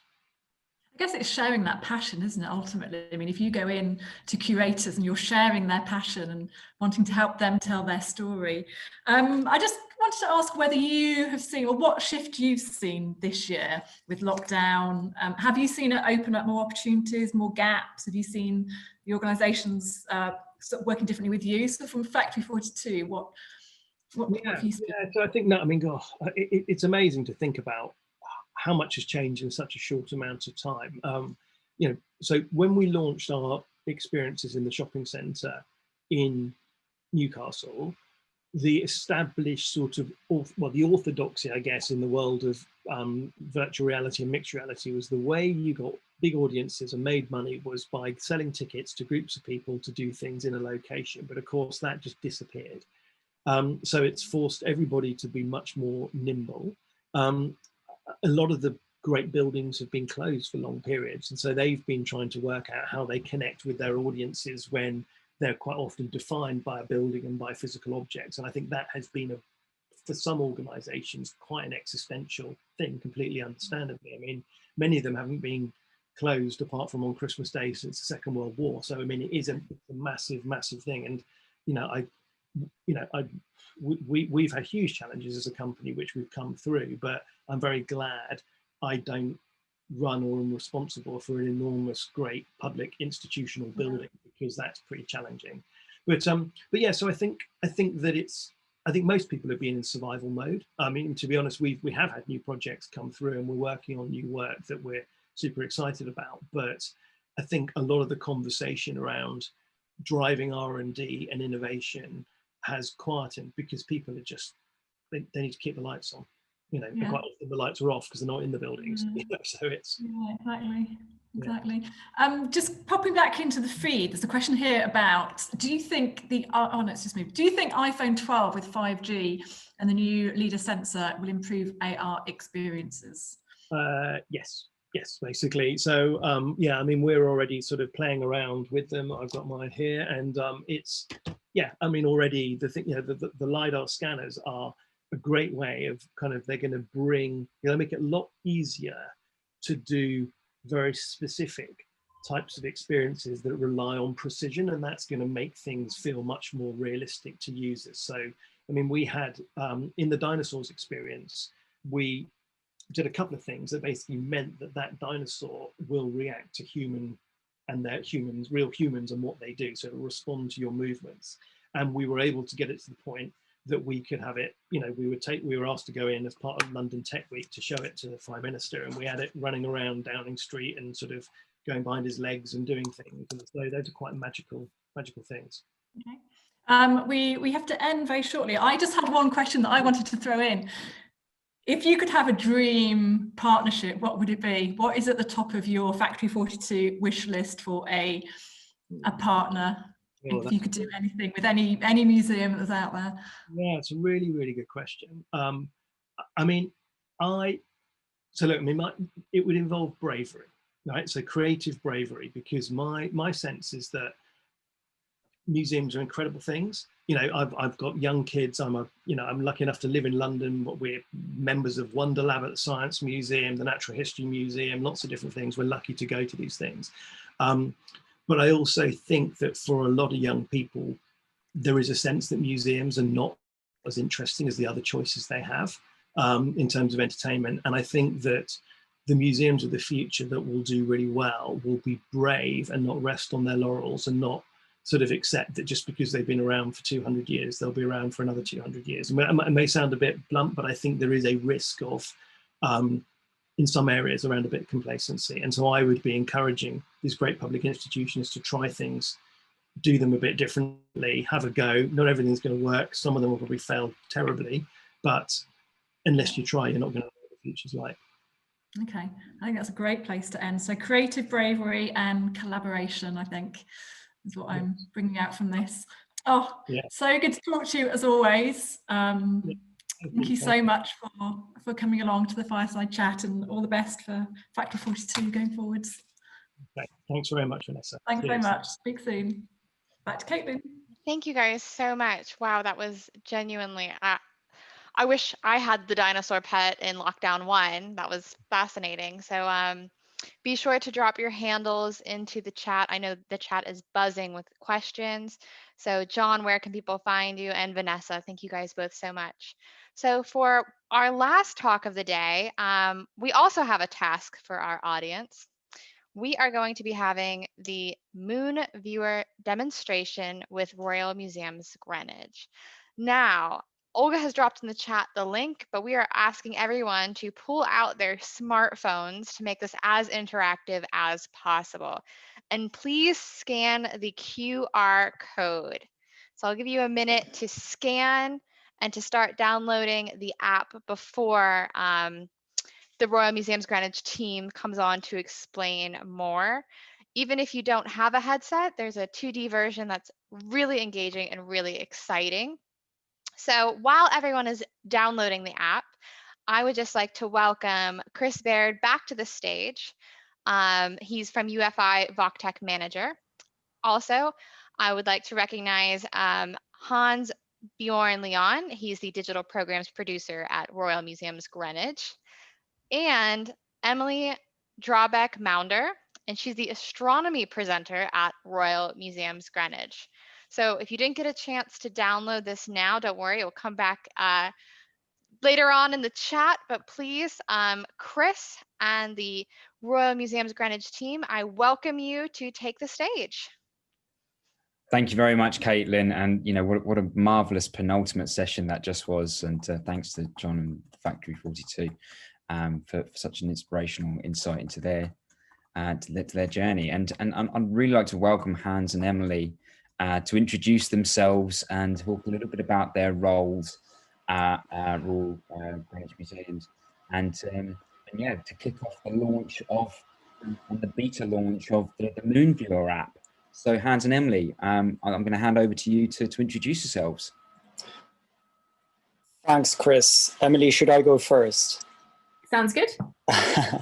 Okay, well, I'm Hans Bjorn Leon, and I work at the National Maritime Museum. That's one museum of 4 museums at the Royal Museums Greenwich. The others are Cutty Sark and Royal Observatory and Queen's House. And we're situated on a UNESCO World Heritage Site. So there's a lot of good stuff there. So I recommend you come and visit if you haven't already.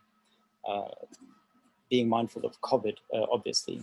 So my job title is slightly misleading. I am the digital programs producer. A lot of what I do is not digital. And I do participatory theater stuff. I do analog ship interactives. I do live concerts and climate change and sustainability programming. And I would say that I'm a digital skeptic, if I'm honest. I'd almost go so far as to say that, don't use it if you don't have to. That said, when it's done right and when it's the suitable medium to use, it's nothing beats it.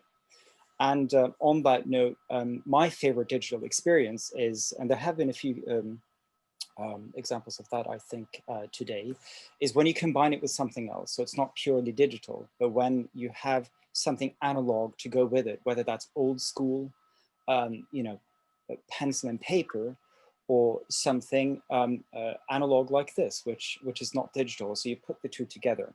That, by the way, the VR tech, I've read up on it, and it's 100 years old technology. So it's far from new, these sort of stereoscopic technology. I've got a background in time-based media artworks, so a lot of multidisciplinary stuff. And in my role, I'm very happy that I'm encouraged to experiment in a responsible manner. So I've done a fair amount of VR, currently scoping out an ambitious AR project. and also through sort of immersive trail-based experiences. Thanks very much, Hans. Why don't we hand over to you, Emily? Yep, so I'm Dr. Emily Drawbeck-Maunder. I'm one of the astronomers at the Royal Observatory Greenwich, which is a part of Royal Museums Greenwich. But my official job title is the Senior Manager of Public Astronomy at the museum.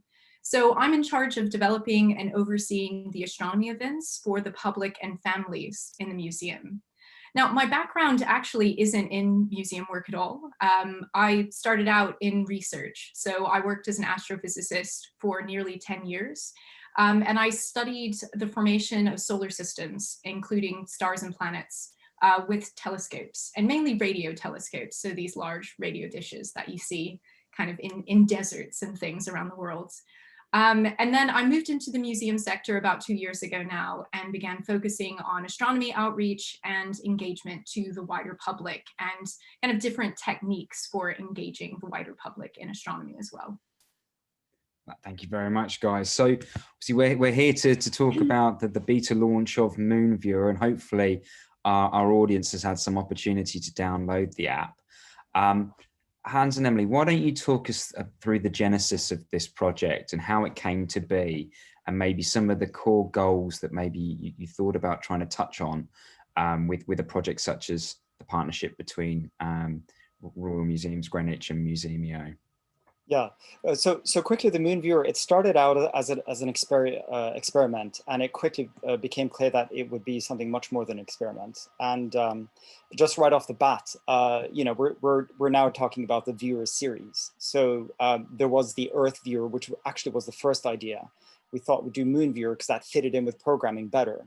And now Emily's brought on board other ideas which she can touch on. But the genesis, I guess, was I was cold contacted by Olga, and she cleverly sent me a VR viewer, this very viewer, and I was bitten by the bug. I thought it was such a wonderful thing, and it was I thought cheap and cheerful in the best sense, very democratic. It didn't require anything expensive. You could have a personal experience with something analog and with your phone.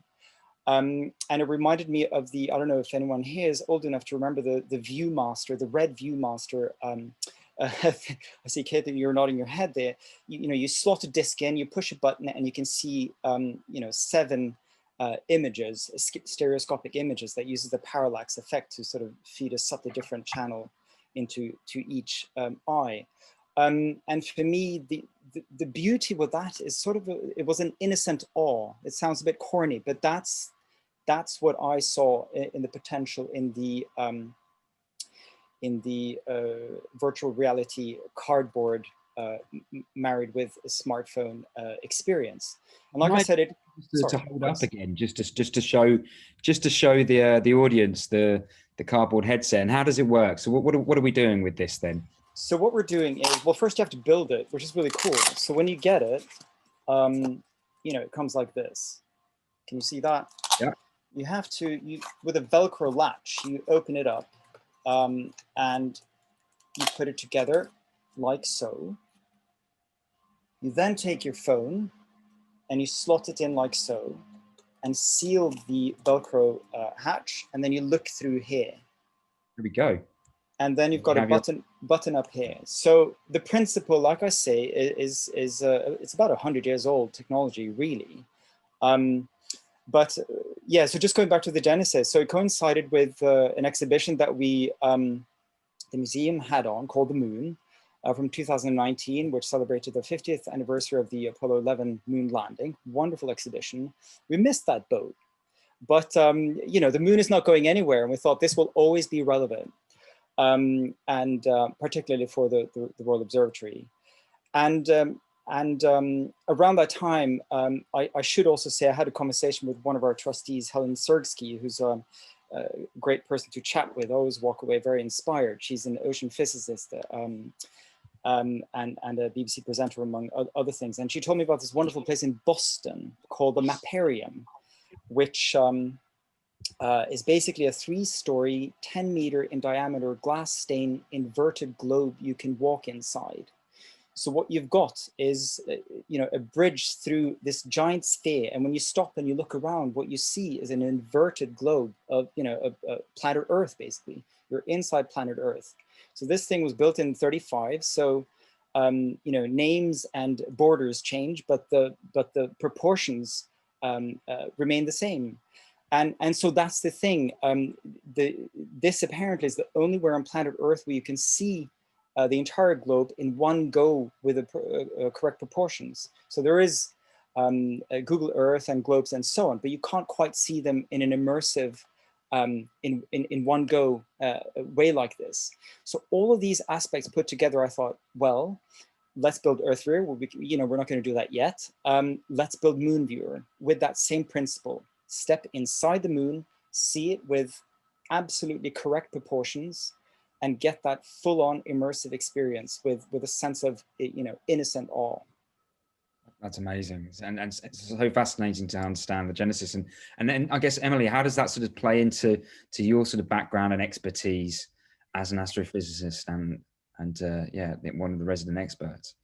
Yeah, so from the perspective of engaging families and the wider public with astronomy, I think Moon Viewer allows the public to interact with the moon in an immersive way using virtual reality. And that really is the benefit of using virtual reality. You get immersed in whatever subject that you're studying. In general, I think astronomy, I'm a bit biased, but it's a very unique science because everyone, no matter where you are on the Earth, has been able to look up at the night sky at some point in their lives. The moon, in my opinion, is also an ideal subject because not only has everyone seen it, but it's the closest object to us in space, and it's the only place we've been able to send astronauts to study, other than man-made spacecraft and things, so like the International Space Station as well. The virtual reality technology allows people to interact and experience the moon in a way that they've not had a chance to do by just looking up at it at night. And what's really nice is that the user can decide what they want to learn about, what they want to look at on the moon, and things like that. And also, not only can individuals download the app, which is really good, and do their own learning and study of the moon, but also it can be used as a tool in museum-led workshops, which is really nice as well. So for example, if someone comes to the museum to learn about space, astronomy, space travel, even just science in general, the Moon Viewer can be used as a tool to help guide people around specific topics related to the moon and the history of traveling to the moon. Yeah, and it sounds like that these new mediums and platforms is exactly what we need. I often think about and reflect on, whether or not there's been a loss of interest or engagement, maybe because there hasn't been the excitement over exploration outside of us, outside of our off planet. And you look at like the Pale Blue Dot and Carl Sagan's work, and you know how much that sort of motivated and inspired kids to really want to go into this field. And we somewhat seem to have kind of maybe lost a little bit of that in some instances, right? And then now we've got these opportunities to use these new mediums and platforms and tools that are inexpensive and to some extent lo-fi but quite high tech, to be able to maybe motivate and inspire the next generation. I'm really keen for you guys to talk us through and take us through the demonstration and the project and tell us a bit more. I hope everybody else is excited as well. Okay, Kriss, do you want me to start the demonstration of the Moon Viewer now? Or? Why not? I think now's a great time. And I'll tell you what, it'd be really nice to know if anybody in the chat has managed to download and is playing along with us. Yeah, feel free to carry on, man. Okay, so I'm sharing a couple of grabs from the experience, from the app. So the app currently, it is a beta launch, and it is, it's for Android and iOS, and it's ready now. Like Olga said, it's currently on the Musemio app store, at least on iOS, and currently it'll be transferred over to the museum app store account in due course. So Android and iOS, currently you've got a 2D or non-VR functionality along with a VR functionality. The VR functionality is the one that's the most complete, I would argue, and the non-VR requires a little bit of work, but it should be clear what you can do. So without further ado, welcome to Moon Viewer. This is the splash screen. We see there the look and the feel of the app quite nicely, I think. The spacecraft there is the Apollo 11 LEM module, or the lander module. And the text reads, taking an orbital view of the moon and chart humanity's exploration of the lunar surface, both crewed and robotic. The next screen gives you a couple of selections. Emily can talk about this, but far from all moon missions were successful. Indeed, quite a lot of them were not successful, and some even missed the moon altogether. I'll talk tech, and then I'll give the word to Emily. And so you have an option there in the selection screen to choose whether to see the unsuccessful missions as well, along with the successful ones. And as you collect your missions, so when you explore them, you basically, this will become clear, but at the nearest zoom level, you fill out these nation icons, which are attached with a mission. So once you explore a mission, they get filled up. And you can reset this, or you can sort of continue going and explore all of them and keep track of what you've done. A little bit sort of, got to catch them all style. So you can start afresh. And again, you can start it non-VR and VR, which I don't think a lot of apps these days have that functionality. So that's also exciting. So at the bottom there, you see the nations that have contributed to moon exploration. America, of course, also the Soviet Union, and all other nations, which include China, Israel, and India. Japan is also included, but they're, correct me if I'm wrong, Emily, but I think some of their missions missed the moon. And as this is about the moon and the surface of the moon, in this version, we haven't included Japan. Yeah, that's true. Yeah. So right off the bat, you click either the button on the VR viewer, or you tap the screen, and this is what you see. You see the surface of the moon, or rather a spherical projection of the moon. So this is as accurate as you're going to get it when you look around, particularly with a VR viewer. And what I like about this is that it's just you and the moon. And there's nothing else, and this harks back to the purity of and the focus of the experience. So that's, I suppose, fairly self-explanatory, and it is immersive. I gotta say, it really does draw you in.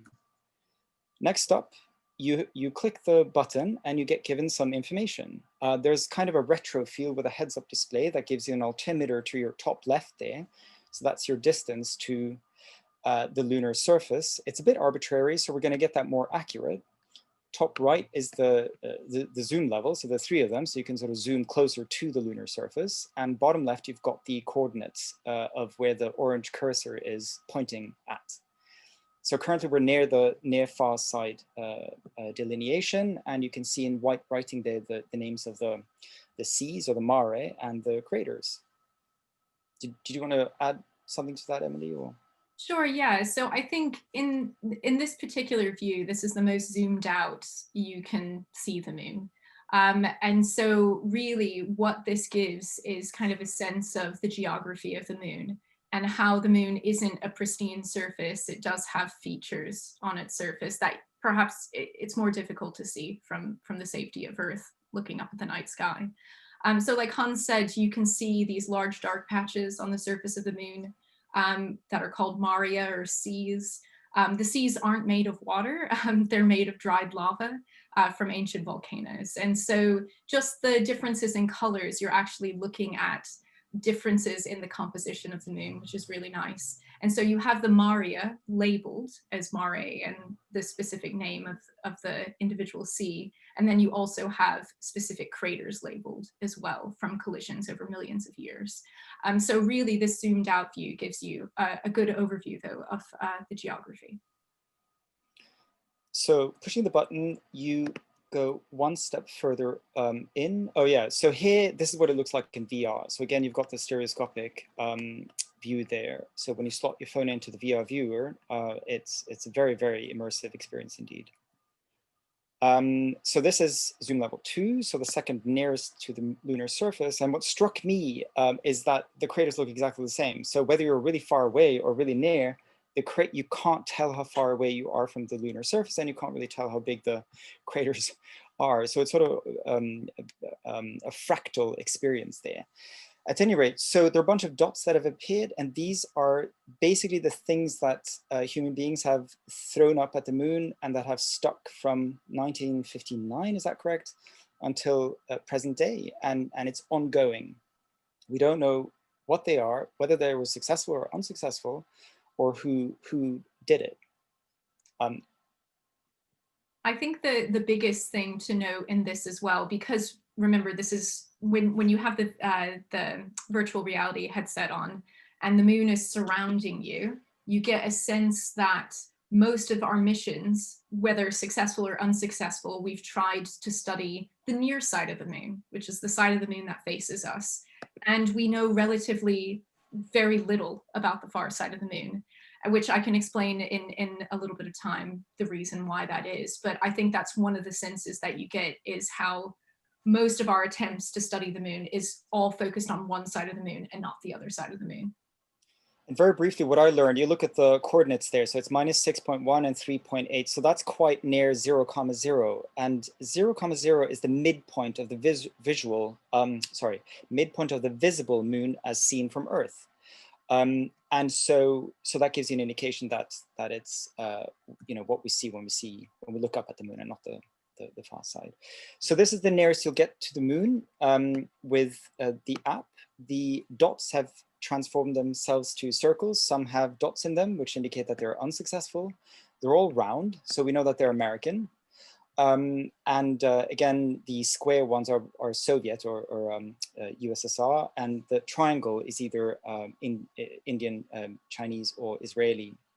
And a bunch of crosshairs have appeared as well, and currently that's only flavor. And in due course, I think what we'll do is add scale between the crosshairs, so you can see between two crosses, it might be 100 kilometers or whatever, which will give you an indication of how big the craters are. So in the 2D version, or the non-VR version, if you tap one of the circles or one of the symbols, up comes this, up comes that. And that is the spacecraft that's either crash landed or deliberately crash landed. And this is, sort of a retro vector rendering of that spacecraft as precisely as we could get it, really. And here we have 4 different stats, and then the text that describes what it is. So Surveyor 6 and American, when it landed, and the exact location of it. If you then think, well, where am I? What are the Mara? Is this the near or the far side? If you tap the screen, it takes you back to this screen. And if you then want to quickly zoom out to get some white text which orients you, you go back here. So in other words, the app cycles between Z1, Z2, Z3, Z1, Z2, Z3, and so on very quickly. And the reason for that is that every level was meant to have only the information that was necessary and not clutter it with unnecessary stuff. So the aesthetic approach, I think, it's a retro utilitarian approach, only what's needed, but hopefully fascinating in the sense that you are a little bit on an adventure. You don't know what you'll discover really when you see these missions. But as you explore, you find out what they are, and you sort of keep tabs on it. And I think especially with the closest view as well, and seeing the missions, you don't know which ones are successful and which are unsuccessful necessarily. And when you get the detail of them, what we're really trying to put across as well is that this is a very technical and difficult thing to send something to the moon. Even though it's pretty close to us in terms of things out there in space, it's still very difficult 40% of missions to the moon failed. So there have been many that have failed over the years and have crash landed into the moon, for example. So yeah, having it's important still to show unsuccessful missions because, you know, to re-emphasize that point of how difficult it is to study, to study it. There's a really great question. I think this speaks to something that I wanted to talk about next. First of all, can we flip to the QR code just to give everybody another opportunity to download? So Drew asks a very, very interesting question. Why did we choose the map of to map the surface of the moon from the interior of the sphere rather than the exterior, with you being able to orbit the moon? He goes on to say he sees why it feels immersive, but he wonders how the user testing has gone in terms of understanding. Yeah. So the surface is the exterior surface. So it's basically, if you take, you can see there the surface of the moon. If you then basically unwrap it and I suppose wrap it around you, then you'll see what Moonviewer gives you. And the reason why we chose this is immersion, basically, and you being able to look around in a spherical sense and get a you know, a close up and personal. I know that's a bit of a cliche to say, but a truly immersive experience of the moon. So it is completely accurate. It's not it's you know, it might be misleading saying it's an inverted spherical representation. It's dead accurate, except that, you know, you're inside it, looking, you know, inside looking out with the correct features as you would see them when you're looking up at the moon, and a precursor to the Earth viewer, I might add. And I should also add some context. Musemio is very fortunate and grateful that they were recipients of Innovate UK's COVID fast funding, which allowed the replatforming of all of the VR experiences that Musemio has produced to date to be, you know, non-VR friendly, so that can be replatformed and then used on tablets and mobiles. So, you know, the user experience has changed slightly, but not a great deal, right? Yeah, it's the icing on the cake. It really is. And what you sort of lose in resolution for the VR experience, I quite like sort of the sort of retro pixelated, you know, when it's appropriate, there's something nice about that. It's got a slightly retro accurate feel, I think. But what you lose there in the VR, you gain in the non-VR, which is really very, you know, there are no pixels there. It's very accurate in that sense. So yes, once we sort of iron out a couple of creases, and when we do the proper launch, you know, I'm very excited. I'm also excited about version 2.0, which will build some features in that we couldn't build in this time around. For example, phases of the moon and the scale for registration markers I mentioned, and perhaps haptic feedback when you look up at the actual moon, so you can see, you know, when you happen to cross over the moon, or there can be sort of a dotted silhouette, let's say. So neat little things like this, and ironing out any and all issues. So, and it also seems to be that this, as you sort of said, this is a precursor to Earth Viewer, and there's opportunities to extend it further. I guess, you know, forward gazing, what do you think? Where is the possibilities beyond what you've just described? Emily, do you want to take that one? Or? Sure, yeah. So in addition to doing something like Earth Viewer and getting a better sense of the Earth's curvature and how the curvature of the Earth distorts the size of countries, for example, compared to other countries, you can also do something very similar to other planets and moons that we have in our solar system, because over the past few decades, we finally have the technology and the spacecraft that have been sent out to those places to map those planets and moons. So I think what is really exciting is that we could do similar things with planets Venus and Mars, for example. Venus is a particularly interesting planet because it's covered in thick sulfuric acid clouds. It's not a particularly nice place to go to, but you could have a setting where you're immersed in the planet Venus. You can see the clouds hovering over the surface, and then take away the clouds and see the actual radar imaging of the surface of the planet Venus. And that allows people, again, to be immersed in that planet, to get a sense of scale in space, the sense of curvature and how things are three-dimensional in space instead of on a flat kind of plane or screen. But also it gives you kind of the science behind, you know, what Venus is like, the clouds, the surface, and things like that. And I also mentioned Mars. You could do a very similar thing with Mars. It has very interesting features on its surface, like canyons, mountains, polar ice caps, craters that the user could explore. And then similarly, we now have maps of Saturn and Jupiter's moons, and they're like little worlds in and of themselves. They have lakes and clouds and volcanoes and sandy dunes, and all of those can be experienced as if the person was there kind of hovering over those places and looking down at them. So kind of in my mind, that's where I could see this app going in the future. Yeah, so much stuff to extend there. And I guess, you know, we're drawing to a close now fairly soon, guys, but I'm keen to sort of understand about, you know, how the process has gone in collaborating with a startup such as Musemio. What have been the challenges? Where's there been, surprising moments that, you know, you weren't necessarily accounting for? Anything to speak about the collaboration between the two organizations? Yeah, I mean, it was great. And I have to say, Musemio, to Musemio's credit, they were so patient.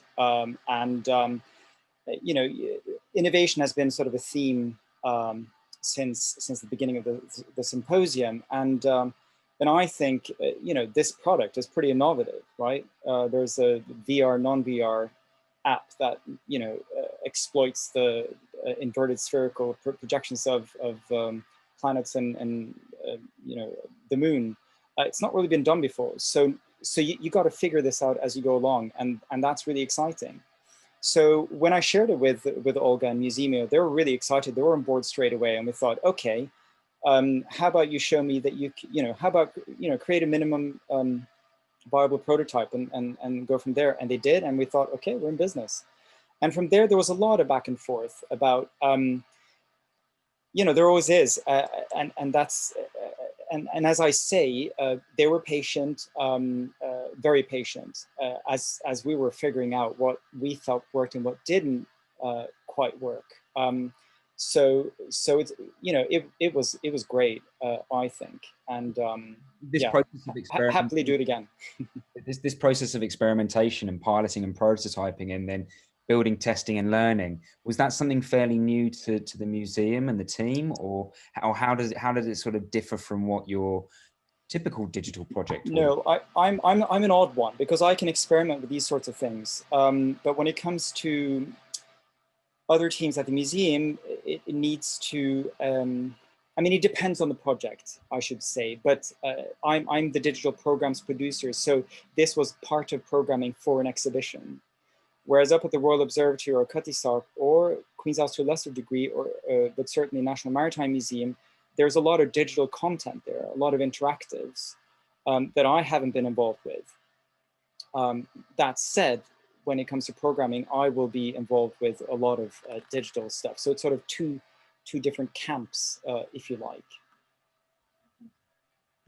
Well, thank you very much. Emily, would you like to say any final words about the project and where you hope to see it going next? Sure, yeah. I mean, I think, just kind of going back to why the inverted sphere, like for lack of a better word, is really useful, is that, I guess, it's going back to that immersion and really the way we normally experience the universe, and including the way I used to experience the universe when I was doing astronomy research, is very two-dimensional. We're stuck here on the Earth, and it's as if we're a passive audience kind of looking out at the night sky like it's a flat television screen. And space isn't like that. That's completely inaccurate. It is three-dimensional. We're missing that sense of scale, how far things are away from us, the shape of objects in space, and any sort of depth. So I think teaching facts about astronomy, of course, is important. And it's something that, it's very important when we talk to families and when we talk to the wider public. But I think we also want the public to be able to experience space with other senses as well, to get a better understanding of different things in the universe. So I think that is really where virtual reality can step in, and that's what the Moon Viewer is kind of giving us. It's giving us that sense of depth and curvature that we're missing normally. And so I'm really excited to see kind of what else we can do with it in the future. And just to add to that, I think also, you know, what makes or breaks, I think, often an app is whether it's cool, and it sounds corny, but whether it's cool and charming, whether it has that sort of charm factor. And that's something that I think, you know, Olga was right on board when I sort of tried to get that across. You can throw a lot of bells and whistles on apps, and you can make apps do anything you want, but the trick is often to decide what it shouldn't do as much as what it should do.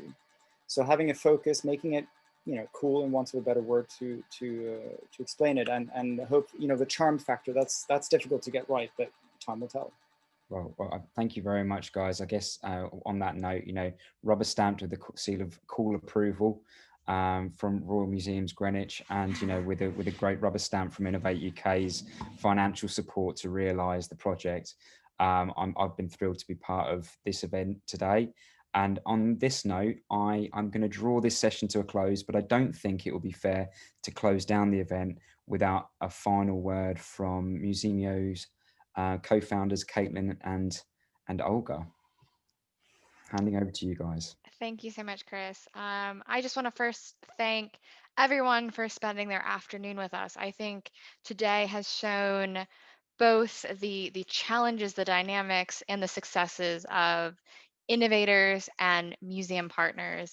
I know it has been truly inspiring and educational to myself, and I hope everyone else in the audience has had that experience. I think we had some key takeaways of seeing digital and physical experiences coming together and working together in a, you know, future in a post-pandemic world.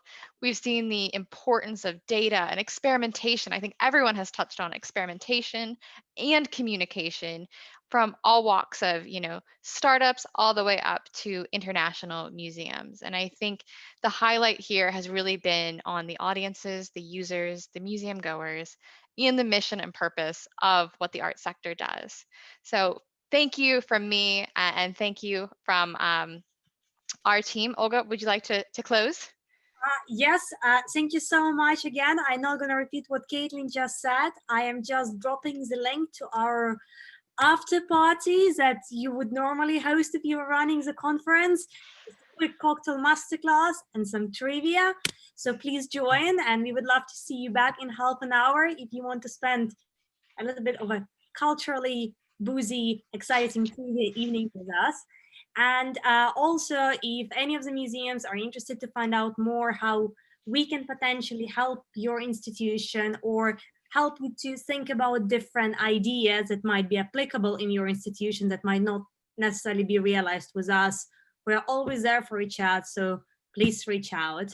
And as I said at the very beginning, every crisis presents some opportunities, and I hope that we will be able to look for a better future together as a sector. Thank you very much. And Anita, I don't know if there's anything else you want to close with. Once again, this would have not been possible without Anita, Asha, Claire, the Immerse UK team, as well as the Knowledge Transfer Network. So Anita? Thank you so much to the Musemio team, and we're just so pleased that you were able to join us today for this event. It's been a fantastic event, really great content and really interesting panel discussions, and we just want to say thank you so much for attending. Do follow Immerse UK and ktn-uk. .org and also immerseuk.org. We connect diverse connections to drive positive change. So please do follow us on our website, our social media, and just enjoy the rest of your evening. Thank you so much.